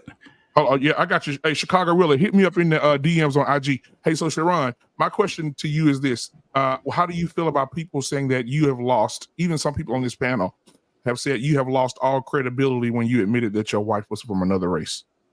I think they retarded and they idiots. Because most people, it doesn't matter what race you are. If you are part of a community, you're a part of a fucking community. Most of these people that got their rights and they fought for it, it wasn't by just black people. It was a multiple of people. It was a community of human beings. So anybody that said that I'm not part of some fucking black community because my wife is an idiot, straight up. Okay, so can I? So ask a question? BMU, can I ask a question? Can I ask a Hold on, question no, real brother, quick? no, hold on, brother, no. You've been no. I got that question. So hold on, Sharon. So again, no one is removing your blackness, brother. But again, you are here. You and your friend, your cousin, as you said, right, are here advocating for black women being married. The problem with it, Sharon, is you directly affected the same thing you're up here battling for. No, You took away a marriageable black man that your cousin said you would qualify as, I guess, from a black woman and gave her away to a woman of European descent, brother. So it's kind of hard for you to come here and try to chastise black men who have had, exclusively black women they dealt with their entire lives. Okay. So BMU, did you feel like I came here to chastise any black man? No, I invited you. This is organic. And have I chastised any black man here? Yes, you have, brother. Hold on, because you're conflated. So if me and JT is disagreeing over words, that's not me chastising him. I didn't say he was a piece of shit because he's black. Well, I'm not talking about the piece of shit part, brother. I'm talking about the stuff. So what that do you're chastise saying. mean to you? Chastise means when you're criticizing black men for not marrying black women. That's chastisement, brother. So who did I criticize or chastise somebody for not marrying a certain race of women? Have I did that tonight? Yes, you have. You've been up here. Hold on. So this way we can make sure we are Hold clear. So on. make sure Hey, everybody's easy agreeing money, with easy you. money. I'm gonna send you the link so you can come up and defend and say what you You've been have to up here. Okay, so I want to make sure I'm clear because I think that's just you Go that ahead. believes that. He ain't It coming. ain't, it ain't. So everybody else on Ain't the gonna panel, be, yeah. was I talking down on black men at all tonight? Was I using the race card at all tonight? You were saying everything that was critical of black men, Again, and so I bringing do up not the have a stuff conversation about that race. you thought. What are you So talking? you're Just wrong. simply, yes, you did. You talked about black men ad nauseum. And then your Hey, man can I ask a came in question? here and he Okay, came in the door. hold on. Here's the part He came again. in the door with black men this, Fantastic. black men that, black men this, black men that. Black men are the reason that black women can't get married. Black men are the reason that black women aren't successful in relationships. He said that. Again, if we are having a conversation on a certain topic, I was having a conversation on a certain time. You said I'm chastising black men. We was having a conversation on a topic that's different from me chastising black men. So again, you can do both. Okay, the two things can be true at the same time. You were putting the blame and the onus on black men for the lack of success of black people in relationships. That is a part of chastisement, brother. Again, this is where you get it wrong. So when we was having a conversation about the relationship with the men, I was saying the men are the fault. I didn't give a race and color. We didn't have a conversation about race until later on in the conversation when you said black women are the least desirable. That's when race got introduced into our conversation. The whole night we wasn't saying nothing about race. Okay, so we had a whole bunch of, so that didn't even make sense, Sharon. Yeah, because you wasn't here for a lot of the conversation, so that's probably why you getting things confused. We didn't have to say it because it was implied. Yeah, I'm pretty sure it was implied, brother. I think you're the only one that because you don't live in an all black lens and relationship. Maybe that's why you were the only one that was out of the loop. We were definitely talking about black women the whole night. All right, Yeah. can I can ask a take that. question? Whatever. Can I ask a question? But that's not Can me, I ask a so- question? Yeah, you So- ask your so- question, of then course Lost not. in Translation gonna come in. All right. So to the men who fathers didn't have kids Hold live on, with them. Brownsville. I don't mean to interrupt you. Your internet gonna catch up in just a second. But while it's catching up, it says here, Easy Money Jones, who is in the bed eating strawberries and whipped cream with his feet curled up behind him. He said, I'm in the bed, which I don't know why he had to say this. He said, but my statement is clear. If Sharon can't talk about black people because he doesn't have a black wife, then Fantastic can't talk about black people because he doesn't have one either. That's very, very poor logic. And again, That's fair. No, it's not fair. It's not fair because you know what? I still have the opportunity to marry a black woman if I wanted to. Sharon doesn't. So does Sharon. So that's fair. Also, wait, so he gonna leave his white wife? So that's fair. That's not fair. If you can do it by marrying by possibility, I could marry by possibility too. That's But dumb. you're already married. So was you at one point. Yeah, Right. And I could do it again without having to get rid of the one I got right now. Okay, so Brownsville, go ahead and ask your than question. you. We got Chicago Rillo here on the phone tonight. He'll be able to hear him by audio only. If he decides to turn cam up, it'll pop right up when he comes in. But Chicago Rillo, man, thank you for being here too, man. And we got Lost in Translation right after Brownsville's question. Go ahead, Brownsville, with your question. Right. So to the men who didn't have their kids live with them, what was the reason why you didn't fight for custody? Because according to the family court data, 93% of men who fight for custody of their kids win custody. What you boy? You lying out your motherfucking mind, bro. Hey, fam, you tweaking on that one, G. This is why I say, listen, hold on. This brother is. Nigga, I lost custody, I man. know about the system too much for you to say that shit to me. I lost custody. My fault for custody. Okay, so let's clear up the percentage then. So this way we can just have the conversation. What is the percentage of? Let me help you out. What's the percentage of men that fight for their children that wins? It's got to be less than 8%, bro. No, it's definitely it's. I'm gonna look it up right now. Yes, there we go. I believe it's 75 to 80%. No, What? that's not true. Yeah, That's man, not true. hell no. It ain't even. No, that's not true. Okay. I said I didn't. That's I didn't because say it men was. are I said logical. If a okay. man, Hold on. thinks he's going to lose, he's not even going to Jesus fight. He's not even Christ. going to I try. said, hold on. I said I believe. So let's make sure we pay attention to the words I'm saying. I said I believe. Okay, you're wrong. Okay. That's what I can't put it in the back chat, but look it up. You can't, bro. Brownsville, stop. Of kids You've not been go right into on family any court stat when tonight. custody. Bro, stop. Just stop. You haven't been right on one stat. You're simply giving the stat in the ratio of mothers to fathers. That's what you're doing. That's how it goes. It's 93-7 or 92-8. Right. Okay. Exactly. Stop. Hold on. Here it Stop. is right here. I got it. It says, Stop. who wins most child custody cases in the United States of America? Mothers. No. The That's reason- not what we asking. So What's your question?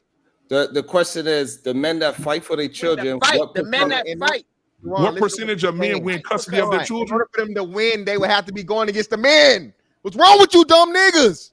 Hold on. All right, well, he could pull up the stat. Like we don't need to be. It don't need to be that. It don't need to. It don't need to get that serious. 25%. What?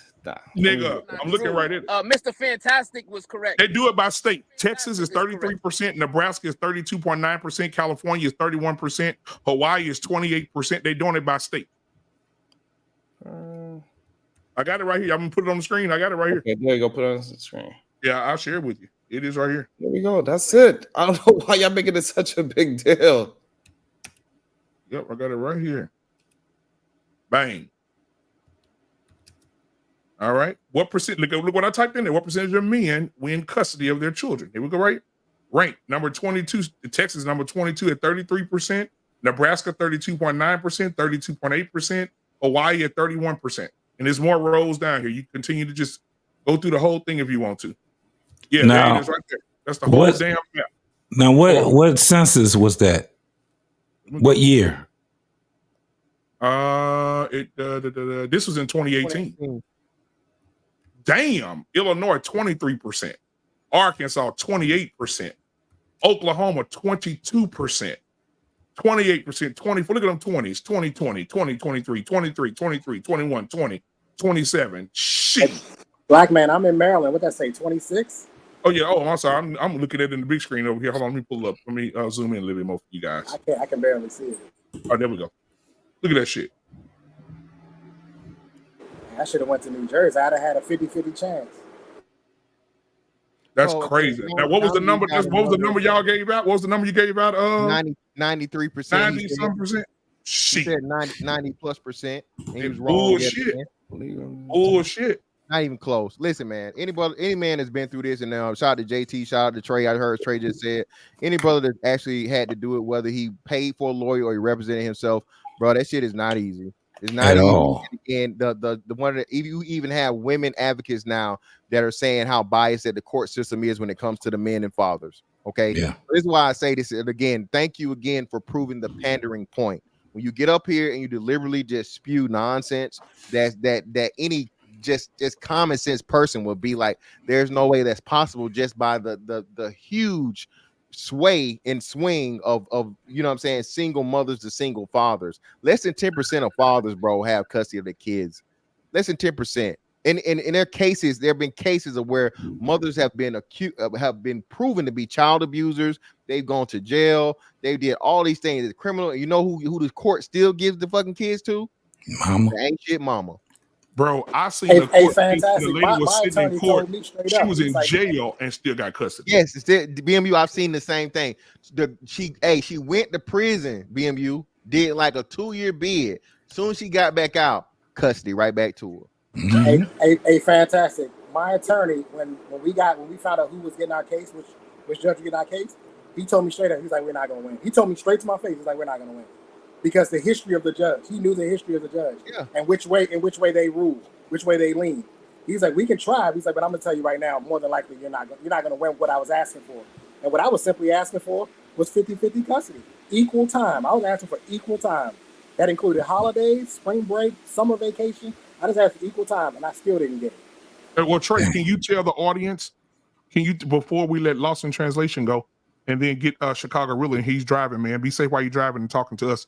But can you also tell the audience, Trey, because you said this to us in the back chat and sometimes on the shows, that you dealt with a child and you found out at 13 that the kid was not even yours after 13 years. I raised a son for 13 years thinking he was mine, and found out when he was right before his 13th birthday, found out through a DNA test that he wasn't mine. Jesus Christ. His mother lied about her dealings, and that's why I say that this idea that marriage is the answer is way off. All of these things still happen. There are married men. We saw the guy who was married for 30 plus years, and somehow found out the kids wasn't his.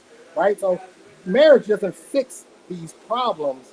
This is an internal issue with human beings. Human beings in themselves have an issue. And the more and more we start to pander to women and not tell them the honest truth, not hold them accountable, not shame them, and not keep it literally 100%, not chastise them. The definition of chastise is to criticize harshly, to not criticize them harshly, and we're letting them off the hook. And in this particular case, one of the reasons why I don't have the relationship with my family, the women in my family, is because they felt sorry for her. And they felt more sorry for her than they did for me. And I'm like, I'm the one that raised this kid thinking he was mine. But because the sisterhood is as strong as it is, they could relate to her more. Because now she was officially, for real, by herself as a single mom, because she had to go find the actual dad of her kid. You know what I mean? So you guys can have it. Y'all can do whatever. I just find, Sharon, no disrespect, I just find your arguments to be a bit hypocritical. That's all. Yeah, but you didn't say nothing that's hypocritical except for that my wife is white. Which is ridiculous, and that's dumb. Sharon, guys, thank you guys for being here tonight. We have 400 people watching. Thank you guys, man, for tuning in tonight. We have 400 watching. We have 161 likes. Go ahead and hit that like button. Get those likes up, man. That does help the channel, and I will appreciate that, man. We appreciate you guys for tuning in. And I want to say you welcome, my brother. Hey, also, so that's that of the 90%. That's the ones that settle out of court. That's at a 90% clip, and the ones that have mutual agreements at 50%. So like when you dig deeper, that's how come the numbers get. Now, I want to jump on the train on Trey real quick, though, Sharon. Add to what you're saying. Even the National Blood Bank also, you probably know about this too, Mr. Fantastic. The National Blood Bank also put out their numbers. They tested over 500,000 men. 30% of those men who had children with women, the kids were not theirs. 19.5% of those men were married and the kids weren't theirs. Hey, do you guys know that France and Germany is illegal to do a paternity test? Whoa. Just look it up. Stay your ass out of Germany. It's illegal to do a paternity test because of what they found out in France. They banned it. They banned paternity tests. And so how many men on a panel are married? How many men on the panel are married? I'm married. Yeah, so what's the point? 3. Now I just want to know how many. I'm married. So yes, I'm married. What's the relevance? All right, so yeah, so also the relevance to me is most married people, they don't talk about women in such a negative way as unmarried. Nobody was talking about women in a negative way today. Listen, first of all, that's your second time doing that, bro. That's a lie, man. Listen, hold on a second, Black man. Before we get started, I'm gonna go down your street for a second. That's a lie. Let me tell you why. Because some of us are raising daughters, man, and the temperature of the weather outside for some of these women, bro, is very influential on girls, bro. And I got 3 daughters myself, and I have to constantly just be in my daughter's face, baby. Listen, that ain't what they look like. That ain't what you need to look like. Damn, you'll need to have your ass out. Damn, she bent over. We was in Walmart one night, and I was getting my daughter a poster or some shit for a project or some shit, and the girl bending down, getting a drink out the thing, nothing but pussy, just right there. And why were you looking? What the nigga? Nigga, hold on now. My daughter said, "Daddy, look." I said, oh no. I said, baby, just turn around. My daughter's 12. I said, turn around, baby. I said, she just forgot to put something on, baby. She's horrible. And you have to explain it to them. So we got daughters. So I think it's our responsibility as men, because if we go biblical here, because I know use a praying man, Brownsville. If you go biblical here and go to the Bible, it is in the beginning in Genesis. We go to Genesis. God gave who dominion over everything in the world, everything. He gave us dominion, right? We're the leaders. So if we're the leaders and we're the authority over everything here, then we should have the authority to make correction as well. Because without correction, and where does then the what correction are we have here to for? start? Where Excuse does me? the correction have to start? In my house, in my It home. starts with the man, right? Yeah, it starts with me. Yeah, Start with the man or the woman. yeah. It starts with me. That's my issue. What's your But issue? Men need to correct men first, and then we can get Nah, no. Your correction starts in your household, just like what Black Man just said. In the house. At the end of the day, you talking to some brothers on here that got daughters. So for you to come, okay. So but for you to come, and I never did say that you were out there talking about women harshly, like how you been accusing us. That was your second time doing that, bro. Talk about women harshly. Listen what I'm saying. You saying that we talk about women harshly on here. Right. When you call And the black majority women of us, the most listen, myself, undesirable- I have two daughters. Hold on. I have two daughters. Black Man has how many daughters? Black Man? I have three. He has 3 daughters. Our Payne has a couple of daughters. And what we're talking about is the things, I don't know, Mr. Fantastic, you got any daughters? Yep. So when we're talking about something, this is about correction. And you will sit back and say that we're sitting back and bashing women and doing all the shit that we doing. That's not what we doing. And this is why you have a point of contentions with a lot of men, because of the things that you guys are saying about us, how we're conferring to women. Yeah, but you now so And it's not correct. Hold on. I gotta go. So let me just say this. Don't right? leave. Don't Because leave. I hope I you ain't guys done are yet. not telling. I hope you guys are not telling your daughters that they're the least desirable if you have black daughters. I will See, hope. that's what I'm saying. y'all That not shit right there is what I'm talking about. That's number 3. That's the third time. Oh, Brown. That's the third time. Hold on, Brownsville. That's what I said. Before I you hope leave, you ain't Browns, doing it.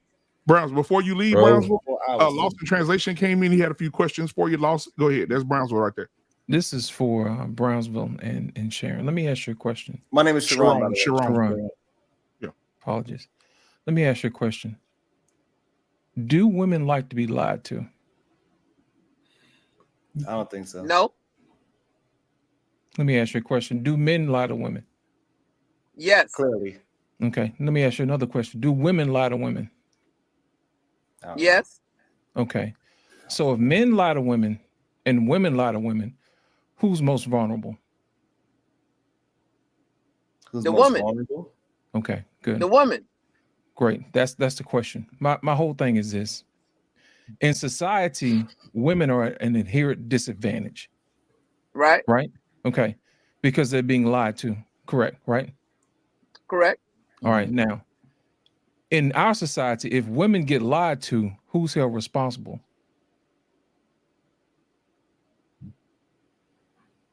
The person who lied to them. No, they're not. Oh man, you cat man. Come on. No, they're not. The women are the ones who being held responsible for other people's lives, right? What? No. Right. Hold, No. So hold on. So you're saying I don't agree with so that. if I'll I give you- if I'll I give like you- hold hold on, a second, just hold a make second, sure- hold I a just want to make second. sure I'm Let saying me what give the you. Let me access. set the table. Let me set the table. Let me set the table. Let me set the table. I'm asking you a question. If you No, don't no. mind. Let me. I'm not finished yet. Jesus Let me Christ. set the table. First of all, I'm going to give y'all some context. Number one, I've been watching all night long, so I haven't missed a point. Okay. Number one, when I hear you guys go back and forth, y'all use the same tactics. Just to let you know, I know what's going on. Y'all use shame, insults, guilt, and the need to be right. I have none of it. Listen, I have none of it. And I explain to you why I say that, because men are responsible regardless. I'll give you an example. Say, for instance, if you get somebody pregnant, who's responsible for keeping up with the baby? We just talked about this. Who gets custody, right? The woman, right? Ain't that what y'all said? So my thing is as men, we shouldn't be lying to other women. And the thing about it is, who stops other women from lying to other women? Kevin used to have this thing he used to say all the time, single women keep other women single, right? So my thing is this, when we lie to women about stats, pandering, disqualifying men's leadership, undressing them in front of everybody to see, that's as if they don't know what they're talking about. That doesn't help women at all, because men want to be protectors. Men want to be providers. But when we lie to women and coddle What was them, the lie? I'm not listening. When we don't tell What's them, the lie? listen. Is this a when we- conversation, or no, you no, think, because right, you're not preach nothing to me, listen, and we right. having a conversation? Hold on, no, Gentlemen, hold on, we having a I conversation. listen. Listen, I cut Right, Mike. let's have a conversation. Listen, I cut Mike's. I cut Mike, sir. I don't put up with that. You don't talk over me. Okay? Listen, you're a guest, but you don't talk over me. Now, like I said earlier, we have conversations over here. We don't talk over each other. Okay? Now, Right now, we having a conversation. or he's No. preaching to me? Yeah, let him finish. Let me Sharon. finish. He want to finish, and then you be able to rebut. I Sharon. watched you all night long. You talked over people. I'll cut your mic. Now I'm gonna say what I have to say. My whole thing is this: when you lie to women and you don't tell women the whole truth, just like y'all sat here tonight and talked about 90% of men who fight for their kids get custody, that's a lie. How does that benefit women? My whole thing is this: when we start talking about babies being born out of wedlock, are these women laying down with men they've married? Or are they laying down with somebody who's not their husband? When you lay down with other people who are not your husband, listen, when you're laying down with somebody who's not your husband, you're at fault. If you require people to be your husband, then you'll be married. You see what I'm saying? But my whole thing is this: when we lie to women and we tell them whatever it is they need to say, they're the ones that suffer. Listen. They're the ones that suffer. That's all I'm saying. My whole thing is this, brother. The pandering doesn't help women. Women have been pandered to since I don't know how long. When they were listening to men, when men were in charge, guess what? Women were safe. Now that women are out here just listening to whoever lies to them, Oprah, Gail, whoever else they lying to out here, it doesn't look good. Our kids are suffering. They're having psychological issues that we don't even talk about. You know, that's the reason why they do some of this stuff, because A, they don't feel loved, because nobody is turning around and saying, hey, you're worth something. You probably should wait till you get married to have kids. That used to be cool, but now it's not. Now we're telling women it's okay to have hot girl summers. Wait until you're 60 years old and ask your friends like Vivica Fox, hey, if you ever seen a man, send him my way. Ain't nothing more useful, ain't nothing more useless than watching people like Vivica A. Fox, who used to be a dime. You see what I'm saying? And get up here and look like a stone cold fool as if somebody wants her at 60 years old. She was what is this 8. all about? Here's my whole thing. That is Vivica A. Fox is the very antithesis of what we're looking at right now in our community. We have lied to women across the board, tell them they can have it all, they can do all, they can be all. They are not required to bring anything to the table of significance. Black girl magic. Black girl magic. Yes, you can go to school. Yes, you can be all you can be. But we never told them that they still had to serve. That's the problem. Men have never forgotten how to serve. They take women out on dates, and what they do, they go out on dates with men they have absolutely no interest in. Stealing money, eating free meals or whatever. We don't bring that stuff up. You see what I'm saying? We don't bring that up. We eliminate that from the equation. Men have been lied to, but you know what? We don't complain. Can you let me know when I can talk? No. We adjust. When I'm done, I'll let you know when I'm done. Okay. My whole thing is this: I let y'all talk all night long, let y'all have your fun. I've been watching, I've been waiting. My whole thing is this: whenever we bring up topics like this, we don't need to deflect. I've watched y'all do it. Y'all will deflect and redirect and bring up some other whole nother question. My whole thing is this: we need to stop lying to women. Also, we need to stop lying to ourselves, telling us that by letting them do whatever they want to do is good for the community. It is not. The problem is not with male leadership. The problem was it was female followship. You see what I'm saying? Even if a man had no kids, had no babies, didn't go to jail, they still don't want to listen to them because guess what? They don't make enough. They're not handsome enough. They're not a drug dealer, scammer. They've already told us what they wanted. As a matter of fact, tonight when y'all was talking about prison and how it's not enough people and not enough men to go around because there's men in prison, that's not stopping them women from hitting these dudes up in prison. They're calling these guys up, putting money on their books, waiting until they get out. You see what I'm saying? That type of stuff. So the prison ain't stopping women from getting money. They even got a whole TV show about it. You see what I'm saying? The 2 and 3 TV shows. Women get the men that they want. And the problem is the men that they want are not demonstrating to the other men as saying, hey, if you want a woman, this is the type of guy you have to be. Well, guess what? Guys have decided, you know what? I don't want to go to jail. I don't have to deal with that. I don't want to listen to what women have to choose anymore. I'm just going to go elsewhere. And for us to shame men for wanting better for themselves is disingenuous. But you know what's going to happen anyway? They're not going to have kids because by 2050, they're going to be childless and they're going to be single. And how's that going to work out for the community? That is no community. That is a community that is ready to die. Any tree that does not bear fruit dies. If we're talking about biblical, you see what I'm saying? Like we like to say earlier, you will know them by their fruit. And my whole thing is this: if there is no fruit, are they being productive? How is that a community if there is no community? And I yield my mic. Okay, so listen, that was a beautiful sermon. I really liked it a lot. Don't contradict me. Say what you have to say. Do you have a question about what I said? No, I don't have a question. I just have a response. Respond. So when you accuse me of lying, right? I was wrong about stats, but I wasn't lying, right? And Let me I ask you a question. Is ignorance of the why law? are you interrupting me? Listen, You didn't want me to interrupt or interject. Is ignorance right? the law? An excuse? Why are you interrupting me though? I asked you a question. That's the thing.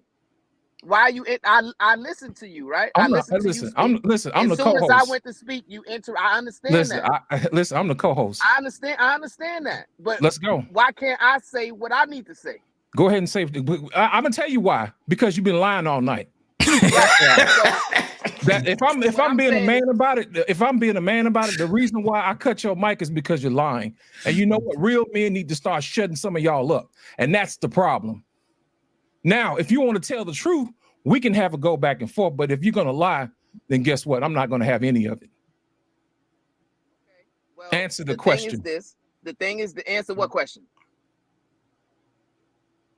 You muted. You muted, Lawson. Listen, the question is this: why do we lie to women, and how do they benefit from it? I don't lie to women. Do you lie to men? No. Brother, you just lied tonight 3 times. I did not lie. I was wrong. That's the difference. Like I stated earlier, is ignorance of the law still an excuse for not following the law? No, it's not. Well, all right then. Be educated. But that's a different from a lie. No, it's not. From a lie, though. No, it's yes, not. It is. No, it's not. It's not the same. Just because you're ignorant of something. I'm not going to argue that point. You're right, because you can't. You can't. Ignorance is no excuse. Ignorance is no excuse. A lying is ignorance is no excuse, sir. Lie intentional. Ignorance is not intentional. So maybe you no. Ignorance is the root word of ignorance is ignore. You ignore. Hold on a second, JT. Let me ask you a specific question. How can women benefit from your ignorance? They can't. That's why you probably should keep your mouth closed. No, because I was wrong on a few things today. That doesn't mean I need to how keep you my do mouth anything closed. is how you do everything. The problem is guys, right, who love to bash women, right? Y'all are the problem. The reason why the woman gravitate towards my message is because I don't bash and disrespect women, right? I don't lie to women. Matter of fact, the only thing I do as far as with women on YouTube is I call them a queen. I be respectful to them. So that's why they gravitate to me. So maybe since you got all this education, maybe if you add respect and you add some complimentary words to your message, then maybe the woman will gravitate more to your message. You know why? Let me explain something to you. They said the same thing about Kevin. They said that his tone and how he disparaged women. But I assure Tone you, has nothing to do with respect. yes, it does. Listen, let me explain something to you. Accountability is the reason why women listen to you, because you offer them none. My whole thing is this: if you tell women, hey, if you want to be more desirable in the eyes of your men, this is what you do, and they tell you they're I not tell my going to do daughter it, she's listen, desirable. it doesn't matter. It doesn't matter. Your daughter's not listening to you on YouTube.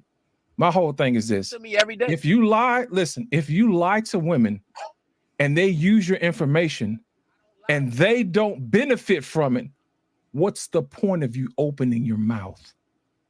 And before you answer that, Opening my Brownsville, we mouth. got before you answer that, Brownsville, we got a woman in the chat. Her name is Take Heed to the Message. I wish she was in front of a microphone right now. That would be amazing. I would sure bring her in the barbershop.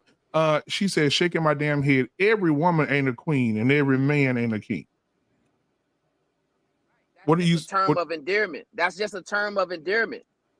That's all it is. It's a term of endearment. And then Team Fatty came and said, I didn't understand why Brownsville talk this way until I found out he was 5'6". Team Fatty, you ain't shit. I just want to let you know. Federation. Don't you start that shit up here. Yeah, don't start that shit, Team Fatty. God damn. Listen, the problem with y'all argument, man, is what you're saying is not helping.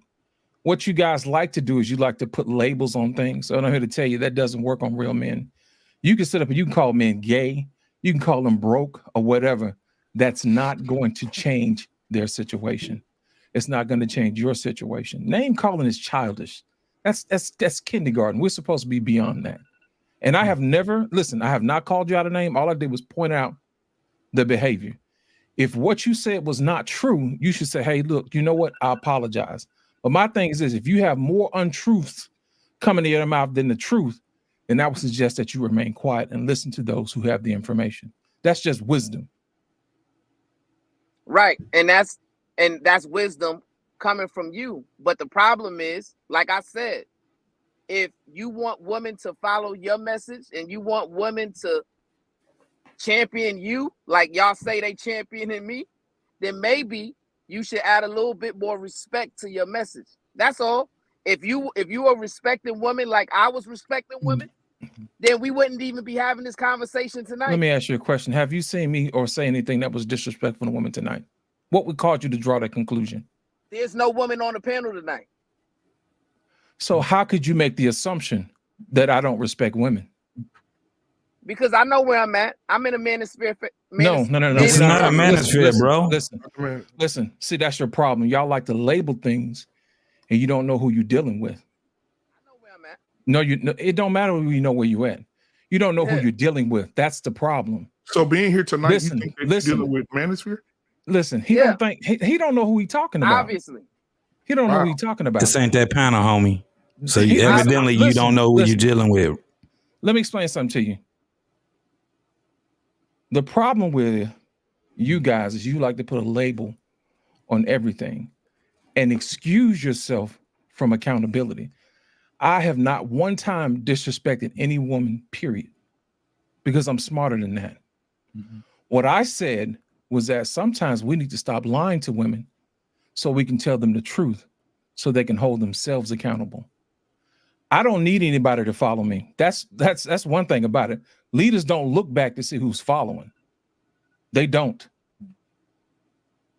Now, Brownsville, I want to say this to you too, Brownsville. So we do have a network here. We on 7 days a week, right? The only time that you'll see all men on the show is on Friday because this is Barbershop Talk, right? On Tuesday, I have a lot of women on this network.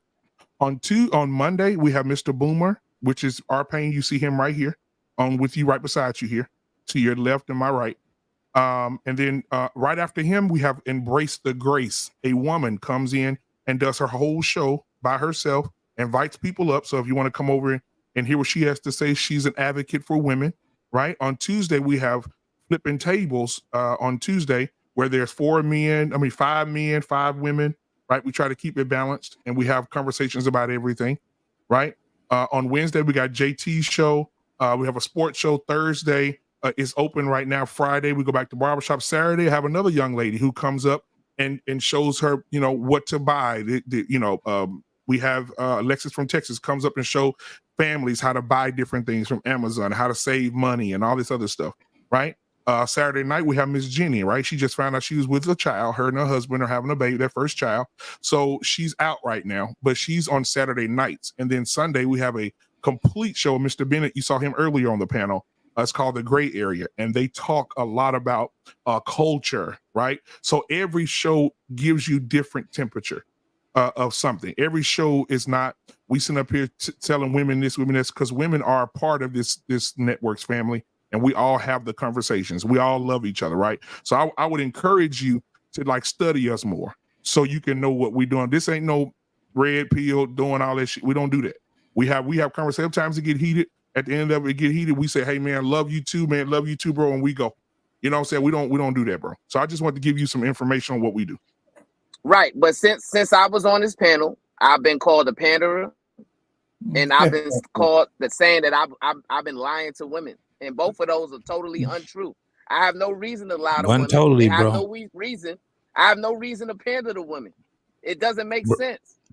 Bro, you led with a stat that said that men at 93% get their children. What are you talking about? Yeah, and you I read that online. And you never did do any real research. You were arguing with a man that actually is known for stats. And you were arguing with the man and he was just giving you stats. I was wrong about that stat. I'll admit that. I was wrong about that. Well, but that doesn't mean that I'm lying to women. Well, my whole question is, I asked you, how do they benefit from your information? My whole thing is this: I asked you earlier, how do they benefit from your information? That's all I said. Hey, just real quick, fellas. Hey, I greatly appreciate it. My information addresses men, right? I want men. Brownsville, just real quick, man. Let me hop up out of here, man. Come on, fantastic. Hey, man, I appreciate y'all for having me up, man. I'm gonna make sure I come through and support a little bit more often, bro. I know y'all kicked it off like this, but you gave me the rundown, man. So I make sure I pop up more often, man. I greatly appreciate you, brothers. Sounds have good. a great night. Most definitely, bro. You take it easy, man. Most definitely. I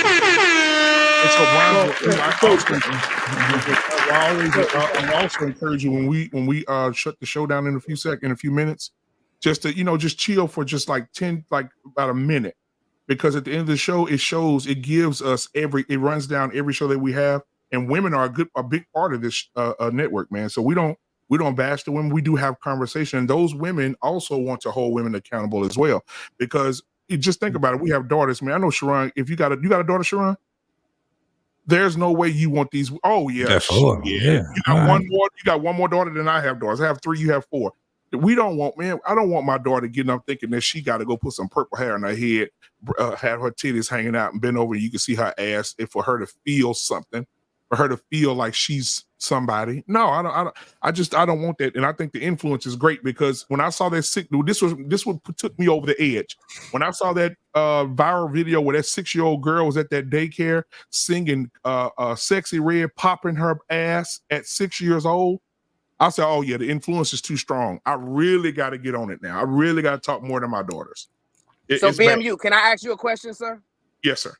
A legitimate question, right? Because yes, I hear men all the time talk about the sexy reds and all those things, but I don't hear men talk enough about, let's get these men to leave the strip clubs. Let's get these men to leave the sex brothels. Let's get these men to leave OnlyFans, right? Because if men wasn't the majority consumers of this degenerate behavior, then the woman would have no reason to go into that type of behavior, right? But we want to continue to just blame the women and not hold the men accountable. That's my issue. Well, here's the thing. If you had done your research, you would have found out that the strip club population has decreased since 2000. Guys ain't going to the strip clubs. As a matter of fact, it's been 6 strip clubs that have been closed down in my city alone. So guys ain't going to the strip club no more. You know why? Because they can see it on Instagram. You know why? Because they can see it on OnlyFans. And that's the whole purpose. But my whole thing is this. Listen, my thing is this. If we want men to stop doing all these other things, then I think we should require our women to be better. Because my whole thing is this. Every woman has a vagina. That's standard equipment. But my thing is this. Do you listen? Do you make your do women make their men feel comfortable? Do they make them feel loved? Do they make them feel proud? Or do they tell them they don't need them? That's the problem. You see what I'm saying? We're telling women, yes, you can have a husband, but the thing about it is you have to be what a husband wants. And that's the issue. Now holding. Now I can agree with you, Brownsville, with it when it comes down to holding each other as men, holding us accountable, right? So I do agree with that. That we have to do a better job at that. Absolutely, no doubt about it. So that's what I'm saying. When it comes down to this whole thing, where men, one of the things I'm always looking at is that we are not supposed to be in competition with women. And the way that we speak, it's like we are in competition with women. The thing is this, but this is what I was telling you before. This is why I was like number 1, number 2, number 3. At the end of the day, you're talking to guys that are fathers. Like I talk very, very stern when it comes down to the behaviors of women, but I also talk very, very stern when it comes down to the behaviors of men too. So even if you see on Wednesday, if you see, I'm gonna be doing a show this Wednesday coming up. I show some of the most craziest shit that goes on, dating and all that crazy ass shit, right? It seems crazy at the beginning, but what I do is pull the panel up and then we start having real conversation, right? I'll have Lost, BMU, and all them. I would do a show for about, an hour and a half, 2 hours by myself showing videos, right? Laughing, joking, all these different things. But after all the laughing and the joking, we start having real conversation. And that's where it comes down to. This, like when you hear us, especially when it comes down to the barbershop, you see how it was now. You had men going back and forth with each other and all of these things. My whole thing is this. The reason why you won't see us intervening a whole lot, right, is because we want men to be able to figure it out amongst each other, to find a middle ground with each other. Then we can move the fuck on, right? That's just what it is with men. It's a little bit different how we deal with women, right? You get a woman come up here, you hurt her fucking feelings.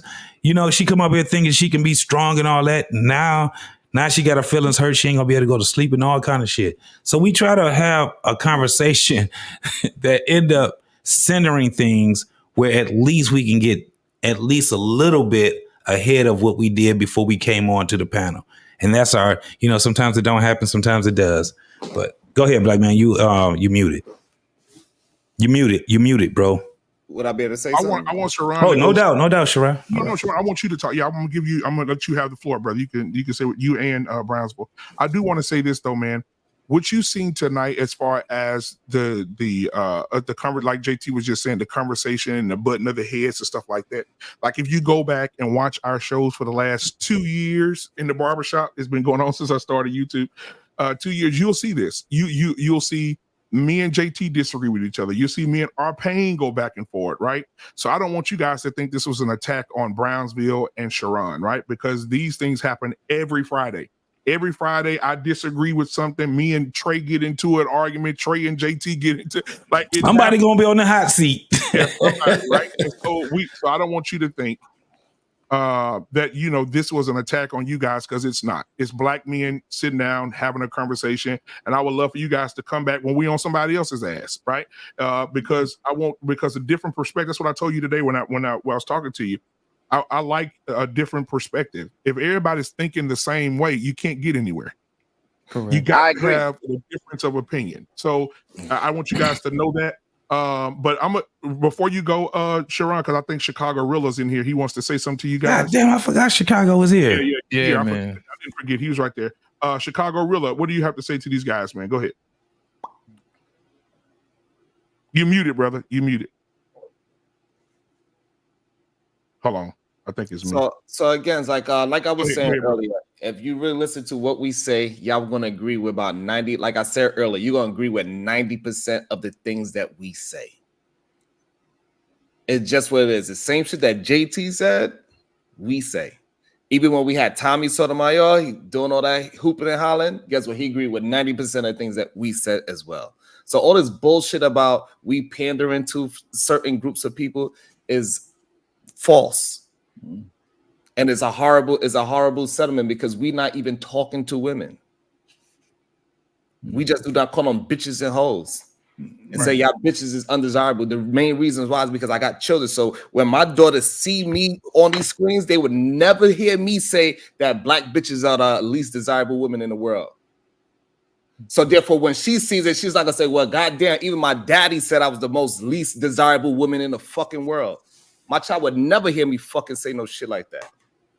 So that's the difference between me and y'all. That's it. But 90%, we're probably gonna agree the same thing because we love our children. So in our household, we probably say the exact same things. The only difference between us right now is that what y'all willing to say disparaging about women. I don't talk about women. I talk about men. Here's the thing. The difference that we talk about, we don't tell women that they're not worthy. We tell them that their behavior needs to change. I think that's the difference. We're speaking, you guys are speaking to their emotions. We're speaking to their behavior. You know why? Because they can correct behavior. That's the difference. They can correct behavior. But here's the thing, man, and I gotta go. Here's the thing, man. So even if the stat is true, right? Even if it's true and you can substantiate that black women are the least desirable woman on the planet, that's just not something you express to any black woman, because what it's gonna do is gonna reduce her confidence, right? And we don't want to do that as black men. We don't want to be out here tearing the confidence down of our black women. That's shameful, right? But that was done here tonight, right? And it wasn't done by me or Sharon, but it was done on this panel. And y'all got to be held accountable for that, right? Because y'all for uplifting black women, but that's not uplifting, even if it's true. That's not something you say. I would never say that to my daughter. I would never say that to my sister. Even if it's true, it shouldn't be said. And that's my problem, right? Because y'all feel like, oh, well, we're holding them accountable and we're correcting them. No, you're denigrating them. You're destroying their confidence. And that's why they gravitate to a message that shows them respect, right? So even if you can say, well, oh, what these guys are newer, or they don't have all the information that I have. But what we do have is just respect for women, and we consider their feelings, and we're thoughtful with things that we say to women. We don't argue with women. We don't feel like we're in competition with women, and we care about how they feel about themselves. So my hope is, right, because listen, I don't have to be on YouTube. I don't have a channel. You know, I don't, I mentor kids in my church. I coach soccer. Like I'm doing real things where I don't need YouTube. But my hope is that more black men will be more considerate with their communication in regards to black women, and not trying to hurt their feelings and hurt their confidence. That's my appeal to men. If I could see y'all moving in that way, and y'all are still able to uphold y'all accountability, but y'all doing it in a respectful way, in a considerate way, then there wouldn't be a need for people like me, women, to gravitate to. Hey, Brownsville. Damn, I wanted before you go, you a Bible man. The Bible, Galatians 4:16 says what? Go ahead, read it. Do you hate me because I tell the truth? That's what it says. But we all know the truth. When you tell somebody the truth, it ain't always gonna be sunshine and rain. Yeah, but it's also sometimes that shit gonna hurt your feelings. Sometimes when your coach get on your ass at football practice and hurt your feelings. When a girl at cheerleader practice or cheerleader coach get on her, it's gonna hurt her feelings. You cannot set women up for failure and tell them all this great stuff, and then when reality hits, damn, Brownsville lied to me. He told me I was beautiful because I saw a girl on TikTok today. Damn, I wish I would download that video for y'all tonight. She said, I've come to terms my whole life. My mom, my dad, my aunts, my cousins, my brothers told me I was beautiful. She said, I looked in the mirror every day and I told myself I'm beautiful. She said, I've come to terms. I'm ugly as fuck. Yeah. And don't nobody want me. Did you see the video? I seen that video. I'm ugly as fuck. In my whole life, they told me I was beautiful, and I don't got no man. I want to be married. I ain't got no husband. I want to have kids. And she said, I'm ugly as fuck. And they bamboozled me my whole life, and I am so unattractive.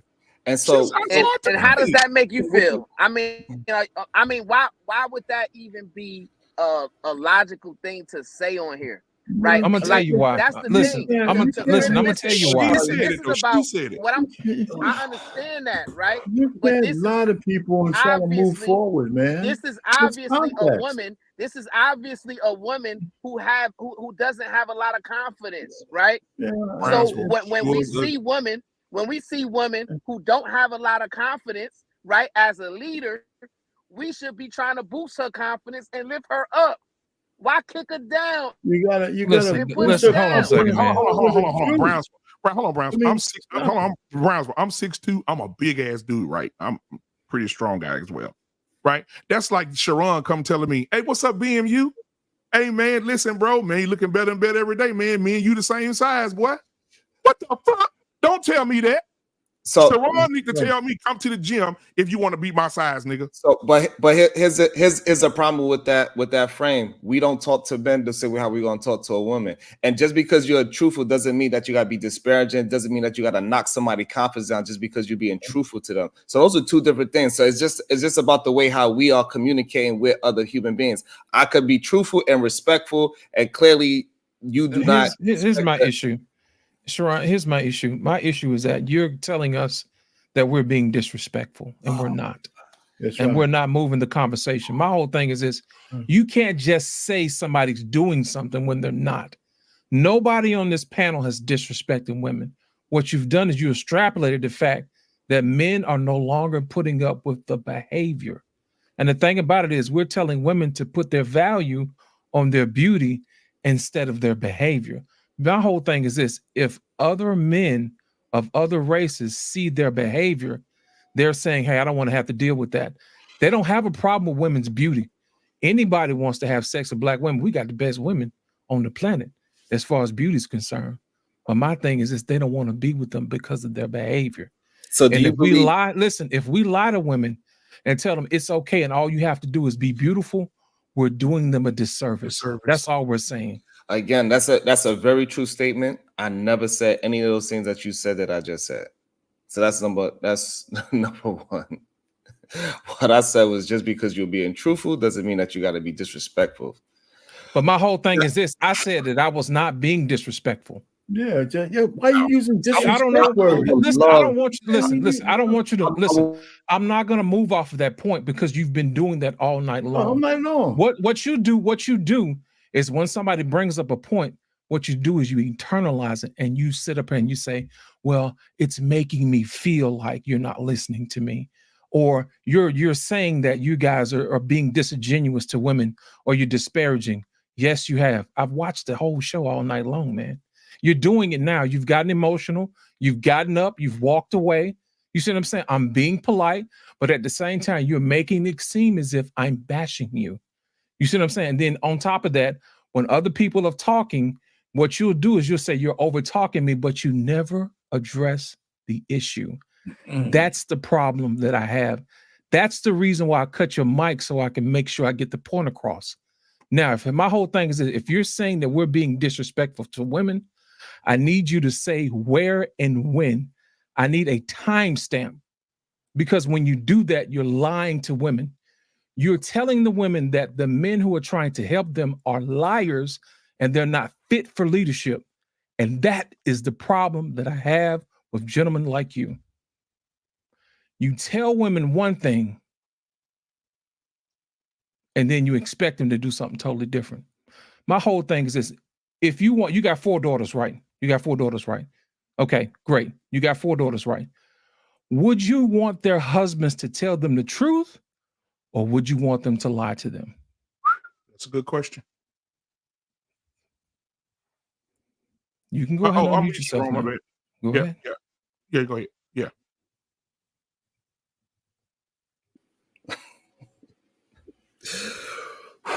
Take a deep breath. Go ahead.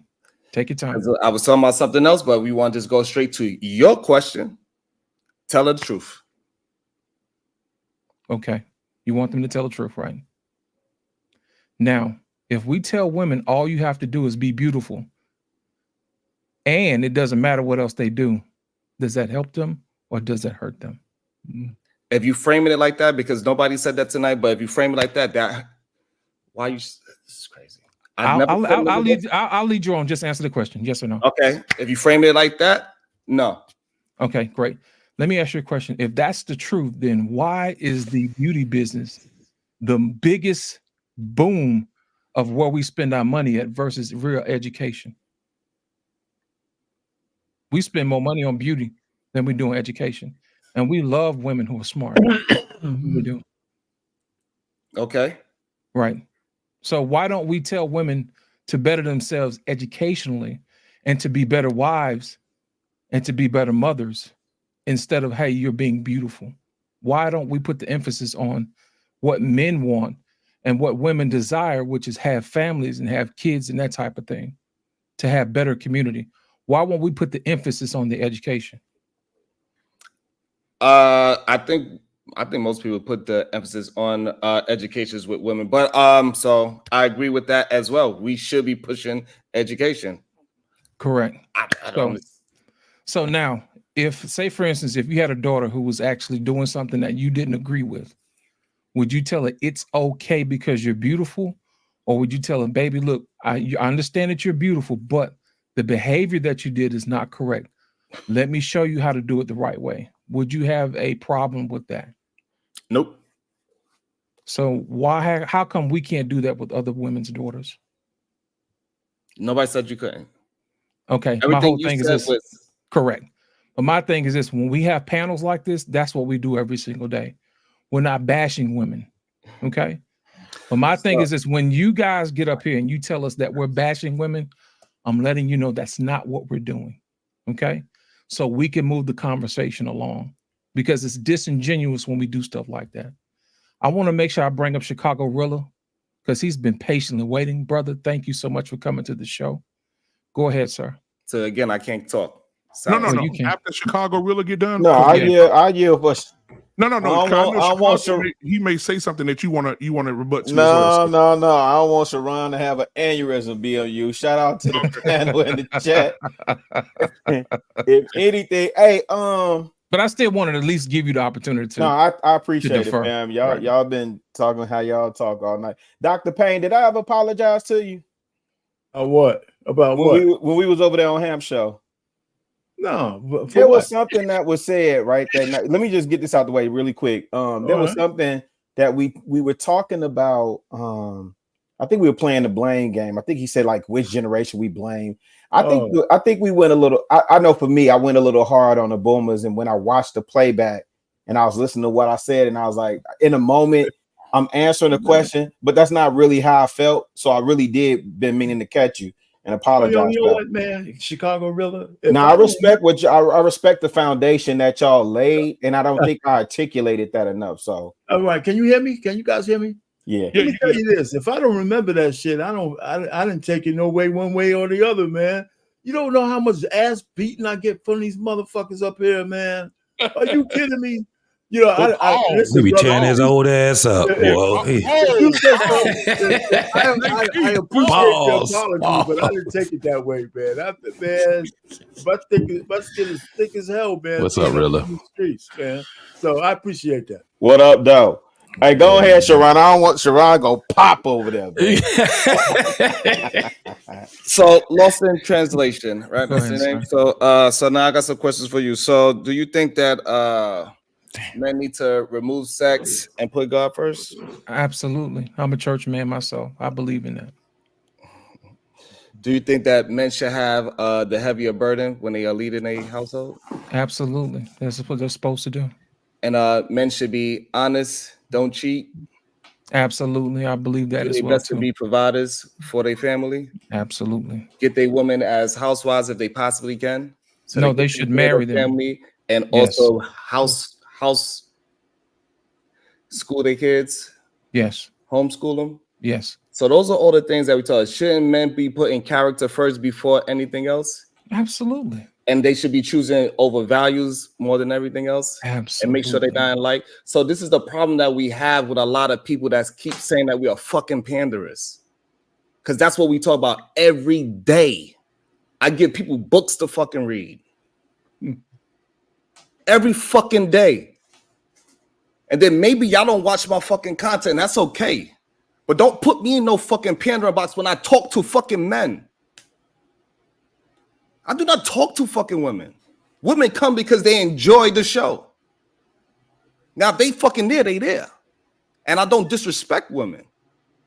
Have the conversation with them. They feel okay to have a conversation with us. So to put me in some fucking pandering box is horrible. Like I said, you agree with 90% of what I fucking say every day. I go against all these fucking degenerate ass men that be out here every fucking day to make sure my fucking daughter is safe. Because also y'all don't want to never fucking talk about how many fucking men is doing all the crime to these fucking women. Because we go through that shit on my channel every day. There's a lot of fucking women that's on my show every day that's abused every day, coming to me crying and all that. So don't fucking tell me I'm pandering to no fucking woman and lying to them. I'm telling them the fucking truth. I'm just not disrespectful to them. I'm not gonna tell no fucking woman you the most undesirable person, because we know when you do that to a woman, she's gonna go and do some shit that she ain't supposed to be fucking doing. Supposed to breathe life into your fucking people. You ain't supposed to meet with no fucking knife. Never fucking call me a pander again. Are you done, sir? Are you done? Are you done? The reason why I said that is because how you're feeling right now is how we feel when you tell us that we're bashing women. And that's the problem. My thing is this. The problem is you want to hear everything that's good that women do, but you never address the bad. That's what we do. We address the good and the bad. You see what I'm saying? Because there's stories that women tell that you don't hear. The bad stuff that they do. When they sit up here and they say, hey, you know, your daddy really ain't your daddy. You know, they don't tell you about that part. They don't tell you about the part where they leave their kids in the hot car while they go to the club. Silly stuff like that. Oh, you saw that video? Yeah, I saw the video. I see a lot of stuff, man. But my thing is this, we address behavior. It has nothing to do with calling them queen and there's all this other stuff. And it's not bashing. And I wish you guys would quit saying that. And that's my problem. It's not bashing.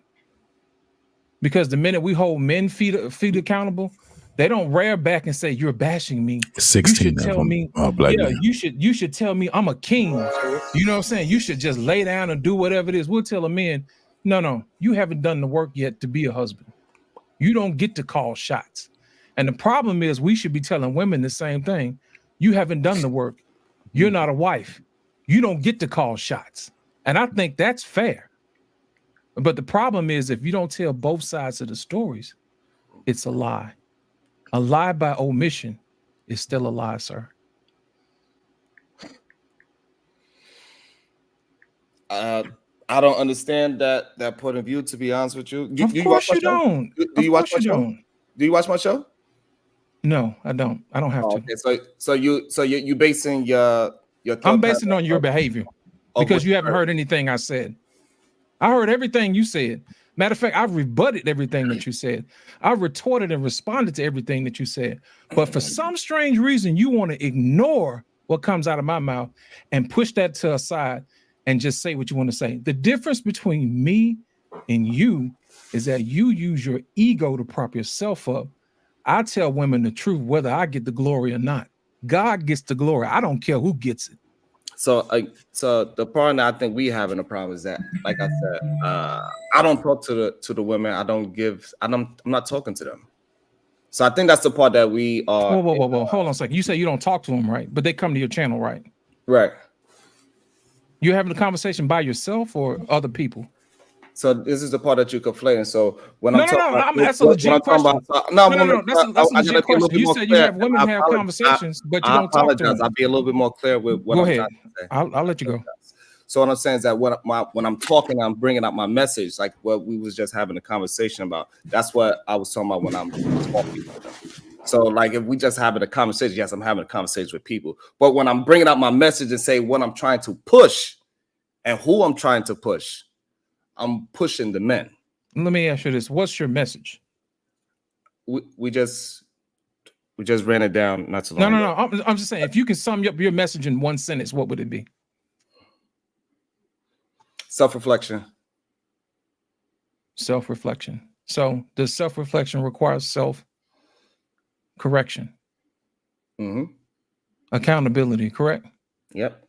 Okay. So that means we shouldn't tell women nothing, right? So that's not what that's not what I'm saying. No, because if you can self-correct, what I'm trying to make the there'll be no need distinction. to say No, I anything, think right? so that's what I'm saying. This is the part I'm trying to make the distinction of, is that me personally, right? So I'm bringing me personally into it now, that I am not catering my message towards women. So, and I'm not stopping nobody that is trying to cater their message to both sides, like, because you're saying you're doing men and women. I'm not saying anything about that. What I'm saying is I'm not pandering to women because I'm catering to talking to men. Okay. You only talk to men, right? Message-wise. Message-wise. Right. And men's message is accountability. Is that correct? Yeah, the self-reflection. Yeah, it's a bunch of things, but just to sum it up as a quick, so we can get the back and forth self-reflection. Okay, good. So men should do what they do, right? Meaning they should be better men, right? Can we agree on that? Yes, better human beings. Absolutely. Okay, great. Say, for instance, we got all the men doing exactly what they're supposed to do. They're providers, they're protectors, or whatever. Now it's time for them to get wives. They look out and they say, hey, look, where can I find a wife? What advice would you give those men? I would send them to places where it's more healed people, because I believe that two healed people makes a great relationship. So one person, the man, he got to be a healed human being. She got to be a healed human being. And then that's how you build a great relationship. You cannot have one that is shattered and broken. So I would point them in directions of places where human beings are more intellectual movement, and put them in circles where they can find character over, because the attraction part, most people are attracted to each other. Most people do not really look at other people as ugly. To me personally, I think that's a rare thing. It happens, of course. So I would try to get them to work on their values, because their values will put them around the same like-minded people. And then now you can find somebody of character. So this way you're not seeing these degenerate, you're not hanging around the degenerate human beings. And give yourself a better chance of finding a true partner. Okay, great. Do you guys discuss on how they can tell the difference between real genuine women and women who are pretending to be genuine? You guys have those discussions, right? Correct. So we talk about being truthful and honest, and give it time, so this way the people mask could fall down, because usually people mask falls down eventually, because people cannot maintain that facade for very long. And so as long as you being completely genuine with yourself and you being honest to your true character and your values, the other person is going to crack if they are not being true to themselves. So this is why we focus on the men. And this way, when they focus on themselves and they see the greatness in them, we tell them that being you is good enough for the world. You don't need 1,000 women to chase you down. You don't need 1,000 options. You need to actually smalling your options. You don't need so that is what we are preaching every single day. And so, and that's why it's very it's horrible that people keep saying that we are pandering towards women. It's wrong. It's just flat out wrong. Like as we mind it out, we have conversations. Like I said in the beginning, we'll probably be 90% on the same level. All right. My whole thing is that somebody said earlier that there weren't enough marriage material women, when we tell women that there are not enough married men. And basically what you're saying is that they just need to be in the right spaces. Is that correct?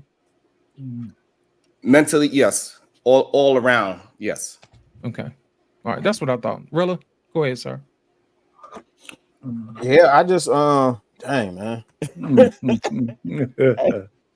I done worked my shift, closed my store down. I let the repairman out, drove home, fixed dinner. It's so much that y'all covered tonight. I was monkey flipping in the chat because I think first of all, shout out to you, BMU, for the barbershop, right? Like, I'm in the clouds most of the time when y'all doing y'all thing. But I do think it's important to have these conversations, because one of the things that I kept hearing was just around this concept that everybody got to be on the same page in order for us to move. And that's never happened in the history of history mints. right? Like you've never had 100% agreement to move in any direction. But you know, as Malcolm Gladwell talks about in the tipping point, all we need is 10%. All right. All we need is 10% to move the needle in one direction somewhere.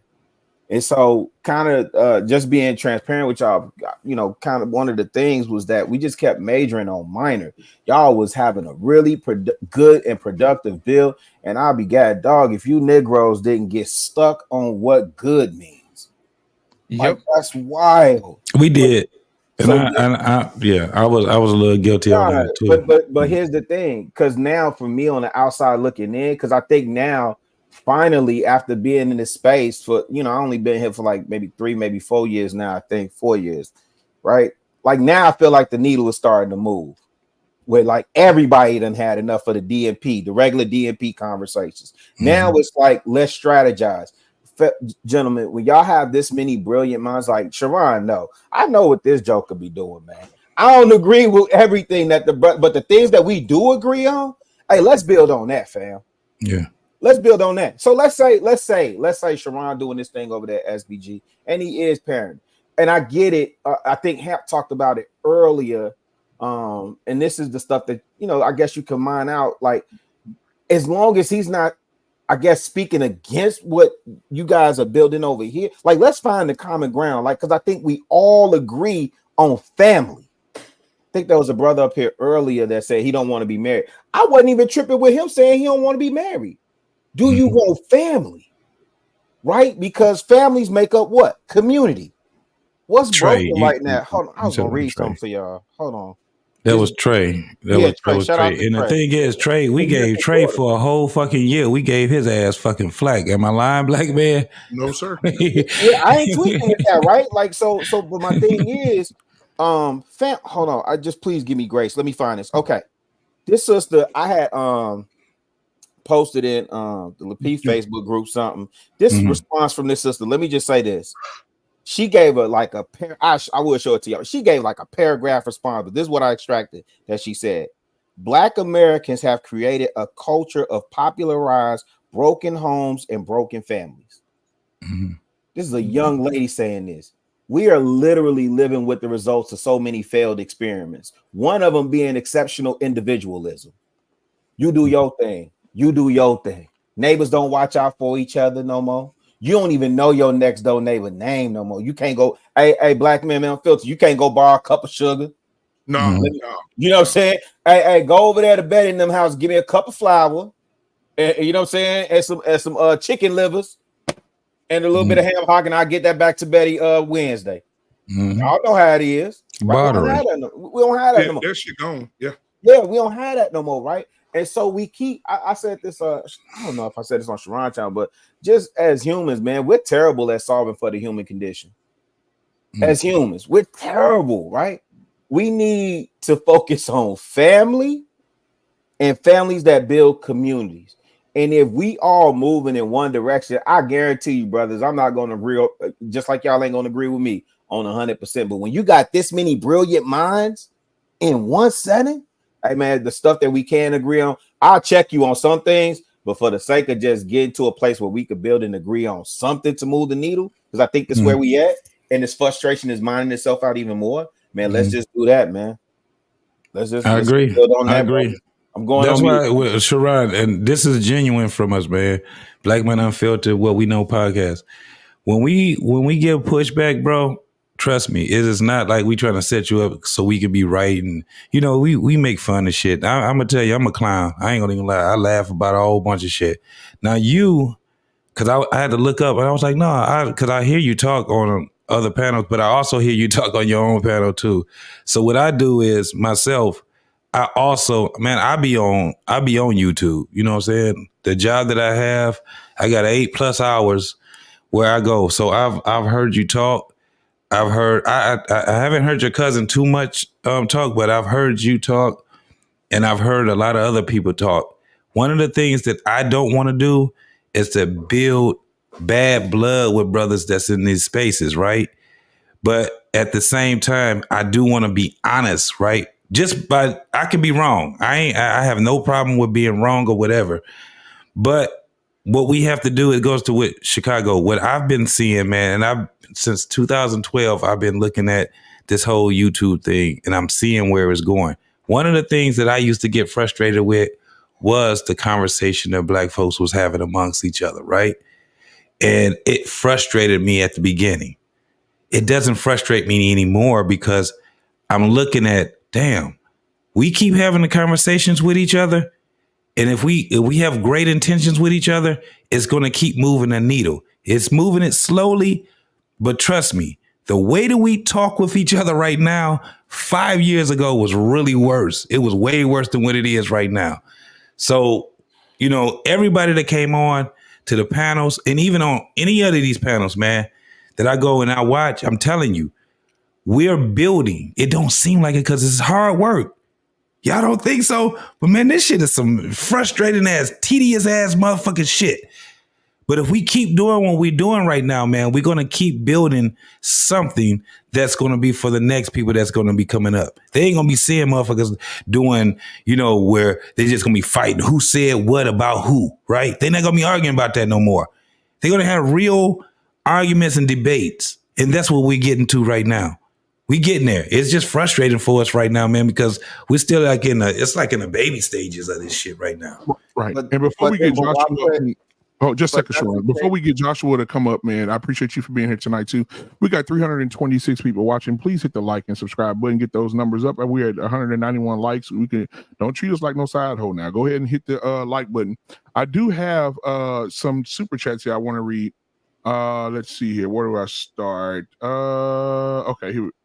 Oh yeah, we did that already. I push them for you because I had. Right. Yeah, you see, you already. I'll push it for you. Appreciate you, brother. All right, so we had TO $2. Don't Sharon have to? Okay, Harrison Davis $5. Salute, gentlemen. All right, we got Matthew Pearson $2. Y'all, hey, y'all putting it on the women? Hell no. All right.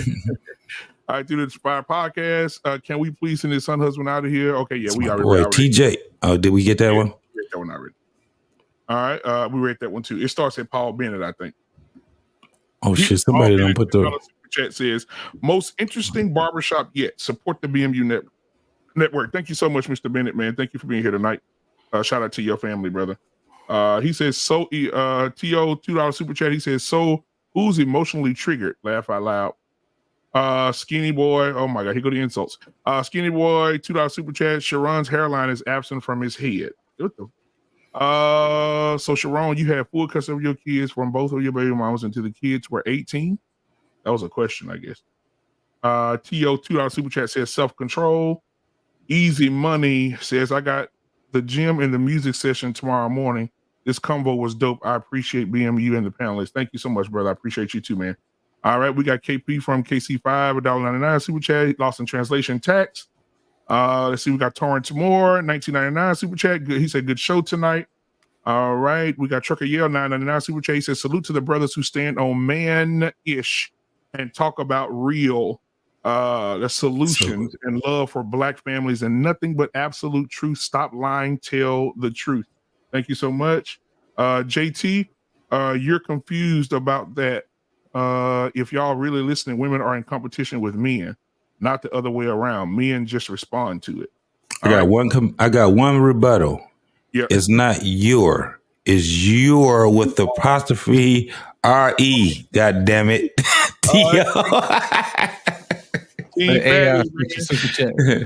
Appreciate you, My brother. guy. Said, why didn't you give pushback when PhD said you should not have Black babies? That's for you, Sharon. Okay. PS, somebody else. Oh, damn. They come with the PhD with comments. TO, $2. PhD with doubles down on deleting Black boys.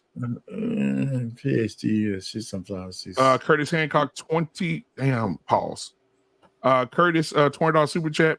Tone doesn't matter. Monique was as nice as possible about abundance in public, and Black women destroyed her. All right, thank you guys so much for those super chats. I appreciate you guys. I'll give y'all a little something because we need a breather break anyway. Yes, sir. And then we'll come back and get my boy Joshua in here to see what he got to say tonight. All right, come on, boy J Monk. Jay, you want Jay? Jay, right. Oh yeah, 313, baby. Whatever you want, whoa, whatever you need, my heart belongs to you. Oh, whatever you need, then nothing I won't do. Oh, whatever you want, my heart belongs to you.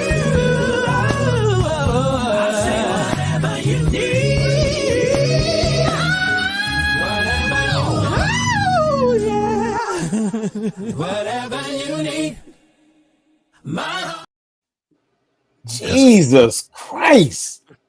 Yeah, that boy be going, boy. Hey, that's Maddie Moss, grandbaby, ain't it? Yeah, absolutely. Jesus Christ. That boy be going, man. Hey, he also be trying hard, G. Now, Sharon, I want to say this, Sharon, because we all like to have a laugh over here, man. I want you to be a part of that too. You know, I played this for everybody the other night, but I really want to play it for you because I think it matters. All right. You don't want to get caught in this situation. All right. This is it right here.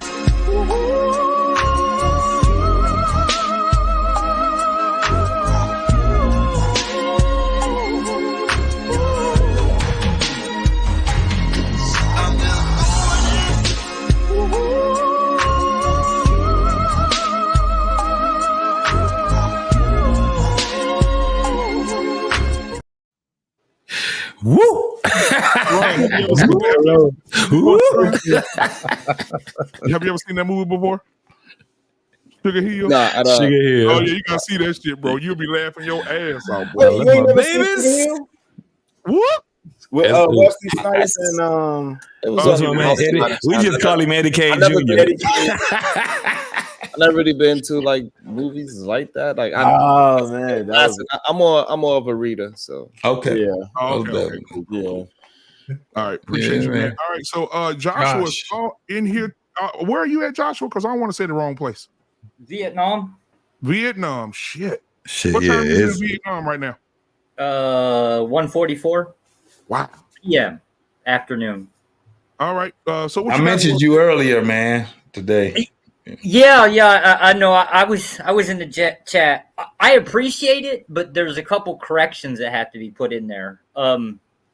Like I kind of got accused of being like on a moral stance, and it's unfair because it's not my moral stance. It's actually Christian. So like any type of shout out would actually just go to their principles. We're from the secularist point of view, all we can do is adopt somebody else's moral stances. That's all we've got. It's not. There's a problem that comes with this, and I think this is probably more important on the secular side. Is we're incapable of grace, and I'm not talking about on the receiving end. I'm talking about on the giving end. The Bible's got probably 150 different verses on how to treat other people. That does not operate well with us. We are incapable of doing so. I believe that faith is required to grant grace. And since I lack the faith, I'm obviously not going to be able to completely fulfill the standards that come with it. And I think that needs to be kind of identified. This is the downfall that comes with the secular side. We don't get to claim that we're being all good toward one another. We're not being nice. We're not kindness. So like if you go down to like the definitions of grace, it's going to be like kindness. It's going to be gratitude. It's going to be all of these different things. I like to like basically encompass them together into undeserved favor, meaning that you're granted a favor that you really don't deserve. You haven't earned it kind of thing. And we're generally on the secular side incapable of that. I can't allow the atheist to kind of get away with not taking a hit on this. I can't allow it. Now on the Christian nationalist side, I don't think it's fair to lay claim that it's such a great thing too. It comes with some nasty downsides to it. Like everything has pros and cons. I'm just very open about the negative sides to us. Like there's some really bad things. An example would be there's been 2 bills that have hit House. They've been shot down they're literally going after repealing the 19th. That they are literally trying to repeal women's vote. Christian nationalists are a political arm of Christianity, and it's a very, very harsh system to deal with. Yeah, they shut it down a couple months ago, wasn't it? I think it's been over the past 3 years. It's been promoted twice over the last 3 years. And to be honest with you, I wouldn't consider it to be like I wouldn't consider it to be a very big concern for like at least the next 25 years. Things take time to chip away, right? People have to get pissed off enough to do anything. And I'm not entirely sure that that's a great idea. Right. Let's put it this way. I'm unconvinced that it's a good idea, but I do believe that it's going to be an inevitable. Josh, let me ask you a question. Why do you think that they would even put something like that on the table? Why do you believe who would put something like that on the table? The people trying to remove the 19th. It really an issue. I think that eventually, or like the whole the gender wars that started like say 20, 30 years ago started it. There had to be some kind of pushback. And the more that the vitriol goes between the gender wars, these people are going to age up and eventually find seats in House and Congress or House and Senate. It'll eventually hit. That's why I say it's an inevitable. It's just how long it takes to get there. So what you're saying is that the gender wars has brought light to something, and they figured that removing the 19th is a solution. Do you think that's what they're thinking? One of many, to be honest with you. But then again, keep in mind, Christian nationalism is technically incompatible with democracy. Christianity specifically would actually be incompatible with democracy. If on the Christian side, woohoo, great. On the secular side, we're going to take an ass whooping from hell because we're eventually going to have to like basically cow down to this, and then it becomes by force. All right, Payne, you're the political expert on this particular situation. I ask you this question, man. Yes, sir. Why would they actually even consider something like that? Because of the gender wars? Well, first of all, I don't see that happening. Right? Listen, if you look at what's going on right now, women are strategically taking all the local elections, judges. Kamala Harris is 1/25th Amendment away from being president. Listen, all I'm trying to say, I don't see what the biggest mistake that men have made in this country is acquiesce our leadership to women. And the fact is, it's not that women are bad, but they're not suited for the kind of leadership that we're putting them into. So listen, I'll give you an example. In New York State, the biggest thing the governor did was change the law so women could destroy men's lives from 30 years ago, just to get Donald Trump. That when they extended the statute of limitations for you could say any old shit, and then we'll put men on a hot seat. There's laws like that going on everywhere. And if you see I could put 10 women mayors together, 8 judges and stuff, and they all are involved with fuckery. You know why? Because the power that they have is so strange to them that they misuse it. And it's all over the United States. And so, and not that men didn't do a bad job, but at least men have a track record of building the world. So let me just say that I don't think anybody's going to ever take away the woman's right to vote, and rightfully so, because women are. I mean, if you're talking about CEOs and building businesses and stuff, and I'll be short, women are very suited for a lot of these kind of things. But when you tell me that a woman should be leading our military, or should be leading the police force, and things of that nature, or the firemen, where there's thousands of men, I don't think women should be leading those guys. I don't believe in that at all, right? Because they don't have the empathy that's required to understand what men are going through. And so, that's just it sounds sexist, but it's not. Because I know I have daughters. I don't have no problem with them trying to do what they want, but I just, listen, okay, I'll give you one more example and I'll shut up. Nikki Haley. she wanted to run for president. The only thing she talked about was sending men to die in war. Right? Because she's just using her thing because men are just commodities to her. So all she thought about was whipping her dick out and said, let's go ahead and get these guys from Iran and all this kind of stuff. I don't believe that. I think men have sent us to war too, but at least they know what it really means to sacrifice men in the heat of battle. So I just have a lot of issues with but that's why I don't believe that the 19th Amendment, if that's what gave the women the right to vote, that's just not going nowhere. It's not. I don't believe it's ever going to go anywhere. Arpain, before we go, Sharon, Arpain, let me ask you a question. We've actually seen the law change a lot. You know what I mean? And to me, it seems like it's extra squishy. You know what I'm saying? One day the law applies for certain people on this day, but on another day it doesn't. Do you think that may be the reason why we're seeing the issues that we have? It's being more socialism being introduced into our society over time because of this squishiness. Yes. Yeah, all that stuff. I mean, when you lead, when you get in charge and you base everything on your feelings, that's why we got criminals in the inner city running rampant. You could steal $1,000 worth of goods before you go to jail. Who thought of that bullshit?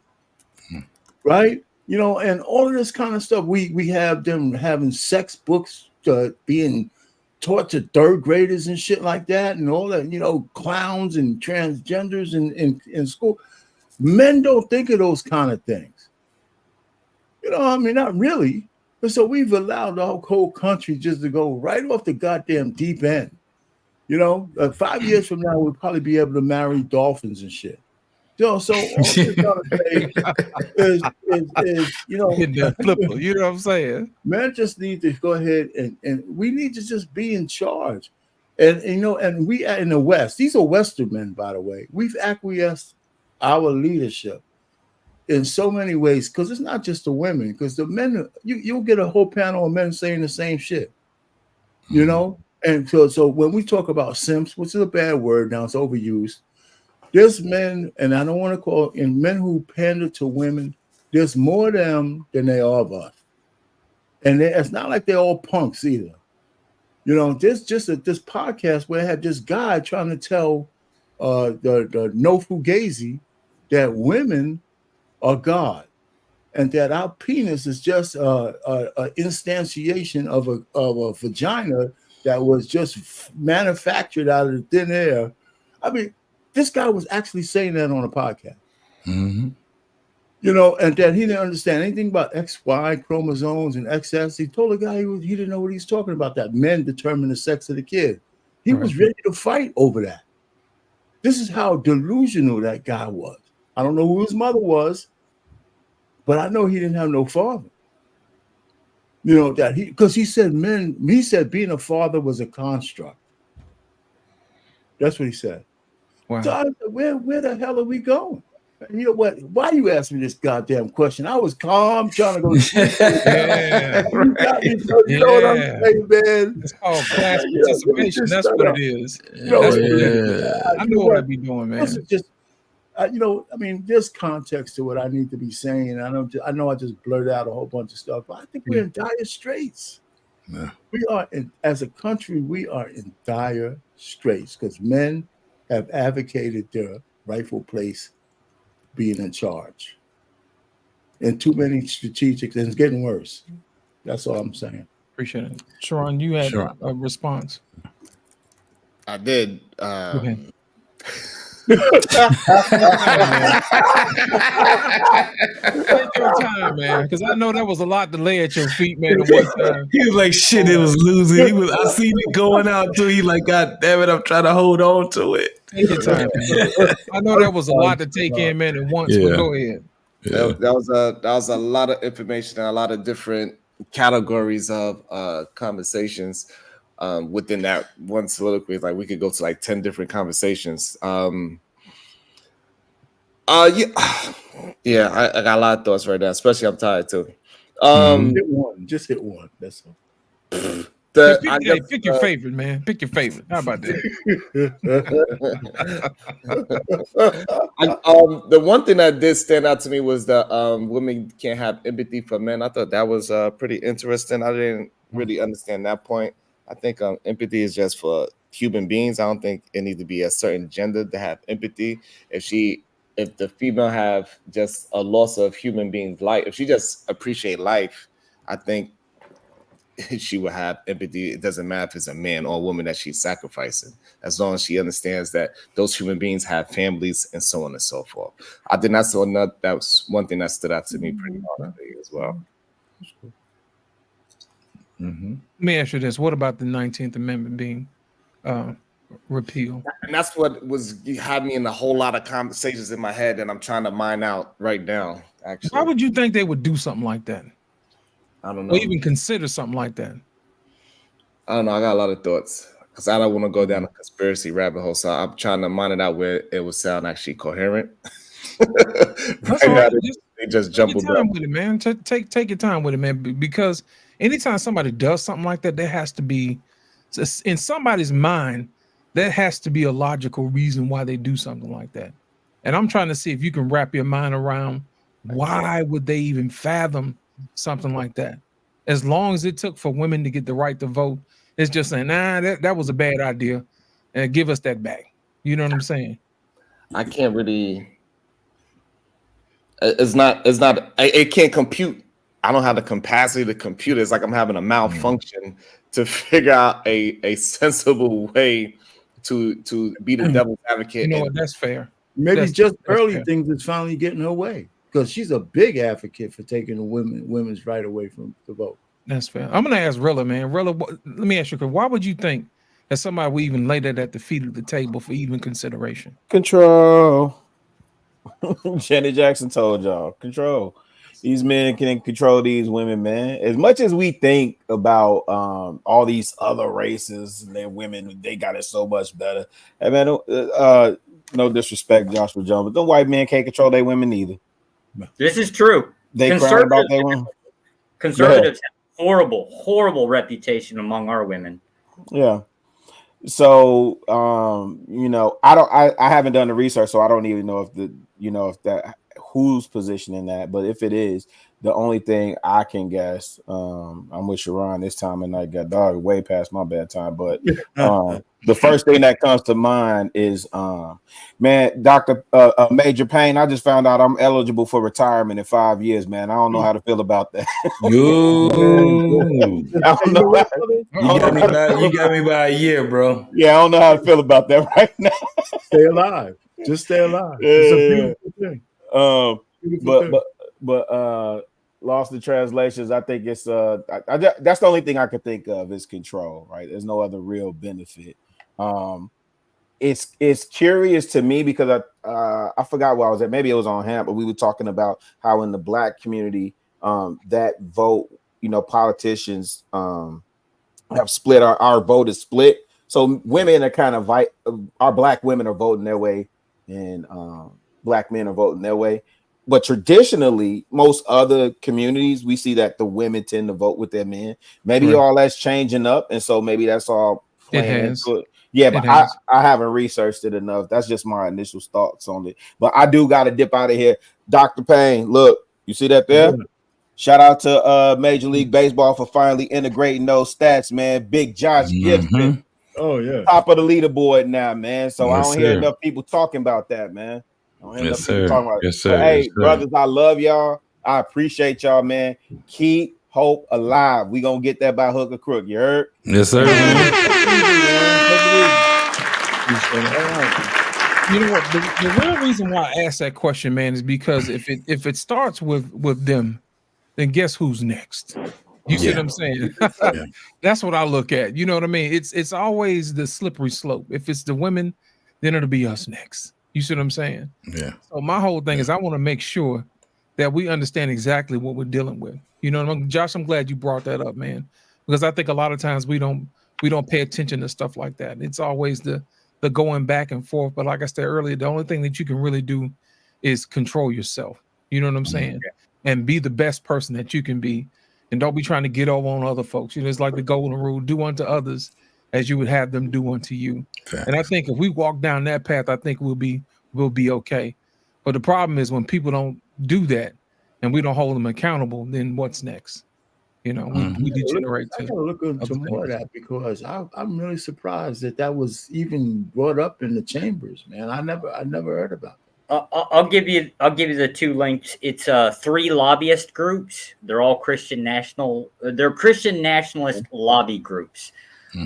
They never made it past. The House Speaker basically annihilated them. Okay. They never even made it in.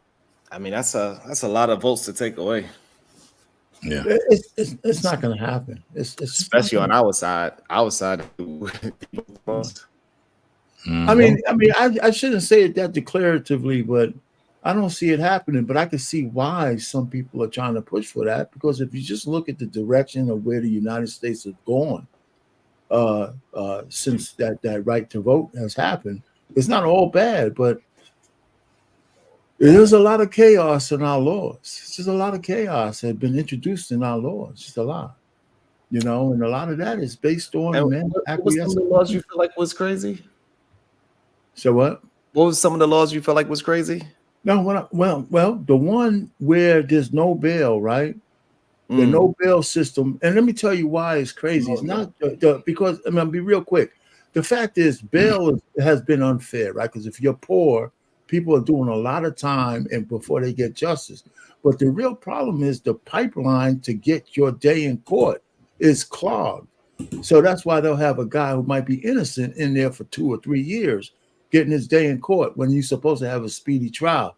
So they fix it by saying that depending on the crime you commit, we're not going to have a no bail system because that makes it fair. So they took the pendulum and they swung it all the way on the other side. And we're letting, my cousin was murdered by a guy who should have been in jail. And he was less than 30 years old. And this was recent. So, and I'm not laying that on the feet of women, by the way, but I'm just saying the softness that have the kind of things that we're doing, especially in the blue states, in the blue cities, it's just absolutely ridiculous. You steal $1,000 from me, you're destroying businesses, you're destroying the economy, and these guys, so many people are very, very dangerous. They ain't just little petty crimes. It's crazy. So, all right. So you said that doesn't have actually anything to do with women. No, I'm not putting that on the feet of women, but our mindset has been softened by liberalism. But you do believe that the bail system thing was unfair to? Oh yeah, I do. But I do, but the solution is not the other way around. You make me confused. You're making my head itch right now. I do. I mean, you got to be able to process more. What I'm saying is it's unfair, but the solution that they put in place is wrong. The issue is that you have to increase the pipeline so you can get to people faster. That might mean more judges, more courtrooms, more this or some other kind of process, so you can get to people to have their day in court before you turn a guy who has he stole a loaf of bread, you put him in Rikers Island, he's getting bun butt, and he turns into a hardened criminal after a year just trying to survive.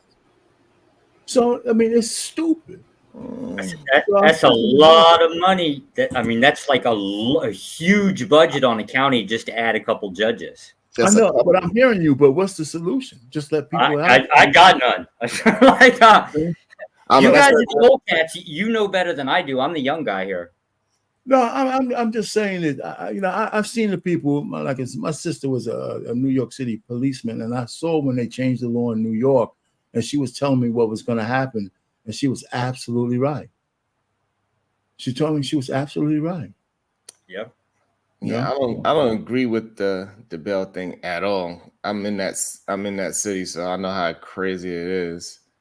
There's plenty of people that's getting affected by it. It's a lot of chain snatching, rather than those unsolicited scooters with no license plates. There's a lot of shit going on. They get arrested, they out next day. They don't care. It was one dude, he done shot 3 people and he got out every time. It happened in a term of maybe 4 months. He shot 3 people and got out each time. That's really crazy. So anyway, so that's just one aspect. Idea of the not. But I wanted to make sure I said I'm not putting that on the feet of the honeys, man. I'm not putting that. Right. Everybody, welcome to the show. Ali. All right, I'll leave it. Welcome, sir. What's going on, my brothers? What's going on? What's happening, man? What's happening, man? Welcome to the show, brother. What's going on, my brothers? I had smoked for my brother Sharon Bracy. I had smoked from, so I believe y'all the show was catered around the fact that the amount of pandering that our brother Sharon and brother Brownsville do, right? And it could be counterproductive. Is that what the show was surrounded around today? Basically, yeah. So we as men, we would never advocate for the removing of women or or violence towards women, right? So I would believe in a space there would be ramifications and consequences for brothers who had that type of rhetoric to remove sisters, right? So I'm asking Sharon, Mr. Sharon Brady directly. I believe Sharon supports families, and he also is solution based. What is the consequences and ramifications for PH Diva on your channel saying that she would never birth a black man into existence and she stands behind deleting black boy babies? So what I would say to that is her body, her choice. I cannot direct her or hold her to any kind of consequences. I got a conversation with her and I could tell her how I disagree with that wholeheartedly. But besides that, there's nothing more that I could do. So why are you telling brothers not to align with that type of rhetoric? You go against so-called RIM brothers. You're against the red pill space. You're against incels. You're against manospheres because the violence and the things they perpetuate that y'all say towards women. Why would you align with a woman that says you should delete black boys and she would never birth a black man into existence? If you're telling men not to have that type of rhetoric and to align with men like that, and your platform is surrounding being a solution based around families. What you mean by alignment? She's on your show. That's part of your camp, right? She reads your super chats. You also said you cannot super chat a PhD but off of it. She's part of your camp. That I cannot have somebody that's have opposing ideas a part of my team. No. You said not to align with those type of people. Align with that rhetoric of deleting children. So that's not a part of my rhetoric at all. And it's not a part of my message. So there's no. My message is actually men is their body, their choice first. They actually control if the woman gets pregnant. So they need to either be wrapping up or they need to be with somebody with a good character that they can trust and build a family with. Actually, in front of all these people, you're contradicting yourself because you tell men to remove themselves from them type of men and not to align with those type of brothers. But you have a woman that sits on your panel every day with you that says to delete black babies and that she shouldn't bring black babies into existence. That is what you promote. So take away from what everybody else says. You're aligning with a woman that's on your panel when you tell brothers to remove themselves from those type of brothers and not to associate with those type of brothers, but you associate with a woman that advocates for deleting black boys and not bringing them into existence. So what is the consequences? If there's no consequence for that, then I just accept that answer. But it's a huge contradiction and it's a big hypocrite. And you don't align with the message that you're preaching. You're not living the message that you're preaching when you have a woman that advocates for deleting babies and for not bringing black boys into existence, which would mean removing you from the face of earth and for you to never arrive here either. If she had to birth you, you would never be here. So you align. If you don't align with her, why is she on your panel? And why are you telling brothers to remove themselves from them type of men if you align with that type of woman? It's a lot of words, my brother. Again, so just because I don't align with somebody with their political aspirations, that doesn't have anything to do with anything. You could still be my brother or my sister. Because we have conversations, we mine out conversations every single day, difficult conversations. We deal with issues. Now, then we let the chips fall where they fall. So me and Lost in Translations, we're going to agree on some things and we're not going to agree on some things. It is what it is. If I was here every single day, rock with him, it's still going to be some things that we don't align with. He'll like, yeah, I rocks with him for the most part. But that thing right there, I don't rock with him. So I don't know what consequence you want to give that you want me to give to somebody just because we are we rock out every day and having conversations.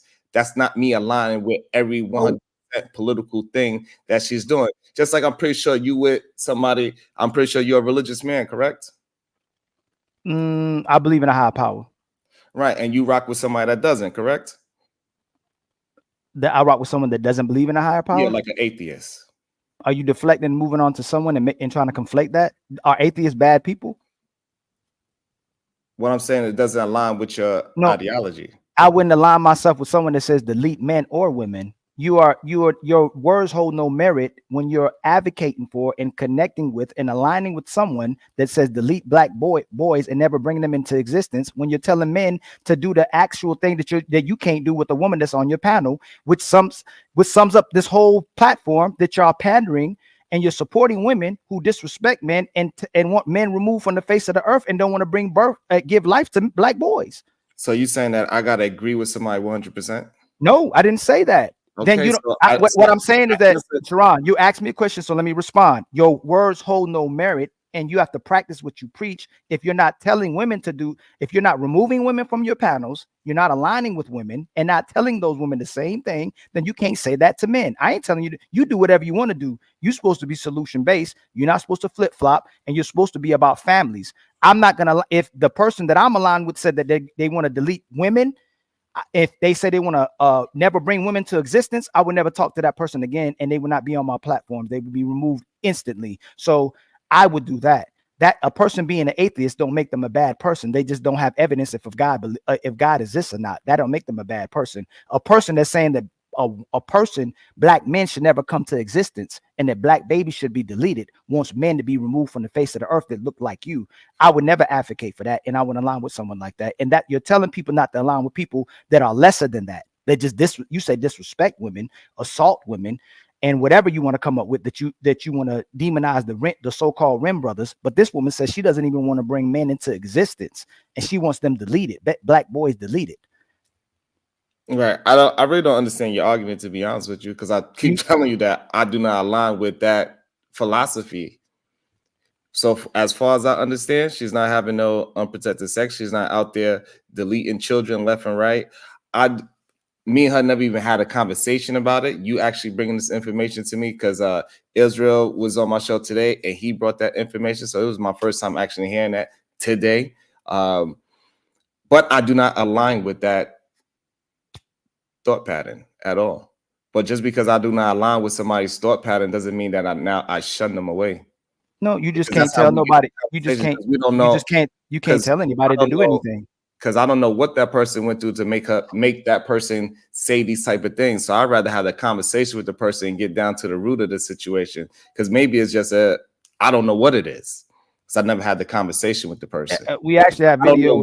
If we have the conversation instead of just shunning people. I don't shun people. I have difficult conversations. Like me and Lost in Translation, we was having a heated conversation. He was muting me every 10 minutes because he was heated. And so if I would have just left, we would have never got to a place where me and him could actually have a conversation. Understand that our values is not even that far in alignment. But if I'd have left at that moment, he would have just thought I was something completely different than who he thinks of me as right now. Can I ask the brothers on the panel a question? I was talking, but go ahead. Would the credibility of someone's merits and values be in question if they wouldn't remove somebody or have a consequence for someone that said they should delete black boys and never bring black boys into existence? My issue is having a platform for that rhetoric to be spewed, to be visualized. I think that's the issue. Right. So that's what I'm saying. We never had that conversation on my platform. You said Have what? you ever seen her content before? The person that he's talking about, she doesn't have a channel, and we never had that conversation on my channel before. Ali, let me ask you a question. You need to unmute yourself, Ali. Mute yourself. Unmute yourself. His only response for that was that he don't stop believing people from believing what they believe. He runs away from it. But it is contradictory to what he's telling brothers not to do, or so-called Rim brothers not to do. It makes no sense. It's a hypocrite. If he has no consequences on his side or rectifying what's happening and having the women like that on his platform, he can't tell men not to be that way or not to support Rim brothers. It's contradictory. Can you get him to clarify what I'm contradicting? What matter of fact, because you're a better communicator. Lost in Translation. Do you understand what he's saying? I'm contradicting on. Well, this whole show. Oh, go ahead. Lost in Translation. No. What he's saying is that you having somebody on your show whose message is counter to your own. That you don't know is counter to your own. Right. That I don't know. Okay. Is that a fair statement? Is that a fair assessment, Ali? Can you say that one more time, my brother? what I was saying is that Ali's saying that you're having someone on your show whose message is counter to your own message. Yes. Can I play the video? Can I play the video? Hey, go ahead, sir. You have the floor.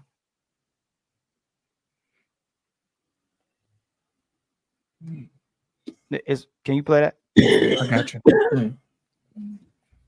Wait a minute, nigga. Since you up here, Sharon, nigga, we got a more pressing concern right now. Let's get to it, Chuck. Why y'all ain't motherfucker check PhD about what the hell she was saying? Exactly. Now What you mean? Let's talk about deleting black boys. Explain yourself. Why y'all was silent as hell when she said? Come on now. Hold on. When it happened today, I said it right as soon as she said it, I said I don't agree with that bullshit. No, you did not. Bitch, you lying, bitch. What? Bitch, you lying. It's amazing to me that Sharon got you over here after you was talking about deleting black boy babies and all that, and that's the reason why me and you was battling. I would never birth a black male into existence. Right, and that's why me and you was battling because you was talking against. You want to Sharon, do another bet? Yes, I would, because I played it earlier. Yes, I would love to do a bet. I would love to have some of your money. No, hold on, no. Y'all no, niggas just jumped on. You might not have heard I'm sorry, because my we was screaming and yelling. So it's a possibility that Nah, we wasn't screaming and yelling. Lying son of a bitch. If you play it all, I don't got nothing against her. That was a while back, and my whole point of contention with her was she was talking about deleting black boy babies, and I got a right to feel a way about that. I stand by Okay, and I feel a way about that, and that's okay. And so, so you got that out. So now she has stand by it too. So if you want to have that argument, we can have it later. I'll bet you. You want to bet? You didn't No, say y'all word. was screaming together. You said No, you we said wasn't at that point. You said such and such. I was like, oh Not shit. at that point. Anyway, anywho, what does that matter? What was the purpose of that? Because me personally, so for me personally, I get that woman all the time. I'm somebody that told a woman to comb her hair. How you got PH Diva as part of your crew and she believe in deleting black baby boys? Because I don't stop people from believing what they believe. My new joint is called Cling Cling Cling. You know what I'm saying? Bust it. Cling Cling Cling. Man, you capping. Ooh, cling Cling Cling Cling Cling. Oh, you capping. Drip splash water. Drip splash splash. Drip water splash splash. I think that was good production. Sharon, you have the floor, sir. I think that was good production, but you ain't played no whole video. You played clips. I think it was great. It was funny. It was good. But I don't agree with that kind of rhetoric. That conversation doesn't happen on my channel. Like I said, it was brought up today with Israel because her and Israel had that conversation sometime a year ago, something like that. That was on a different channel. That was on a different channel. Yes. It's rules for thee, none for me. It's contradictory. It's a hypocrite, and his words hold no merit. He cannot tell brothers to do what he can't do for the certain woman that's on his panel. Simple as that. If you're gonna be solution based, if you're pro families, and you have people, and you're telling brothers not to spew remedial rhetoric, which you don't even use that word anyway, because remedial is about repairing. It's not, you're using that word wrong. And you even say you don't support remedial rhetoric, but it's about making repairs. It's about correcting behaviors. You use that wrong. No one checks you on that. But if you're telling brothers to be leaders, to be proactive, to not assault women, to hurt women, not to delete women, not to hurt women, great women, but then you have a woman on your panel that says she'll delete black boys and that she will never bring a black boy into existence, you're a hypocrite. And you don't support it. I do not support her rhetoric. I don't understand how that's being a hypocrite. If I don't support that rhetoric, why is that being a hypocrite? That's the part I'm confused about. You tell us if we don't support it. You tell men if they don't support it, remove yourself from those type of men. They shouldn't have no place in your life, and then women shouldn't deal with those type of men, and men shouldn't deal with those. That's you and Brownsville both tell women to remove themselves away from rim brothers, and that men shouldn't be aligned with rim brothers, and women shouldn't be aligned with rim brothers, and we should stay away from them. But you are aligned with a woman who believes in deleting black boys and not to bring black boys into existence. This is crazy. So again, I don't agree with that talking point. I'm not trying to date that woman. Everybody that you deal with, you're not gonna be aligned with 100% of what they're saying. Did you not try to tell? So, Sharon, he's not asking. That would be below the belt for me to bring your personal life into it. He's not asking whether you agree with the other person that way. Again, I do not agree with that rhetoric at all. Go ahead. He's Josh. not asking if you agree with the other person or not. Okay. He's asking, why do you tell men to do one thing? Well, when in the same case, now there's an example of a woman that you won't tell something in the similar concept. What is it that you want me to tell her? That she's wrong? It's not that he's not asking for like what should or so again, like I was telling Lost in Translation earlier, my message is for men, right? And how men need to move a certain way, build up their character, and then get women that have the same core values as you. And then what about the Rim Brothers? What do you tell men and women about Rim Brothers? What should they do with Rim Brothers? I was talking, but again, I apologize, but what do you tell men about Rim Brothers, though? What do you tell people to do with the Rim Brothers? like I was just saying, I tell men they need to change their values, their character. They need to build themselves up, move in a certain direction. So that's what I tell you. That's what I say. Because everybody got the opportunity and the ability to change their philosophy. Everybody's not stuck in the same thing. Who I was when I was 20 is not who I am today. So would you tell PH Diva that she needs to change her character about what she wants to do with black babies, black boys? Absolutely. Would you tell her that? I mean, so the point is, I mean, what's good for the goose? Especially if she's getting pregnant. So she's not getting pregnant. No. Wait a minute now. Wait a minute. She don't have to be pregnant, right? She doesn't have to be pregnant for you to have that conversation with her, right? If she's spewing, even if it's not on your channel, it's like me inviting Adolf Hitler to be on my panel or some shit like that. He didn't have to be, if you have the enemy within your midst, who looks at you and smiles in your face, but hates the essence of you as a man, that's some serious shit, I think. She might be nice, but it's like a wolf in sheep's clothing. I mean, and even if I would at least broach the subject because she might be a nice woman, otherwise, whatever. But she's telling you that she looks at you and your essence as something that she has to eliminate if she had the opportunity to. I think that's a big deal. And if she's in part of your inner sanctum, I'm not saying get rid of her, but it'd be something I would be concerned about. How could you trust a person who hates you as a man? Trust her to do what? To be around you, man. Think about it. You said to have a conversation. Listen, you said earlier that would you trust a man that tried to get his own child deleted? Wait a minute. Do what now? I'm lost. Would you trust a man who tried to tell his girlfriend to delete his child? I wouldn't trust a man to tell anybody to delete anybody. Okay, then. So we know we are around men that try to tell a woman to have a child deletion. And we give them the grace to move forward. That's not the same. She's talking about deleting boys specifically. He's talking about my situation. But before I had my son, I didn't want a kid. So he's conflating with the fact that I didn't want a kid when I had my son, and he's conflating and then they'll use that as well too on their page. He'll let her talk about my mixed breed child. And he'll let her talk about my dead mother as well too, and he still allows her on the panel. You keep saying let. So yeah, you have people that you have on your panel that disrespected my mother, the deceased, and since you want to bring that into consideration, I take care of my son and I take care of his mother as well too, because I didn't want to have a child. Just like women have the right to not want a child, you conflate that with the fact that I wanted my child deleted, and you keep pushing that wrong remittance. I didn't want my child deleted. I didn't want to be a father at that time. I can't force no woman to have no deletion. I can't force a woman to not have no kid. I didn't want a kid. That you can't conflate that to want to have an abortion. But you're conflating, and the fact that my son exists and I take care of my son exists. You can't conflate those two things because I take care of my son. I just had a show discussing my son. So the fact that you even try to reach that far shows how disingenuous you are. And then now you want to talk about me instead of talking about somebody who actually wants to not bring black boys into existence. You're running again.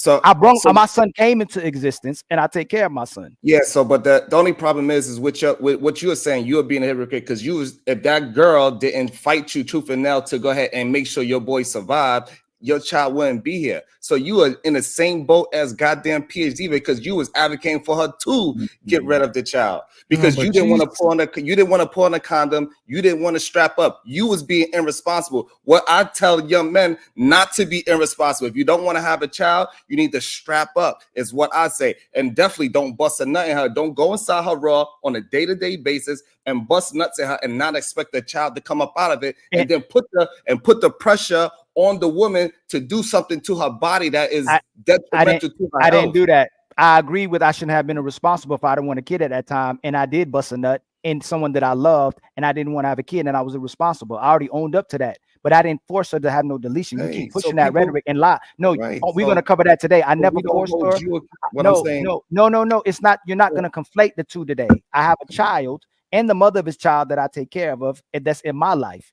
You're the person that's on your panel said that she wants to delete black boys and never bring them to existence. I've never said nothing like that. You're not going to conflate my situation from not wanting to have a kid to saying that I want to delete girls or boys and never bring them into existence. Don't run from that and be a man about it. I'm not running from it. Like I so said.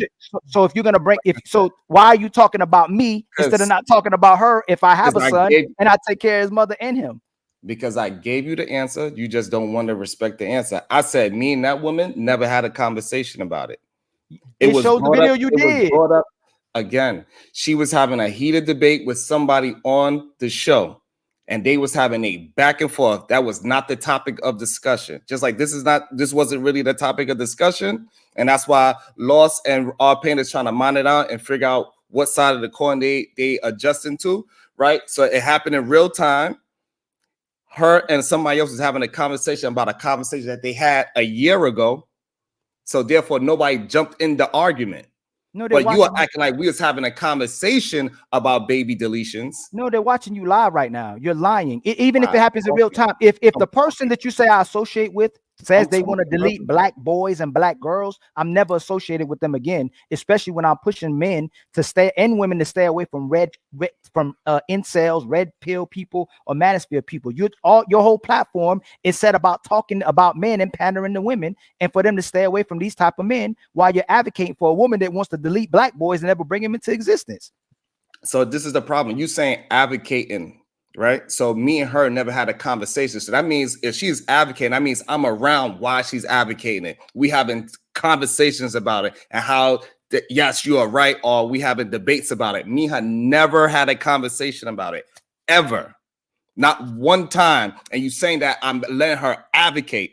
On my channel, I never even had a conversation about baby deletions. What is she that? was having a heated debate, argument with another human being, and they was going back and forth, and nobody jumped into the argument. You are saying advocate. Is that advocating to you, R-Pain? R-Pain and Lost in Translation. If a man on your platform ever said that black men or black girls need to be deleted and never come into existence, would you stop this talk about something else, or would you immediately remove that person off your panel? I'll put the mute button on them and remove. I would remove a person.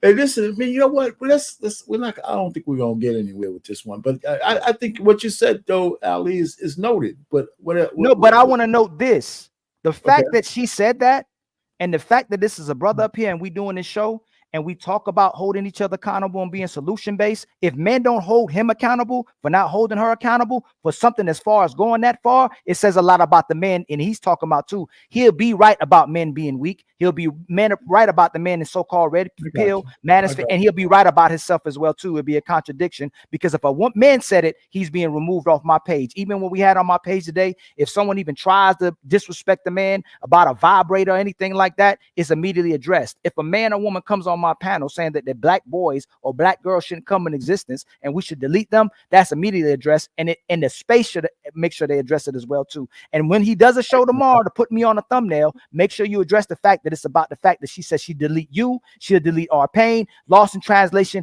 and me. Make sure you say that she says she'll delete you too, and that you shouldn't be coming to existence. Make sure you address that. Don't say Ali came there to juck and jive and make it about you. This is why this show is happening. You're pandering 100% to women. You're holding men accountable, which is right. It's okay, but you don't hold women accountable. Thank you for whatever. I don't understand what you're saying. Like I said, I talked to my message is catered to men at me and PhD Diva. We and her never had the conversation. Once again, I don't know why you keep saying that. I let her advocate for these things. I was not understanding of this conversation that she had a year ago with somebody else. So what you doing? What you gonna do about? What you gonna do about it now? So what you gonna do about it now? No. You know about it now. What you gonna do about it now? I'm doing my best to just have the conversation, but you are. No. What are you gonna do as a man? As a man that advocates against that advocates for families and against red pill rhetoric, I would think this is a female rhetoric, femcel rhetoric. So since you're against red pill rhetoric, I'm sure you're against femcel rhetoric. What are you going to do about it going forward? First of all, let me tell you this: you cannot tell me how to run my show. I didn't tell you how to run your show. Because you're comparing what you would do on your show. No, I'm not. I'm not telling you what to do. What are you going to do? Talking every time I'm talking. I just want to know what you're going to do because I'm not telling you what to do. What are you going to do about it?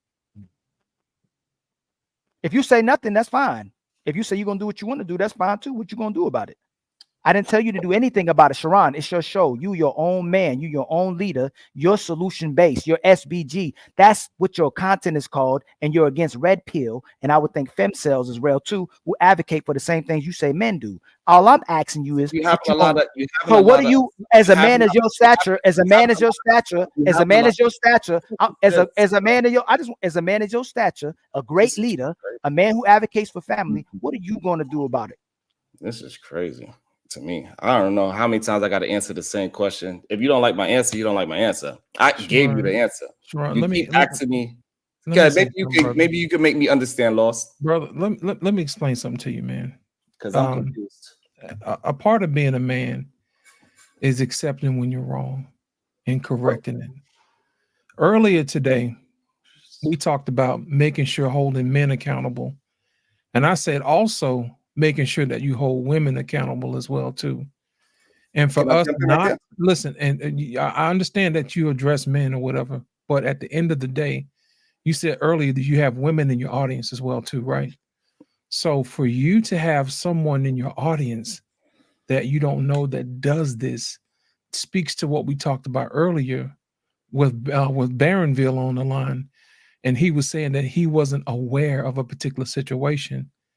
And I explained to him, just because you're not aware of it doesn't absolve you from the consequences or the responsibility of doing something about it.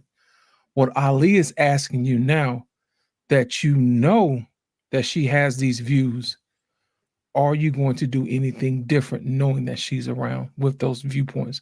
Are you going to continue to have her on the show? Even this, are you going to have a conversation about her, about those particular viewpoints? Because it might have been a situation where she was upset and wanted to get back at somebody, and it's a total misunderstanding. We don't even know. But my thing is this: it's fair to answer the question, say, you know what?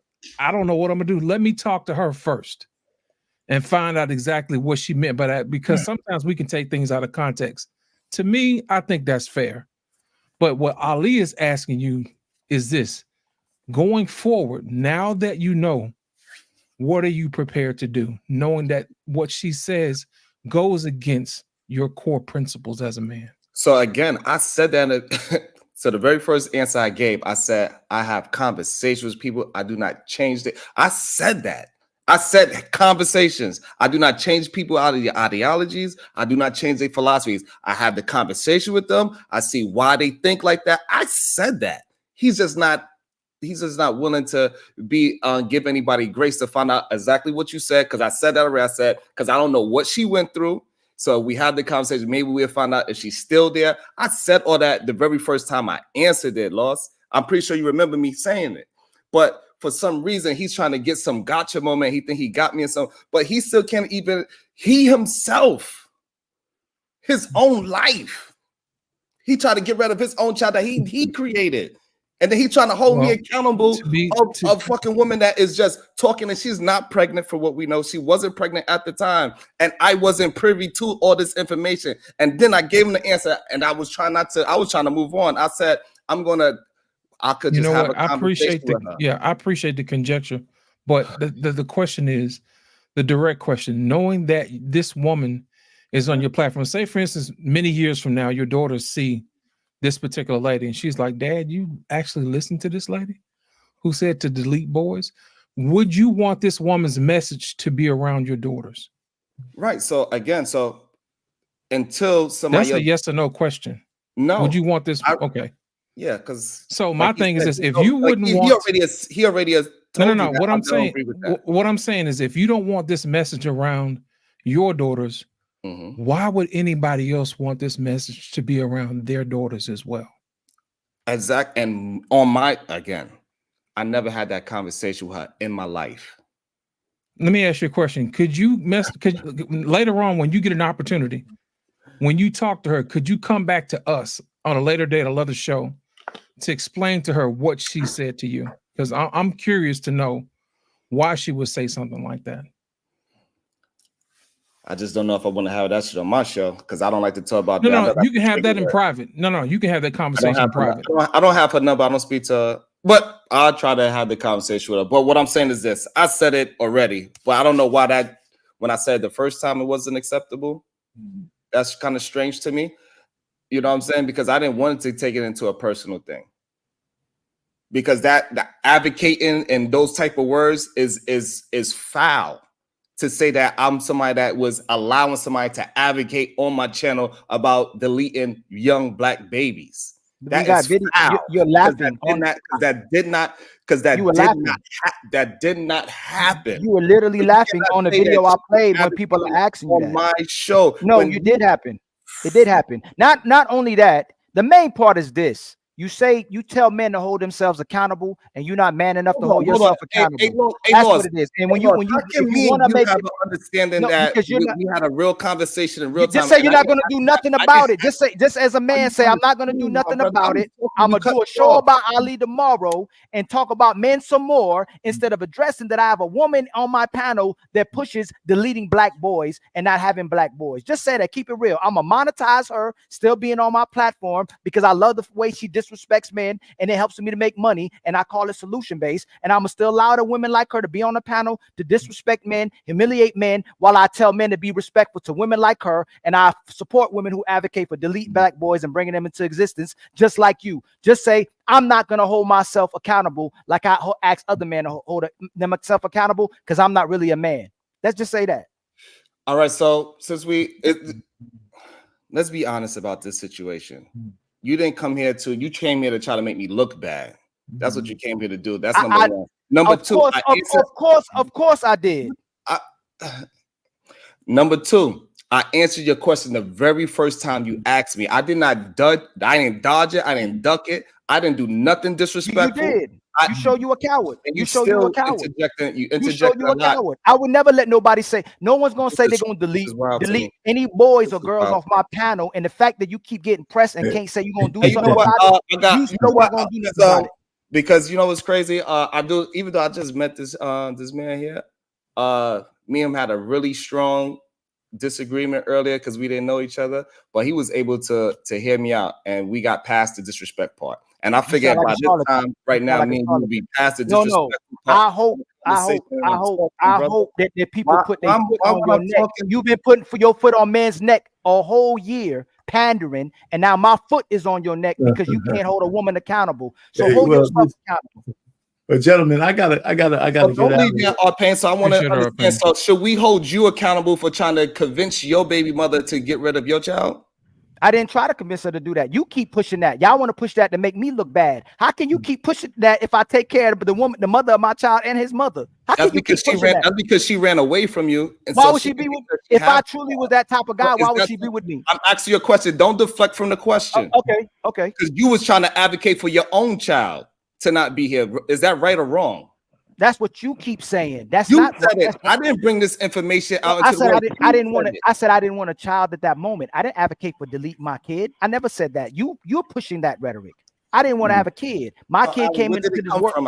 I didn't fight. What do you mean? If I say I don't want a kid, us the story. If I said I didn't want a child, that didn't mean I wanted to delete my child. Okay, so Sharon. hold on. And So you're still running. No, Sharon, you're not gonna Let make it about no. Let me ask you this You're one running. question so we can Why get is it such a Let me problem? If ask it's not you a problem, listen, question. hold I've been on. very patient This is with what you, I my believe. brother. No, because you're running now. You're running now. I take care of my son. I take care of his Okay, mother. You can't that's conflate. beautiful. You can't talk about that. That's beautiful. How can you talk about? How are you I'm not addressing me and talking you're not about addressing? that. Why you don't got the same What energy I'm for talking PhD? about. Why What you I'm ain't got the same? Why you ain't got the PhD? Ali, what I'm talking about Why is you this. ain't do this on PhD on her Ali, panel? what Why you didn't you do this on PhD on her panel? Ali, this is what you had Why told. didn't you do this for PhD on her panel? Again, I I'm told gonna ask you you why. again. Why I don't know why you why keep you asking me running? the same Because question when I what answered you're you saying don't already. make sense. What you're saying don't make sense. Hold on, Ali. You told us after she told you she was pregnant. No. You Talk told about her PhD. now you know what to do, and You you see what said he she doing? Wait a broke the minute. pack. Hold on a Hey, second. lost in translation. You see what he's doing? Y'all see what he's doing? Yeah, but can I bow out gracefully a little? Yeah, man. Go ahead, R-Pain. Do your thing, See you man. later, R-Pain. So again, I answered the question. How you And doing? what you had said when you got the girl pregnant, you told her you was mad at her because she didn't fulfill the agreement that y'all had prior. She said she was gonna go get it done if she was to happen to get pregnant because y'all didn't want to have children. That's what you told her. Hold on a second. No. The agreement was Second. we didn't have R-Pain. kids. Yeah. Hey, listen, ahead, I want to say this before I go. Listen, on Monday, I have a show on this channel, and the title is going to be The Quest for the it's a good show on Monday. I got to get the name right. Right. It's called The Quest for the Marriageable Black Woman. Right. And it's a guy who said he found the perfect woman. When everybody said there's no more black women to marry, a guy has 11 different reasons why he's marrying this sister. Yeah. She's right here in the good US of A. So I think we're going to chop that up because he has a lot of nice steps.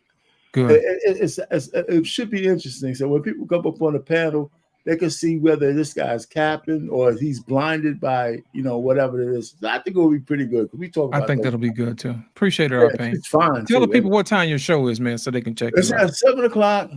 7 o'clock Eastern time. We're gonna be talking about so we can have some panel people come up.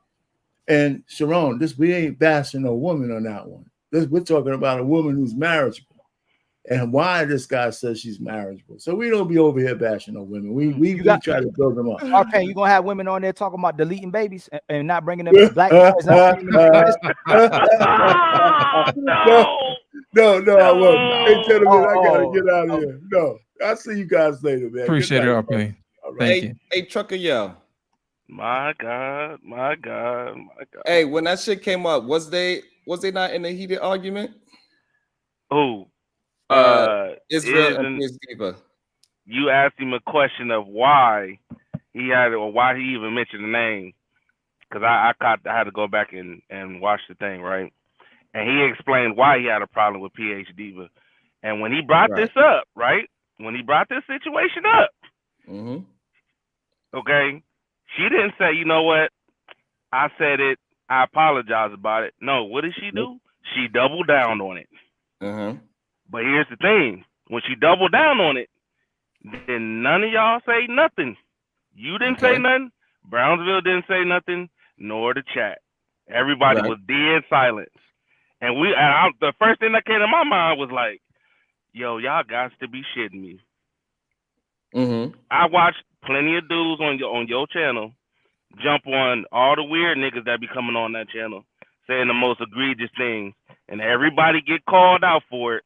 One man fuck up, a lot of men get called rapists, get called abusers, the whole 9 yards. Even though y'all try to get on the dude and say no, that's not okay, right? But when it came to that specific woman or anything a woman do, Trucker Yo. bruh, no, hold on. Trucker Yo. So the man in question that people saying he's a rapist, did I not allow that man to get all of his thoughts out so he could show that he made a mistake when he was at the age of 20, when he was having a misunderstanding of a Bible verse, and I made sure he was able to get all that information out. Yes or no? That's not the part I was talking about. Right. What I'm saying is because this is the problem. You are painting a narrative again. Like I'm not trying to paint the narrative. I'm why telling y'all you what don't it is. allow me to speak. I do not interrupt y'all. Go ahead, man. Go ahead. So I allowed the man to get out his full thoughts so he could get out his full information because he wanted to talk to other young men and say, hey, this is what I did. When a woman says no, that means no. So that's what he was trying to push. Another man, he was on the news for beating on his goddamn woman. I allowed that man to talk to get out his full thought. And he said that what he had to do to get back in good graces with his wife, how he had to go to DV cases and therapy and couples therapy and this, that, and the third, and tell men that you need to get your anxiety under control. This is how most DV cases happen because men don't have anxiety control. These are the conversations I'm having. So this way, young men that could go through these things won't go through them because they heard somebody that been through it already. So I got a so question. this is me talking to men. And then now you want to try to use she and this one person was having a heated argument. And then they brought up a conversation that happened a year ago that was not on my panel in real time. Then now y'all want me to break that, even though he left the argument and everything. And then it went on to another show as well. And y'all want me to go ahead and break it down and say, hey, while y'all was arguing, by the way, that's not how this shit works in real time. There's a lot of things going when you're hosting the show. It wasn't like I was just a panelist. All right, so y'all putting a lot of bullshit on me, and then they got somebody that's right here that advocated for it on his own seed. He said he wasn't ready for it. Passed. So this way, if we want to hold it on her, it better be held on him too. Okay. So let's keep it a buck. Past these things. Hold on. If we're gonna keep it a buck, we're gonna keep it a buck. He said he wasn't ready to be a child, but yeah, he still had the child. He still had the child. He still handled his responsibilities, and not just his. He's taking care of a woman. Also, he ain't going around literally saying, yo, I'm solely going to delete black girls. Can I jump in right there? Black girl babies. Like, yo, It's wild. That shit is wild right It's not even my rhetoric. It's not even my rhetoric. It's wild. And then too, last time I remember, the women are literally still clowning Otis, even though he told us situation, right? Most of them dudes are still getting dragged out, and all this other stuff. That's how y'all keep talking about these dudes about being rim brothers, which I said earlier. That's not cool. So, again, because do I stop any? So let me understand this. When people come up here, do I stop anybody for expressing their thoughts? No, you don't. Man or woman. Hey, Trucker, don't let him deflect. It's not a deflection because you're trying to assassinate my character. Let me talk to y'all real quick. Do I stop either party from speaking their thoughts? When it comes to the men, oh Lord have mercy. This shit is wild. Here's my issue. My issue is when I'm watching panels. And from time to time, what I see is I see people deflect and redirect to something else that's more to their favor. And in order for us to move the conversation along, I think we got to be honest, man, and answer the question that's on the table and not introduce anything else. You see what I'm saying? I answered it the very first time. We agreed. I said I would have to have a conversation with her and see if something happened to her before, why she had to say that and why she still continues it. I said I had to have a conversation. I said that. And I even gave it context that I don't know what that woman been through for her to say that about. Let me tell you something. No, Sharon, no, fucking no. Let's keep it a buck. Anybody that even think like that, you are a fucked up individual. I don't care if you are a man or woman. If you can sit there and say let's solely delete black boys or in all this other stupid shit, bro, that is insane. Trucker, us, Trucker, you, me, Sharon, lost in translation, like him. And it's only we know what type of individuals that say this shit. You crazy as fuck even have this fucked up mentality. So what are we talking about? There's no understanding. What is it that you would do? I need to understand. Is it that you mad that I didn't move the way how you? Hold on, I need to understand because y'all keep saying the same. So are you saying you are mad at me because I didn't move the way how you would have handled it on your panel? No. What do you mean? So what is the argument? Because the situation that everybody listen. So let's be clear. He said I got to answer the question direct. I did. I said I got to have a conversation. I answered the conversation. I answered the question first. Let me ask you a question, Sharon. I gotta ask this question, man. and I think it's relevant. And this is one question, and it's yes or no. Do you believe in holding women accountable for their actions? As a blanket statement, yes. Okay. In this particular situation, what's the difference? I don't understand. I don't understand. I gotta have a conversation with the person. I Well, don't know what I can do. here's the after thing. conversation. Here's the thing. When someone is specific about deleting a particular gender, I think we got to ask the question. You know, why would you even say something like that? Especially on YouTube, that's forever. You know. Okay. I have never, as long as I've been watching YouTube, I have never heard men say, "Hey, we should just delete just the girls." Right. Hey, lost in translation. You know Never. what's crazy? Never. Hold on. Never. Hold on. Wait. Hold on, fellas. Hold on.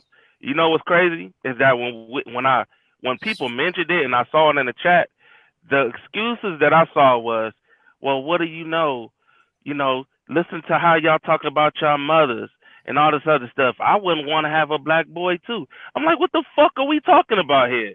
Like, yo, you know how many black women talk hella shit about their fathers and not being in the. You don't hear no black man saying that shit about any girl for real. And if he do say some shit like that, we stomping on that dude's neck. Like, what the hell are we talking about? There is no excuse. There's none. I never gave him one. There's zero. No, but see, what you're doing right now is you said, I got to go back and have this conversation back with her. Like, no, if this was somebody else, a dude, I ain't going to mention his name, but if this is him saying some shit like that, he'd be on the front, nigga. Everybody will be talking about this dude. As a matter of fact, we had another dude that's on, that's been on your channel. So Chucky, You know what so I'm do you so this is a problem that I'm having because y'all trying to paint a narrative that is not a part of my character. So something that I always allow people to come my channel and have the conversation in the first place. Even when nobody like Daryl Long, I let them still have the conversation. So I don't get what the fuck y'all want me to do besides I answer the question very directly. And it seems like y'all want me to run my show the way how y'all would run your show. No, it ain't got no. I would have. Okay. What it's called? It's called. All right, so what? So what would you expect? What do you expect Sharon to do? I expect you and Brownsville to check that shit. To check what? What does the check mean? Oh my goodness. To have a conversation, you mean? Bro. Listen, no, ain't no fucking conversation about that shit, dog. All right, so that's There's how no you handle it. conversations, my no. No. Like, come on, yo, y'all literally sit here and insult niggas and blame dudes. I've been listening. Lost. I'm asking him a direct question. What do check mean? It means to address the issue. Meaning to have a conversation, correct? Yeah, with consequences, of course. This is fucking. Goddamn well, it ain't gonna be no consequences. I'm really confused about me saying I will have the conversation with it, and y'all saying that I should have a conversation with it. Like we are saying two different things. I'm confused about that. Let me ask you a question, Sharon. If in the presence of somebody doing something wrong, do we have to wait to address it, or do we do something about it right then and there? That's just a general question. In general, you try to address it as soon as you can. In general. Okay. In this particular situation, why wasn't that addressed in this particular video? It was a heated conversation between two other people. I usually allow people to have their own conversations. I do not have conversations about baby deletions on my channel. This is between those two individuals. I let them have it. And for some reason, people want me to have a fucking echo chamber. I don't have a fucking echo chamber. Yo, you don't have to have a fucking echo chamber by telling the goddamn truth. It's even crazy. I was in an echo chamber by telling the truth, my nigga. Yo, it's an echo chamber when you got a bunch of lame ass niggas talking about queens and all this other shit by lying to them, which is the most disrespectful thing your ass can do to any woman. Why are we lying here? This shit is crazy. Y'all jump on niggas' necks left and right about deadbeat dads and the whole 9 yards, but y'all won't jump on the fucking females about being deadbeat mothers and the ones that want to sit here and literally destroy fucking kids on purpose. Not life-threatening, but on fucking purpose. Like, what are we talking about here? If this is a dude that would have said this shit, his ass would have got cooked by everybody in that chat, on the panel, everywhere else. So why you not cooking her then? So go ahead and do your show. Ali, go ahead and do a show about her then. I don't understand. So just like how you just told me, go ahead and put her on the thumbnail and have your conversation. Do your show. If you want everybody to cook her, then you have all the right to do so. Just remember, we do not advocate that on my channel. So stop saying I'm advocating for anything. That does not happen on my channel. We do not have conversations about babies. Listen, I get that fact. Have conversations about those type of subjects on my channel. Sharon, stop saying that I'm advocating. yo. Stop saying I gotta hold on. Well, first off, the one thing people are paying attention to is not just words, but actions, bro. We saw it in real time. So what is your actions? No, my actions is my fucking actions. What I saw earlier, like everybody else saw. Okay, hold on. Is when she sat there and said, you know, I doubled down on it. I meant that shit. She doubled down. She meant that. And so what do you want me to do about that woman that I never? I'm not. Listen, you don't have to do nothing. Chuck Yell and Ilkan Ali lost in translation. What would you like me to do about somebody that I never met before? Listen. I never seen in my life. What the fuck is it that y'all want me to do? I can tell you one thing you can do. You can remove yourself from their presence. I mean that's one thing, right? Yeah, but we all, but even you can. But see, my whole thing is you can remove yourself from the presence, because my thing, I would hate to be on a panel with somebody who says something so salacious that I could be associated with somebody who says something like that. You know what I mean? No, that's bad optics. It really is. And especially if somebody like Ali could come back and play the tape and show where it looks as if I was in agreement with her. You see what I'm saying? But also, I said that's bullshit too. I said it in the video as well. I said that too. But I understand. Where did you say that at? Because in the video, at the end of it, all I saw was, and we know. Well, we're gonna talk about that later. Now we're gonna focus on this bet and yada yada yada. I said, what the hell are we talking about? What it shows is when they first asked me, I said that was bullshit, and then they showed another clip of her saying it, and then it was a short clip of her saying it, and then I was like, that's what they showed. So it was one clip of me saying I would say that's bullshit, and then they showed another clip of it happening, and then they showed another clip. They were showing clips and clips. It was really funny, very good production. Yeah, we know how the YouTube works. It was two different streams. We know how YouTube works, man. Right. But at the end of the day, okay. Yeah, but at the end of the day, man, that was still bad optics, though. You know. Yes, that's fine. Yeah. I don't. And you know what else is bad optics? Let me explain to you. You know what else is bad optics as well too? Not addressing what somebody just said about this particular situation, about her deleting boys, black boys. Bro, listen. No, hold on, and making sure they never come into existence. Listen. What crime did these boys commit? They ain't even got here yet, man. I agree. The hatred for a man before he even hits the ground is astonishing to me. And to me, it speaks to the atmosphere that we're in right now, where women don't see men as whole human beings. You know, how could you submit to somebody who you don't look at as if somebody's worth being a leader? It's like as if nothing they say matters. And I think that speaks to the culture that we have right now. It really does. You know, it's okay for people to sleep with men, but just don't listen to them. I think that's wild, man. And I think we have to do better as men. Ali's correct in this particular situation. Yeah. These are the so-called leaders that go against the actual leaders who's trying to be solution-based, bring men and women together, and address the actual issues that's going on between our communities. You got proof of that? These are the so-called leaders. Yeah, we just played a video about you doing absolutely nothing. And you know what? People don't change. So the fact that your only solution to this or resolution to this is to talk to her as if her rhetoric is going to change or as if her mind's going to change says a lot about the type of man you are. So that's fine. I want to finish. I'll let you talk. I didn't talk for a while. I didn't talk for a while, right? I didn't talk for a while. I followed your example, right? You a man. So you are a living hypocrite. You contradict yourself. You have a woman on your panel that you can't uphold to the same standards you're talking about from men. So you have no credibility or no merit to talk to brothers or sisters, and you're not an actual leader. So y'all have a good night, man. Much respect and love to y'all. Appreciate it. Lord all. have mercy. Hey, Yeah, that is what it is. it's That's on foul. you, brother. To me personally, that's foul. The way I mean, I still do the fire. It is what it is. Everybody has smoke. It was a somewhat of a setup. I think you wanted to have a conversation, and it turned into a witch hunt. It's something a little different from what I think what the show was intended for. I think you really wanted to have the leadership pandering conversation, but it turned into a witch hunt. Clearly, that's easy to say whether it was your fault or not. Just like how you said your ignorance to it, that doesn't matter according to your standard of how ignorance work, right? So it doesn't matter. You seen it just now live. It happened when he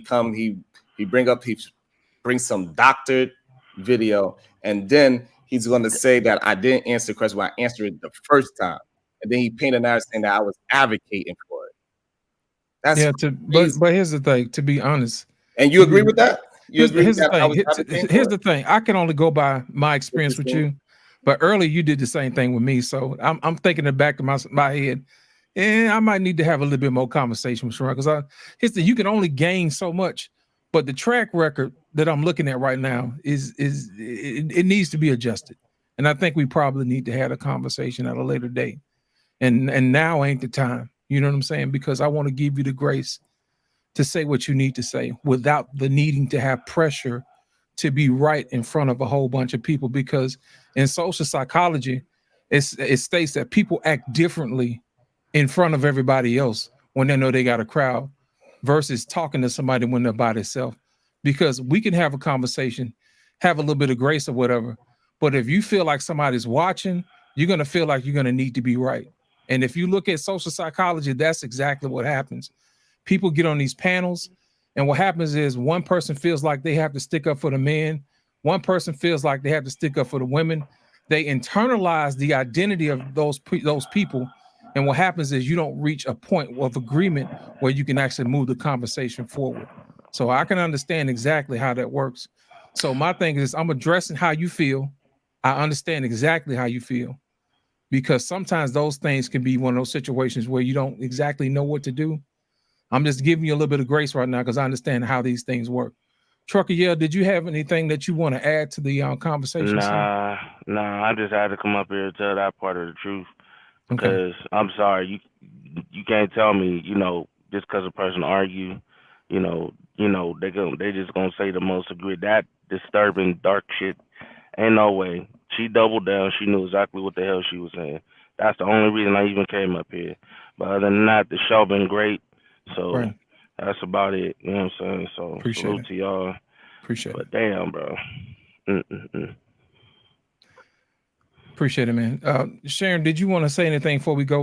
Sharon, you want to say anything before we go, man? Hey, listen. My name is Sharon Bracey. I rebel against remedial rhetoric every single day. It is what it is. I will be back tomorrow in the AM, probably around like 10 a.m. since I stayed up a little extra.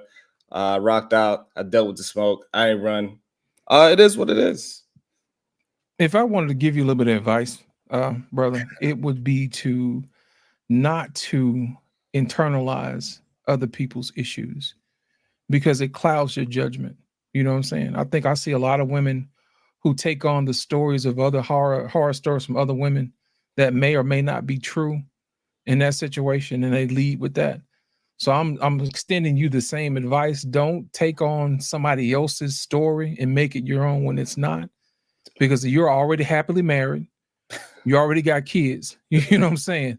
And my thing is I wouldn't want you to take somebody else's pitiful rhetoric and you internalize that and inadvertently pass it on to your children.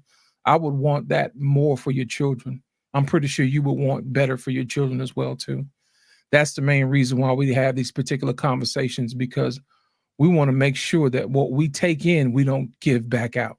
We want to be the ones that give solutions and not take on somebody else's foolishness. Does that make sense? Okay, good.